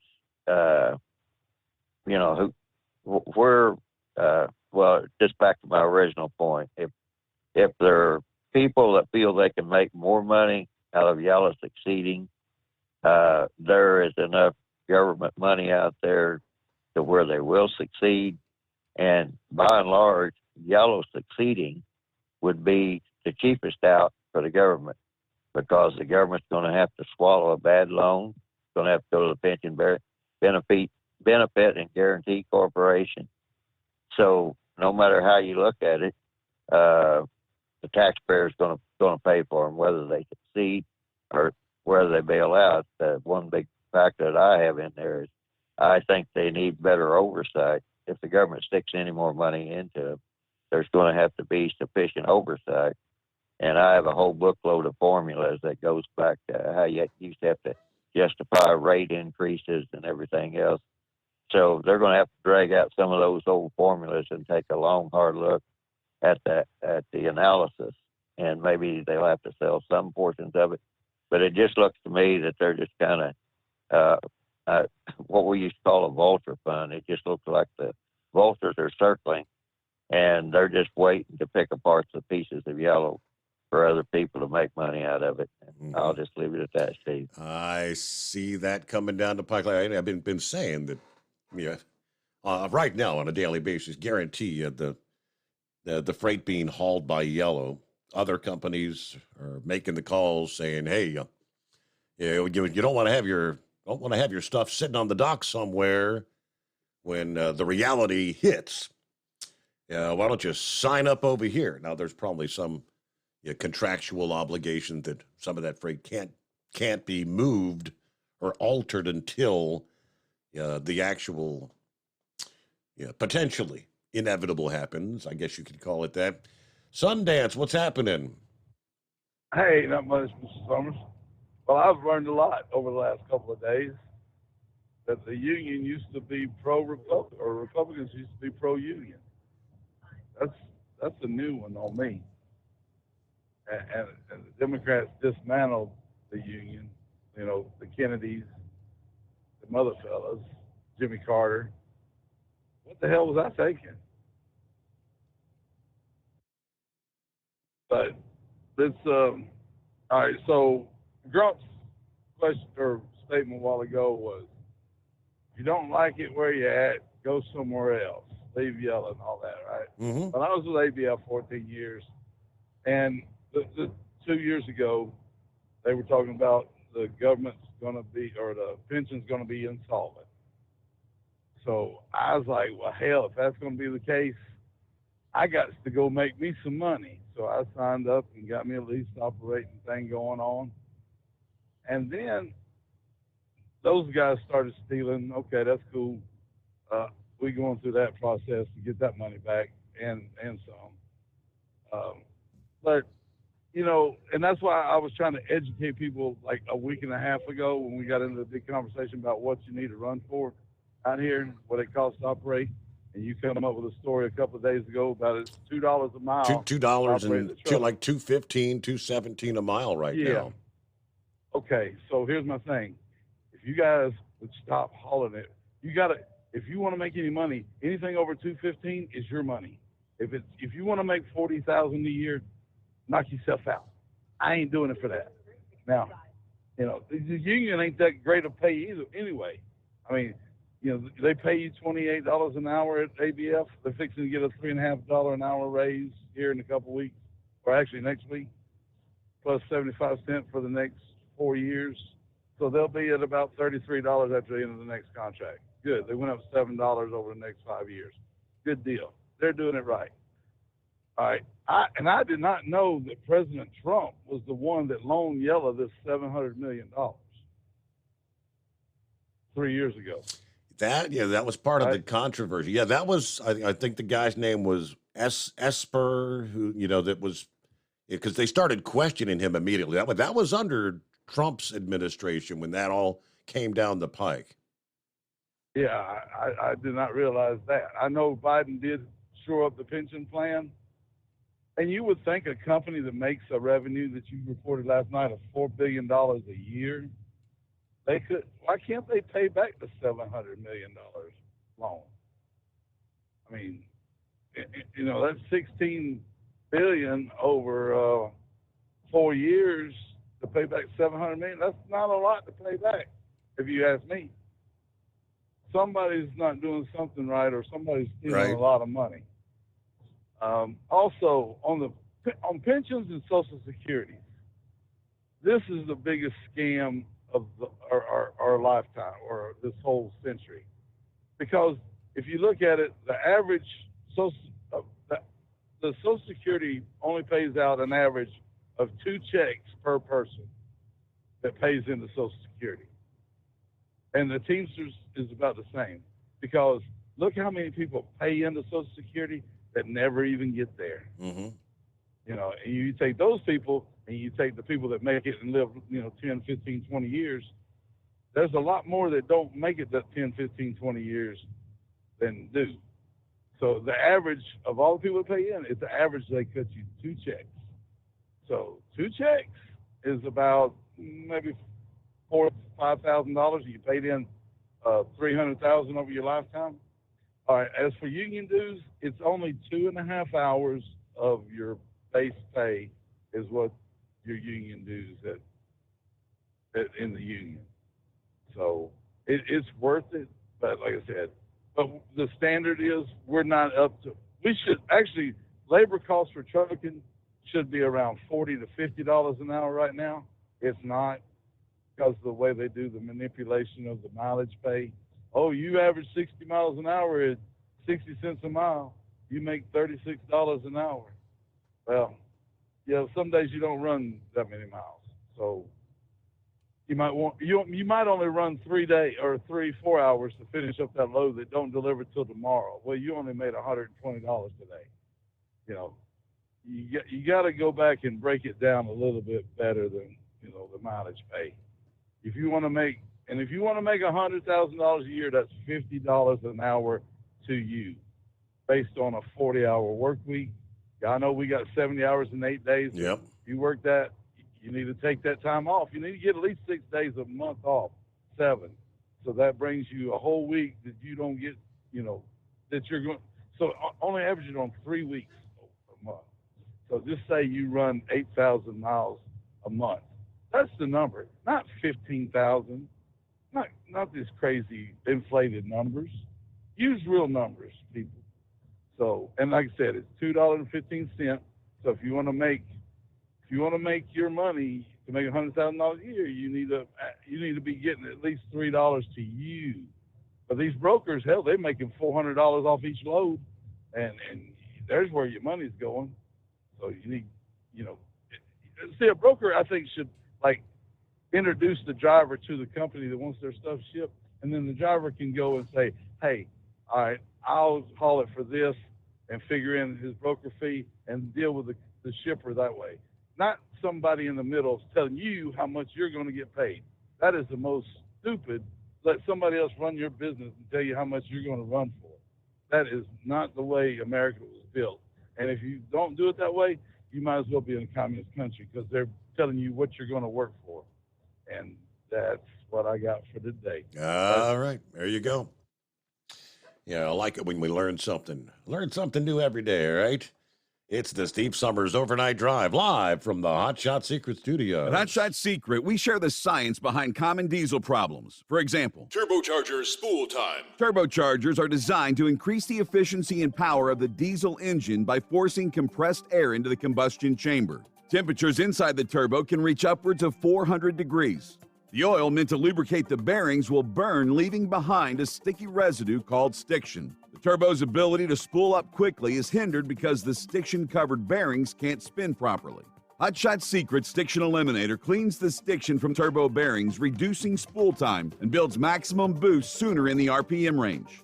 Stiction Eliminator is a synthetic cleaner plus nano lubricant that contains no harmful solvents and is formulated to be left in the engine to safely dissolve stiction for thousands of miles. It works as you drive. Hot Shot Secret Stiction Eliminator. Available at truck stops, Tractor Supply, O'Reilly's Auto Parts, and online at HotShotSecret.com. Hot Shot Secret. Powered by science. Jeans aren't one size fits all.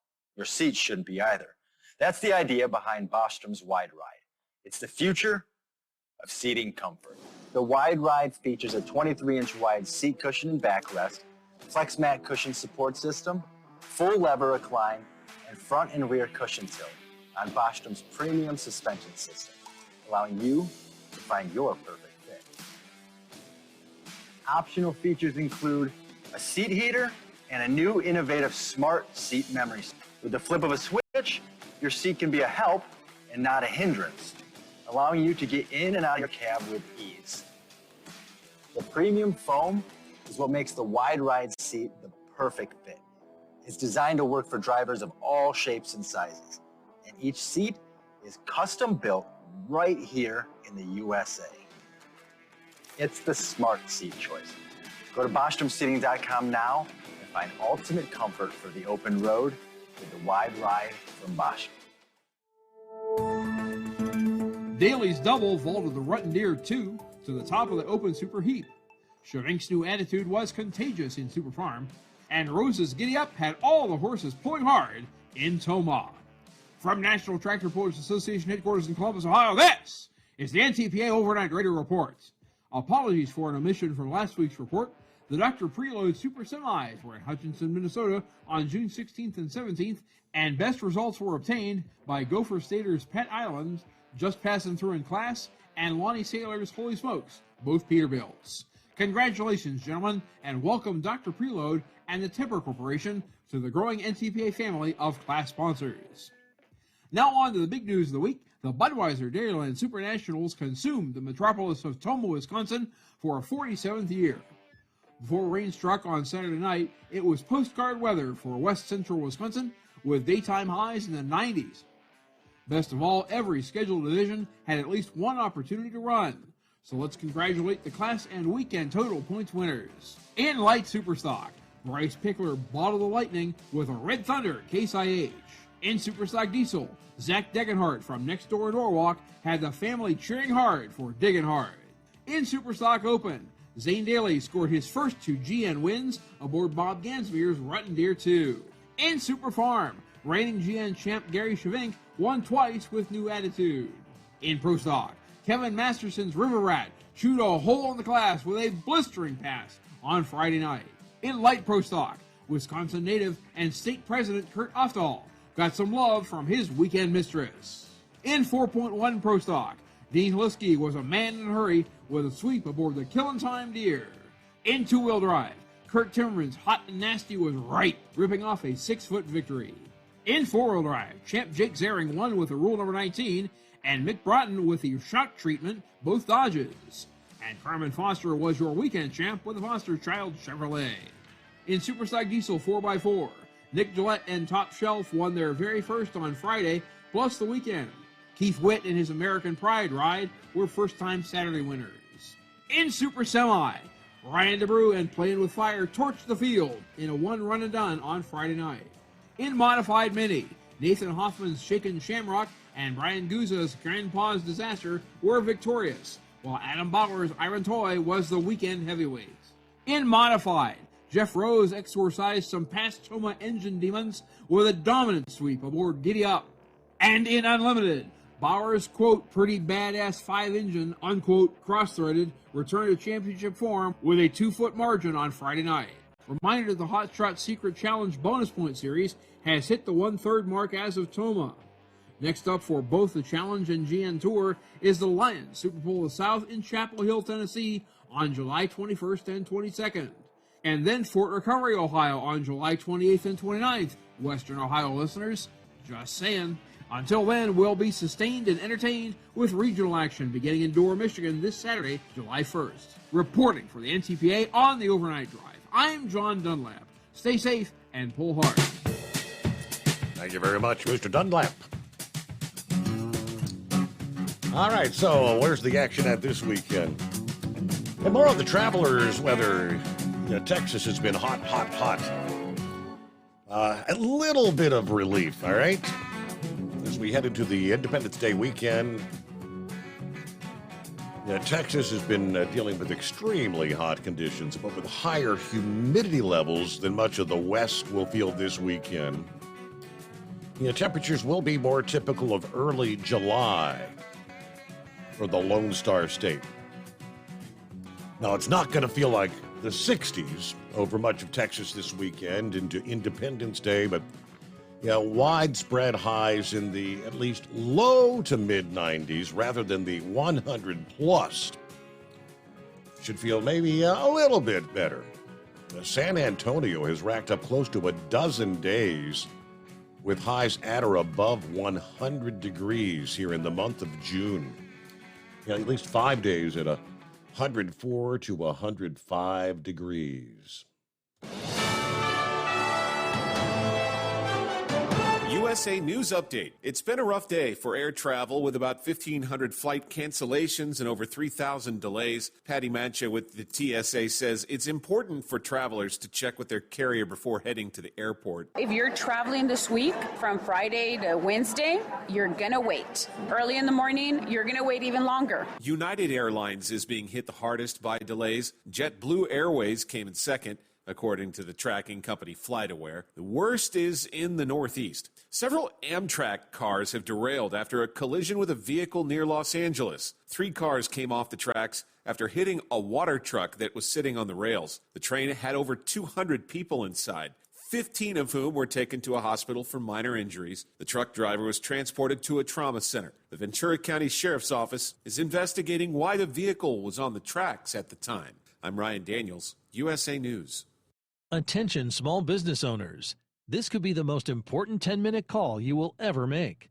You could recover up to $26,000 per employee today. And all you have to do is make one short 10-minute call to take your business up a notch or bounce back from these difficult couple of years.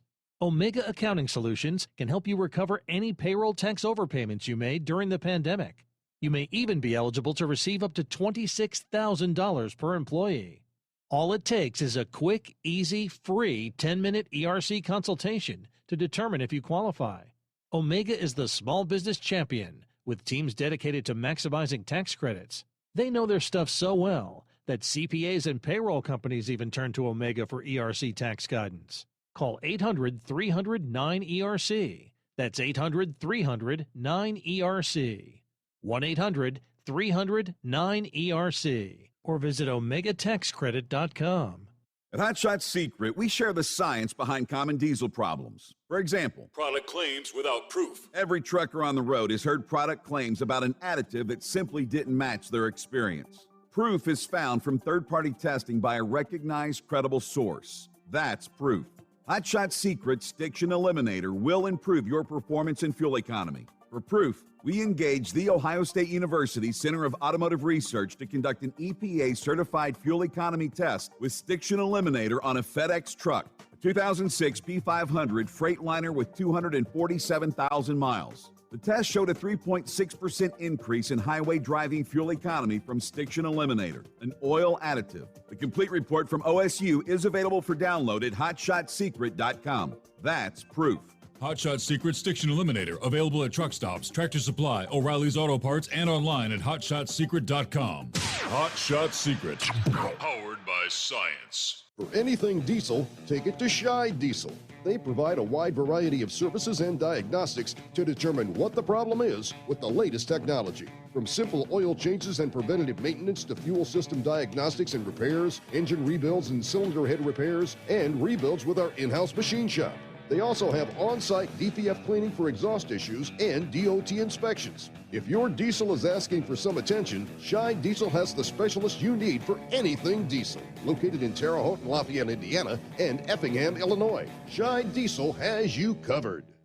Hey, don't forget, as a listener to this program, you get 10% off your entire order at hotshotsecret.com by using the coupon code Overnight Drive. Attention all truckers, Dean Michael, the tax doctor here. I want to talk to you about those dreaded tax problems. I know you want to keep on trucking and not even think about them. Well, let's face it, they're not going away all on their own. You need professional help. I've been helping truckers put their tax problems in the rearview mirror for years. I can help you too. Call me for a free consultation at 888-632-4506 or go to mytaxhelpmd.com. It's like I always say, keep your eyes on the road, I'll keep mine on the IRS. 888-632-4506.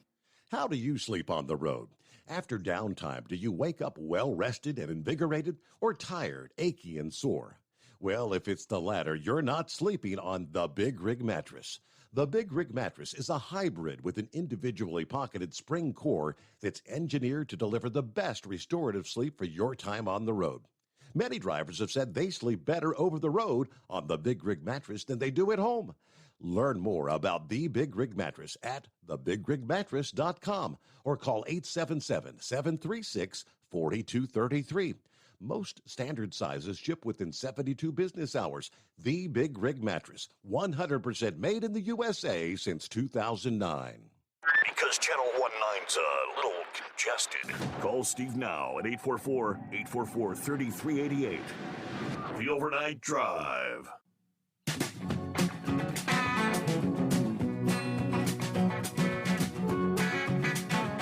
All right. Once again, here we are on a Thursday. Hope you've had a good week thus far. Boy, looking at the final day of June coming up here. Friday morning. Then we'll close things out for a long holiday weekend. Meanwhile, let me see here. Is it the Shawnee Big Boy? Hey, Steve. I was going to ask you a question. I started with SIA back in '85, and Papa SIA, when he ran SIA, it was a great company to work for. But in '96, Yellow bought out SIA, and a lot of people didn't realize it was Yellow's non-union company. And they got rid of Papa SIA, and they got rid of all the family. And Yellow, the CEO of SIA at that time came from Yellow, and a lot of the regional managers came from Yellow. A lot of terminal managers came from Yellow. I've been out of SIA. I left SIA in 2005, and I kind of lost what's going on. Or did they ever sell out in the last, since 2005? I haven't kept up. Boy, I know anything about it. I wouldn't really know. I could try to pull up. I could do a quick search, see what I could find, but Yeah, I'm an old fart. I'm computer illiterate as far as research and everything. I was wondering if you knew anything. But I know in 2005, like I said, it went from 96 to 2005, SIA went out of business. And if you looked at I keep up with the history, and if you look at the history on stocks and stuff, 4 or 5 years ago, all of a sudden SIA stock was going sky high. They're just as much as OD right now. I went to work for OD in 2005 to 2017, 18, and same thing with Old Dominion. Old Dominion was a great company. It's still a good company, but and I think the father's retired. The son he's kind of Old Dominion. He's kind of a figurehead, but I call it a lot of educated idiots took over the company, and now it's not a family-run business. It's a corporation, and you're just a number. And I left Old Dominion 2019, I think it was 18, and I went to the family-run operation, and I'm going to stay here right until I retire. But I was wondering if you knew what the history of SIA, if Yellow ever just sold SIA, or they still got a little bit of control with SIA, or what? I've got you. I pulled up the, what would you call it, the lineage, whatever you call it, goes way back in time, I guess, 1924. Yeah, we'll jump ahead to, 1987. The SIA family sold SIA to Preston Trucking. 1993, right. SIA was bought by Yellow. 1995, Yellow merged SIA with Smalley Transportation, which expanded the company into a 96, moved the headquarters to a suburb of Atlanta. 2001, sister companies Action Express and Westex were integrated into SIA under the company's brand name. Okay, so 2002. Yellow bought at the time. Yellow bought them out, and that's why they combined it with SIA. 2002, Yellow created a regional holding company, SCS Transportation. 2008, SIA became the first LTL non-bulk carrier in the U.S. to receive the distinction of being certified RC 14001, whatever. 2009, SIA began installing cutting-edge software on all new tractors to helping drivers avoid access the Icarus. 2015, SIA acquired Dallas-based truck third-party logistics provider LinkX. And the latest entry is 2020. Aramax's revenue in fiscal year 2020 increased 9% to a record $5,510 million. So I guess it sounds like in the time frame there, it sounds like Yellow still has a hand in them, I guess. Yeah, that's what I'm saying. A lot of people don't realize that, but Yellow owns SIA. SIA is Yellow's non-union company. And that's why I bet you anything, if you really want to research it, Yellow's putting a lot of their money into SIA and building up SIA. Okay, so and like I say, what you're just saying, SIA has never been, Yellow never got rid of SIA. And so, and I bet you the back door is still run that way. The 2000, because I know back then. The 2002 entry says SCST was spun off by Yellow, and on October 1, 2002, became an independent, publicly traded company on NASDAQ? Well, I understand all that, but like I said, it's funny how the CEO came from Yellow, all the terminal managers, regional managers, when the family either retired or died, all Yellow, they were Yellow big wigs and stuff, and like I said, they spun it off, but I bet you anything, if he was a bad man, Yellow still has control of it. That's pretty interesting. I'm just trying to read more in depth through like the history of the company. So I had no idea. that Yellow had any ties. Yeah. Yeah, I'm going to say a lot of people don't realize that, but I've been with Saia since '85 when I got out of the military, and I've been trucking businesses in the 40 years, and I can't wait till I retire in the next year or so. But if I was a betting man, Yellow Corporation still has ties with Saia. It's just their non-union company, and they spun them off to make it SES Corporation. So in case anything ever happens to Yellow, Saia won't get affected. But it's funny, if you look at the stocks in the last 5 or 6 years, when Yellow was getting kind of in the hurting stages, Saia stock ballooned, and it's just almost as much as Old Dominion now.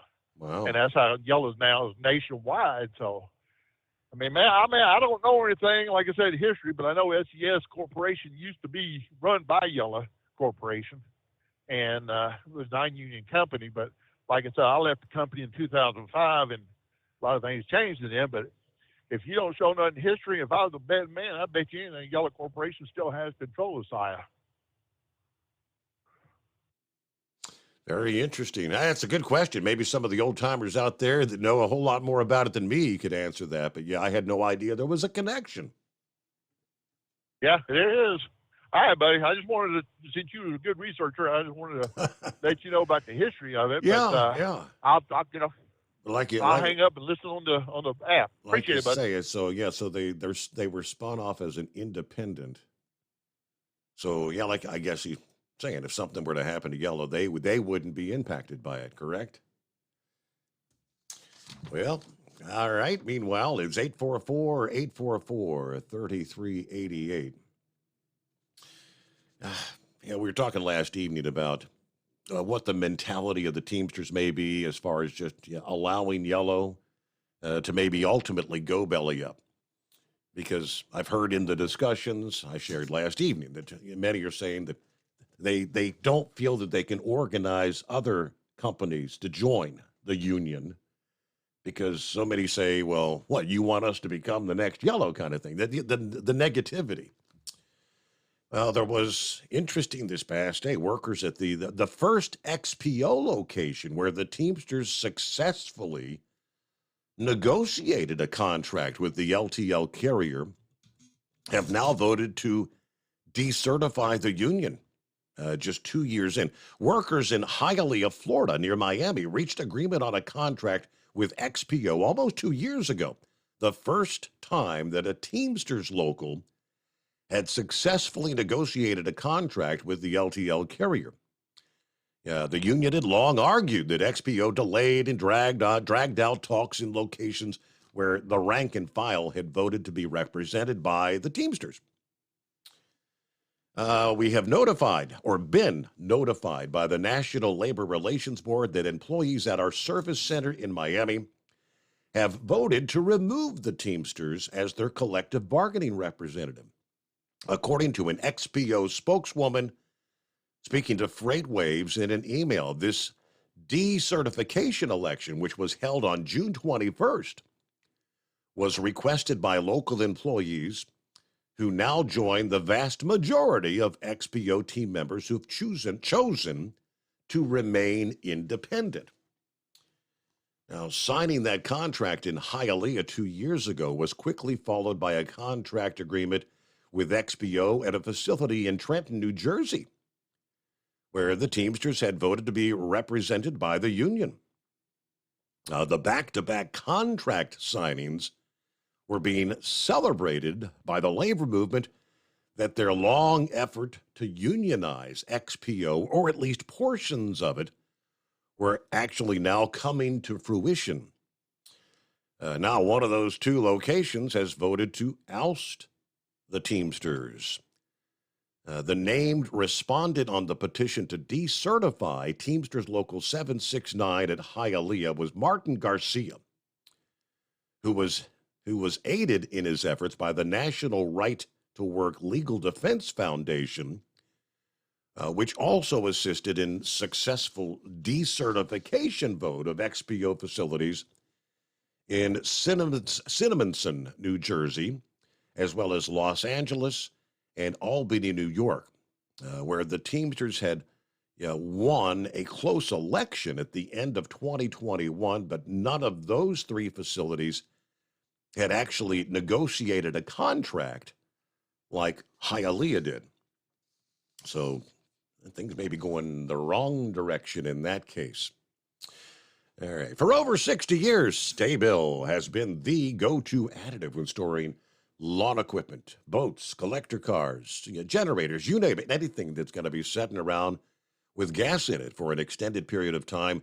Sta-Bil Storage keeps that gas fresh for up to 2 years and combats corrosion issues in your fuel system at the same time. Make sure to store your engine the right way with Sta-Bil.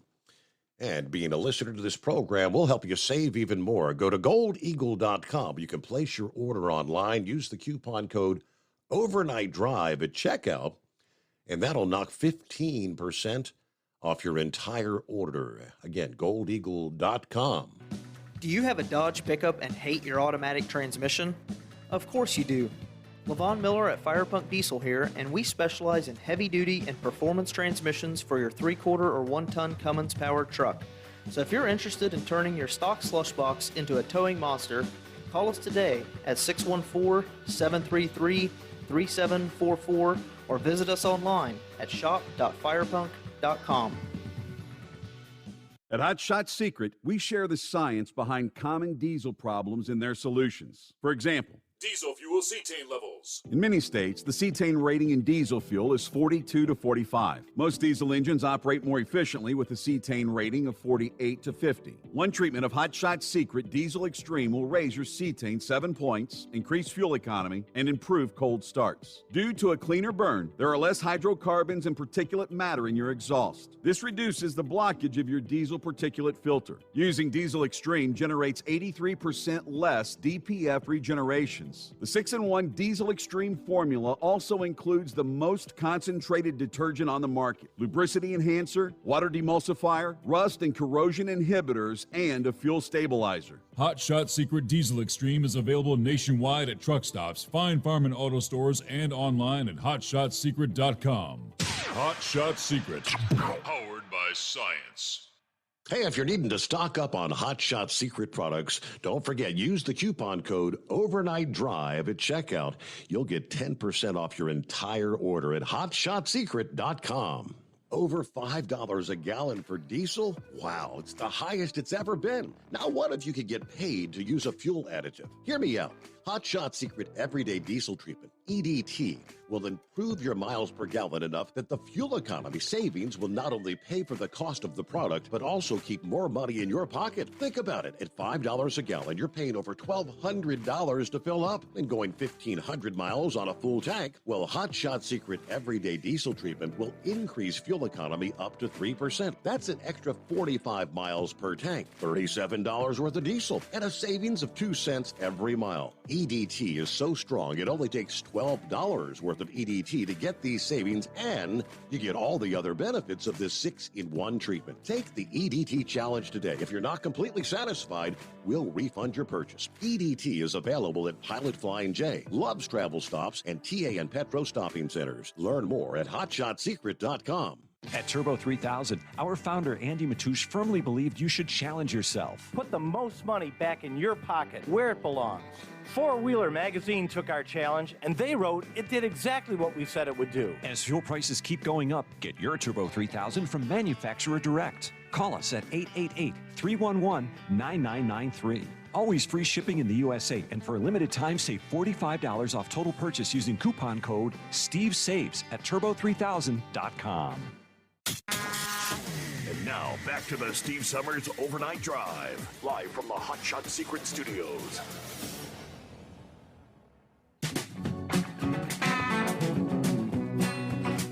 I got a couple of messages from Spaceman out there. Why don't you ring us up sometime, Spaceman?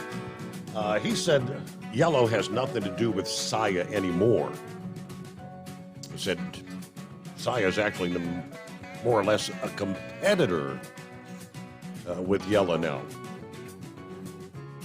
All right, thanks for the heads up there.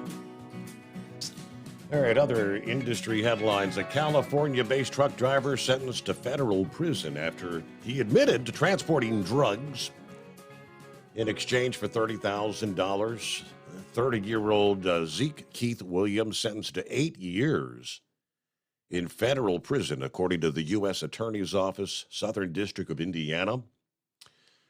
He previously pleaded guilty to possession with intent to distribute more than 500 grams of methamphetamine. Charges stem from a traffic stop back in May of 21 in Indiana. He was pulled over for speeding on I-65 by the state police. And when troopers searched the truck, they found 2 large duffel bags on top of the bunk of the sleeper berth. The bags contained 162 packages of methamphetamine weighing approximately 1 pound each. 162 pounds. He later admitted to Homeland Security that he'd agreed to deliver the drugs to a Louisville location in exchange for $30,000. Now, the crossroads of America remain an attractive target for drug traffickers seeking illegal profits with utter disregard for the individuals and families harmed by these dangerous substances. I commend the state troopers for successfully intercepting this large quantity of methamphetamine and the partnership with the Homeland Security investigations to ensure that this criminal was held accountable. The serious federal prison sentence imposed today should serve as a warning to drug traffickers everywhere. Indiana's highways are not a safe space to push your poison onto our communities. Well, interesting. Not in the state of Indiana, but yet the drugs continue to pour into this country. Customs and Border Protection patrols in Arizona seized almost 2 million fentanyl pills and other drugs during the last 2 weeks alone.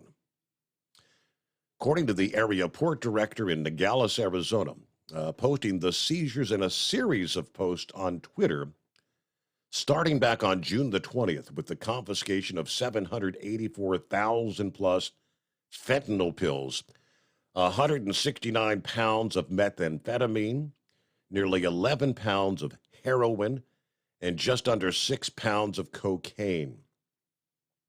The seizures, after agents searched 6 vehicles containing the contraband hidden in various areas, including the floor, the roof, tires, door panels, body, baggage. 2 days later, patrol agents using canine officers discovered 517,000 fentanyl pills, 64.6 grams of cocaine in the doors and tailgate of a truck, according to a separate post. Later, pedestrian operations seized another 10,800 fentanyl pills in a gym bag. In a third post on Monday, Humphreys reported the seizure of 457,000 fentanyl pills, 2.13 pounds of methamphetamine hidden in a vehicle during a search last Friday, another 214,000 fentanyl pills and 45.5 pounds of meth discovered in a truck on Saturday. So the total number of fentanyl pills during that time, 1,983,000. I mean, we're talking a street value somewhere $10, $20 million. According to the Department of Justice, they say street prices running anywhere from $5 to $10 each for these fentanyl pills. It's incredible. In the people that continue dying in this country. All right, had final footnote, interesting changes coming down the pike. Air Force operations, Moody Air Force Base is going to be getting a new lineup of jet fighters in the coming years, while they're going to be closing out the A-10C aircraft, the Warthog. The Air Force announcing in a statement Monday, Moody will receive 2 squadrons equipped with the single-engine F-35A Lightning II fighters, starting fiscal year 2027. Now, this will require about 500 additional personnel. The F-35A, the result of the Joint Strike Fighter program, meant to replace several classes of planes across the U.S. and our allies with a single model. There's 9 countries that worked cooperating to develop the F-35A. Now, in Monday's announcement, the Air Force touted the F-35A's stealth and electronic systems. F-35As, their enhanced capability to survive in the advanced threat environment, which it was designed to operate with its aerodynamic performance, integrated avionics. The F-35A provides next-generation stealth, enhanced situational awareness, and reduced vulnerability. One of the criticisms against the F-35 series was it was meant to be an all-purpose fighter, not specifically designed for close troop support missions. The A-10C, originally designed as a flying tank buster, gained a reputation as a ground attack vehicle, famed for flying low and slow. The A-10C could loiter over the battlefield, providing aerial firepower for troops on the ground. F-35 is quicker. The A-10C is rated a top speed of Mach 0.56. The F-35A can reach Mach 1.6.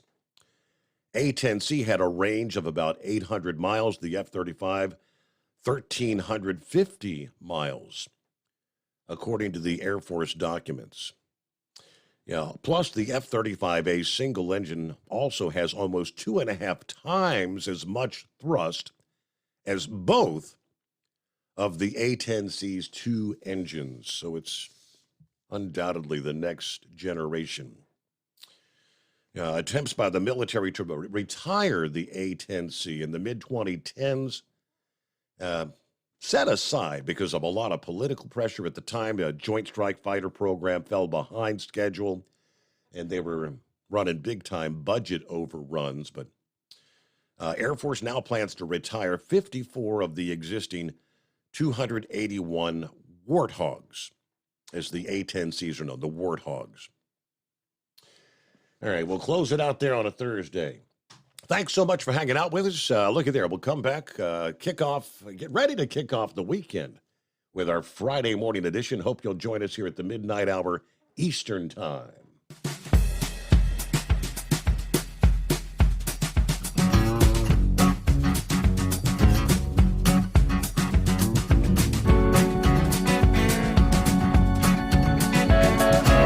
You'll never guess the places that I've been. You never guess the places that I've been. 'Cause everything is like a dream, yeah, but only in that dream that I live in. I'm never gonna let the day begin. Never gonna let the day begin. 'Cause everything is like a dream, yeah, but only in that dream that I live in. Oh, don't wake me up before you go, and I'll just make this bed my home. Oh, darling, please just let me sleep. Give me my dreams.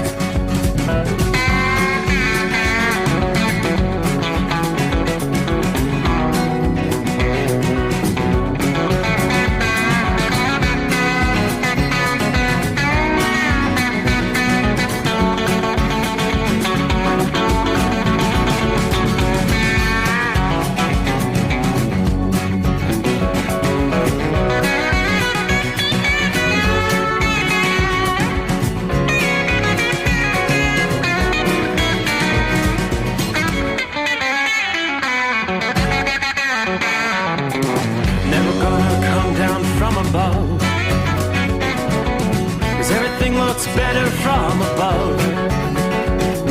Nothing's ever as it seems, yeah, except in that world that I dream of. Never gonna lose the ones I love. Never gonna lose the ones ones I love.